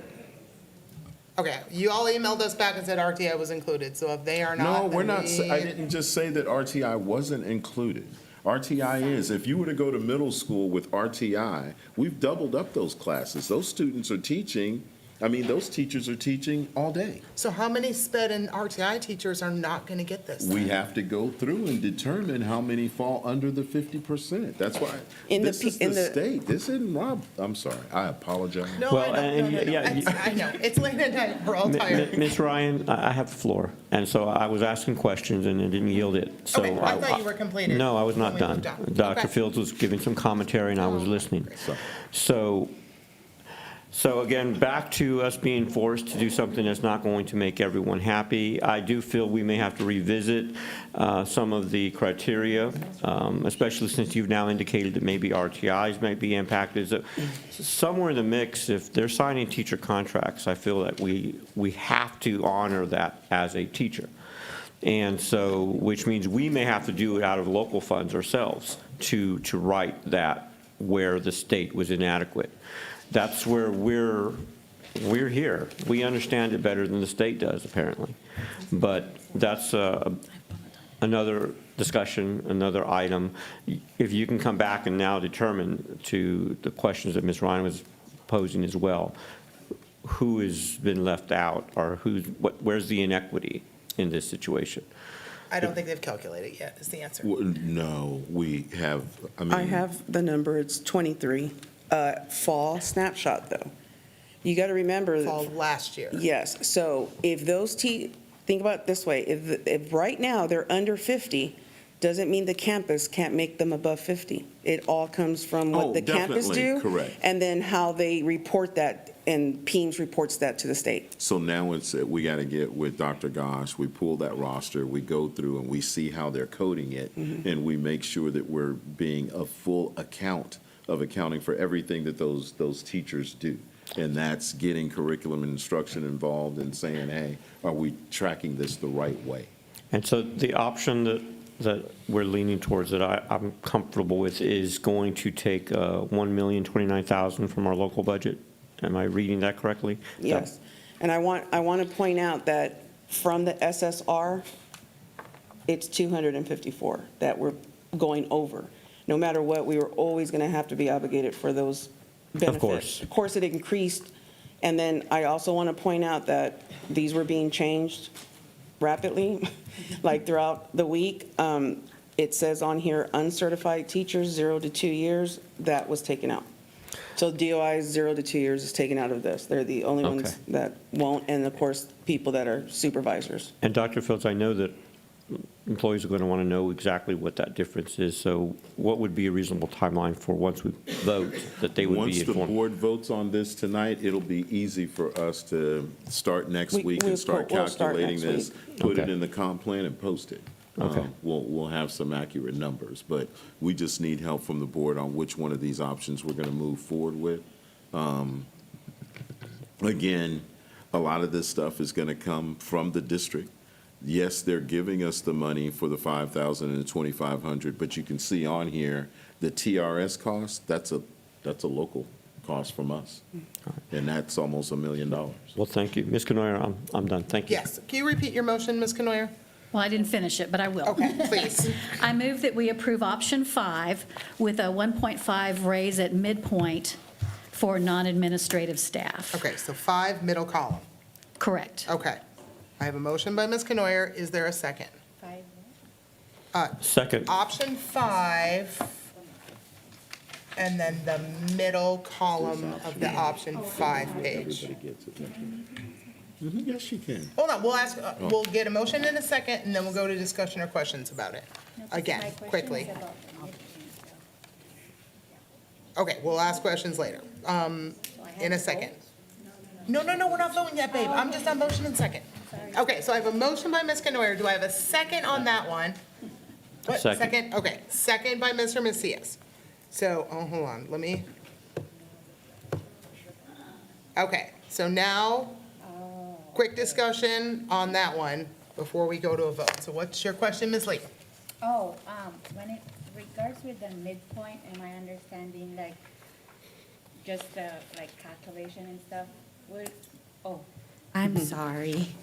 When it comes to midpoint, isn't it gonna affect like the one that has the long, let's just put it this way, like teachers that are really long employed, and their salary with this increase right here, when it comes to midpoint, it would, their effect would be not that much compared to the ones that are maybe like 0 to 2 years teacher. Am I understanding it? Yes, ma'am. That's how it works, right? The more longevity you have, the more years of experience, the longer. So isn't it gonna be, I don't know, isn't it like kind of maybe unfair for the ones that are really like long Yes. teacher? It Okay, but we really have to vote for this tonight? But the issue then is if we do it any other way, they have to go in and look at each individual person's salary and hand calculate 1.5%. And then the gap in our pay scale gets bigger and bigger and bigger. Well, and So that's the reason we do it based on midpoint. Based on midpoint? And you guys said academic trainers and some of the RTIs wouldn't be included on this one? No. Or- Everybody in the entire district except for administrator, right? My understanding of this one is everyone other than administrators And DOIs, 0 to 2 years. and DOIs will get a 1.5% raise. So academic trainers, the guy who works in the computer department, the Everybody. child nutrition workers, Everybody except. custodians. So everybody in the Everybody would get classroom a that, straight 1.5%. everyone in the classroom that teaches all the way up to helps run the district, that doesn't supervise somebody. Now, Ms. Lee, what's different is that the academic trainers and possibly some of the RTIs won't get the same bump as a classroom teacher. Excellent. That's the difference. Well stated. They're going to get the 1.5, but some of the teachers are going to be getting, a couple of $1,000. They won't difference. fall in the category of the 2,500 or the Correct. 5,000. But And that's the problem I was having. Oh, okay, but on the state law, the teachers that are. They're not eligible. Oh, okay. It's out of our hands on that. Okay, that's only my Okay. question. I'm sorry. No, that's all right, because I'm following up on kind of what you had asked too, which is, that's why they aren't under the 5,000, 2,500, because we have to use our SSRA. So under this one that they're proposing, our counselors, nurses and librarians, that would only be a $900-some pay increase for them versus the $2,500 or $5,000 pay increase that their counterparts are getting. So they would get a $4,000 less pay increase than if they're a 25-year counselor versus a 25-year teacher on that. Also, this is going to cost us money out of our fund balance again, right? We just keep spending money. This is going to cost $254 plus benefits, right, Amanda? Okay. So $254 plus another 10%. So that's another $300,000 to the deficit that could be spent on something else to do this one. Because this spends more than our SSRA allotment. And I'm not comfortable spending more than our SSRA allotment. I would rather spend less. And having nurses, counselors, and librarians get $900 when their counterparts get $2,500 or $5,000, I'm not okay with that. Who was next? Let me clear me out. Ms. Stanford? As best I can tell from all these options that are listed, all of them take us into the fund balance. No. I see a minus 946, a minus 800. No, mine is 56,000 left over, which if there's 23 RTIs and speds, that 56,000 will clean them up. Mine takes nothing out of fund balance. All of them, Well- all of them are out of fund All of balance them because are, you have to right. pay for the Oh, no, no. 10.5% of the TRS benefits. Correct. So you have to separate out, all the money we get, we have to pay benefits on, so we have to spend that money. The question is, are you going to use more than what the state's going to give you? So there, that option 5, that's what the negative 254 means. We're going to use 254,000 more than what the state is giving us for the support allotment. So that 254 is going to come out of our general fund balance, along with the 10%. the 10% benefits that go with that 254 are also going to have to come out. No matter what, the 774 is coming out, because we have to spend that money. But this is an additional compared to other options. Well, then what's the minus 946,575 on the very first one? The very first one you went over, the MR, Monica's option? It's Oh, not they- 946. Okay, that changed. Yeah, Okay, they it changed changed it. again. Mm-hmm. Okay, so. Correct. So it has a positive 56,206 left in SSRA. Well, no, I'm looking at the bottom line. The total out of local fund balance is about 700,000. Correct, because that is, the total we have to spend on benefits is 748,304. That's required by the state. Right, so then the difference in that and the 1.5% raise is, so that puts us at a million out of local fund balance, so the difference is about 300,000. 300-some thousand, yes. Okay. Yep, and then the counselors will get 900-some dollars to the 5,000. Okay, so we have a motion and a second. We might have 5,000 more motions, so are we ready to get rolling on this one? All right, so the motion is option 5, middle column, 1.5% raise at midpoint. 1.5% for nurses, librarians, counselors, and everybody else who's eligible for SSRA pretty much. That isn't a Minus the teacher. All the DOI, 0 to 2 years. non-administrator type people at a cost of about 300,000 out of the general fund balance. All right. Everybody understand what we're voting on? Yes, column 5. I'll say we got lots of options, so I want to keep us moving in case this takes a bunch of votes. Okay, so go ahead You got to. and vote on that one. Oh, sorry. Oh, she looked like she was thinking, so I was waiting. Okay, so, Yeah, if this doesn't pass, we'll go on to all the other oh, options. okay. That's good. Or keep going till it passes. Okay, motion passes 4 to 2 to 1. So, okay. Dr. Fields, do you Yes, ma'am. mind if we push problem. Dr. Gosh again to next Thursday? Because CG's still on. it is far, far too late. I'm just going to run the line real quick if anybody's got any super board training conferences or events. I have I do- item 8A. I do is have fine. one more thing to show you on the comp plan, the stipend pay. Oh, I have to go over that. understood. Okay. She's got to go over stipend. I gotta go. Sorry. It's just because y'all approved the comp plan, and this is part of the comp plan. It's already a district policy that we do, it just wasn't written in the comp plan. So for stipends, all stipends, doesn't matter if it's academic or athletics.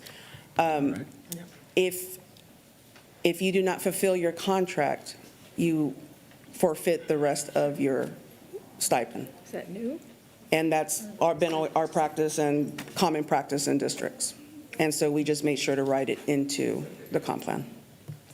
So there was a wording change? Do you need a vote on Right, that? right. Or is Before, that- what we're saying Oh, is, it's up on the screen. didn't we put in there that Well, we're y'all going to voted on the calculate comp plan, by I just day? didn't get to this because y'all jumped. By the number of days? Yeah, it's a prorated amount So- based on the number of days.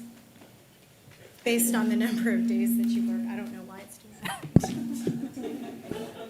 It's constant. It's a prorated amount based on the number of days you actually work Right. for your contract if you resign before you complete your contract work. Be Okay. careful, Travis. Okay, that makes sense. Yes, ma'am. Yeah. So it's just an adjustment? Okay, so I move to approve the con plan change to the stipend process, stipend payment process. Does that sound good? Amendment. Mhm. Right? I think you Second. guys already approved We approved the comp plan, and She this is was part of just- it. She's She was just just pointing it out to updating. us, right? Okay, so we don't Okay, have to we don't have approve to this vote on change it? to it? No, it's fine, you She approved. just had to brief you on it. That withdraw way my later second. on, we can say the board was Isn't this briefed. in, so we don't have to, okay, sorry. I thought they were saying we had to approve it, so I'm like, well, let's prove it Yeah. and move on. Now we're Okay. ready for classroom management, academic All right. performance for second. Miss, Absolutely. wait until next. Absolutely. Okay. Ms. Stanford, is it okay if we also save this one till next Wednesday? Yeah, we have one on Wednesday already. Right, that's what I was. You're okay with that? Okay. And Ms. Ryan, the item regarding paras that I was going to bring back, I do want to see what the calculation looks like. I can wait till next month to Okay. revisit that conversation. Perfect. We'll figure it out next week and Yeah, send let's it to you, figure out the math. Mr. Macias. Okay. Now can I go on to B? Did I miss anything else other than a quick, if anybody really has to brag on anything that they did, other than get ready for school to start in a couple weeks? Ms. Canoyer, how about a super highlight you want to bring up? Yes, Commissioner Calvert sponsored a school supply drive for certain of our families in Judson ISD. It was an amazing event. There were tons of people there. I got to help hand out backpacks full of school supplies, and I particularly want to send a shout out to him and thank him for thinking of our Judson families.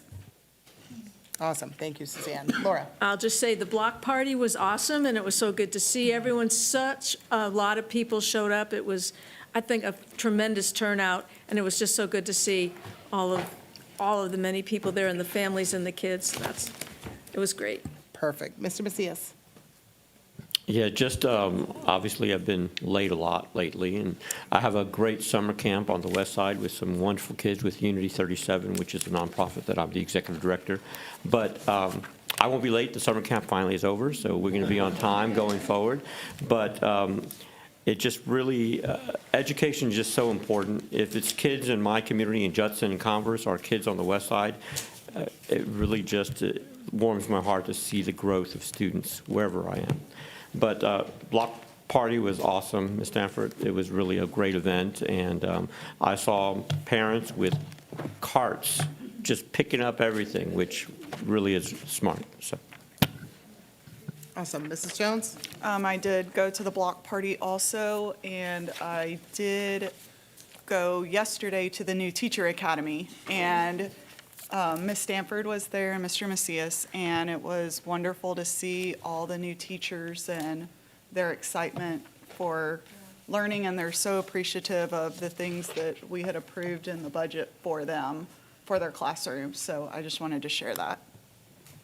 Perfect. Mrs. Lee? Yeah, for the first time, I missed the block party just because personnel issues. And then I did attend the new teacher academy the very first morning breakfast, and it was really nice to see everyone and have that energetic, ready for school and ready to learn and everything. And I just want to comment just to thank everyone who actually emailed me messages and called. It's just that it's just a personal health issue, but I really appreciate all your prayers. Thank you. Awesome. I'll shout out for Mrs. Poteet that had to leave because she's actually heading up to Austin because for the first time I'm aware of, TEA is holding a new board member whole day thing, and Mike Morat's going to be there and all sorts of cool people from actual TEA. So she's heading up there for that at early tomorrow morning, so I can't wait to hear the feedback on what comes straight out of the horse's mouth from TEA on a number of things. So, and yes, new teacher breakfast was awesome. That's always my official, back to school day when I'm like, this is real and this is happening, right? Well, convocation's kind of that too. So I was looking forward to seeing everybody out on campuses and everybody getting back in the swing of things, and look forward to convocation next week. So, okay. Anything else before I put a wrap on this thing? All right, there being no further business that hasn't been postponed already to next week, this meeting is adjourned at 10:27 PM.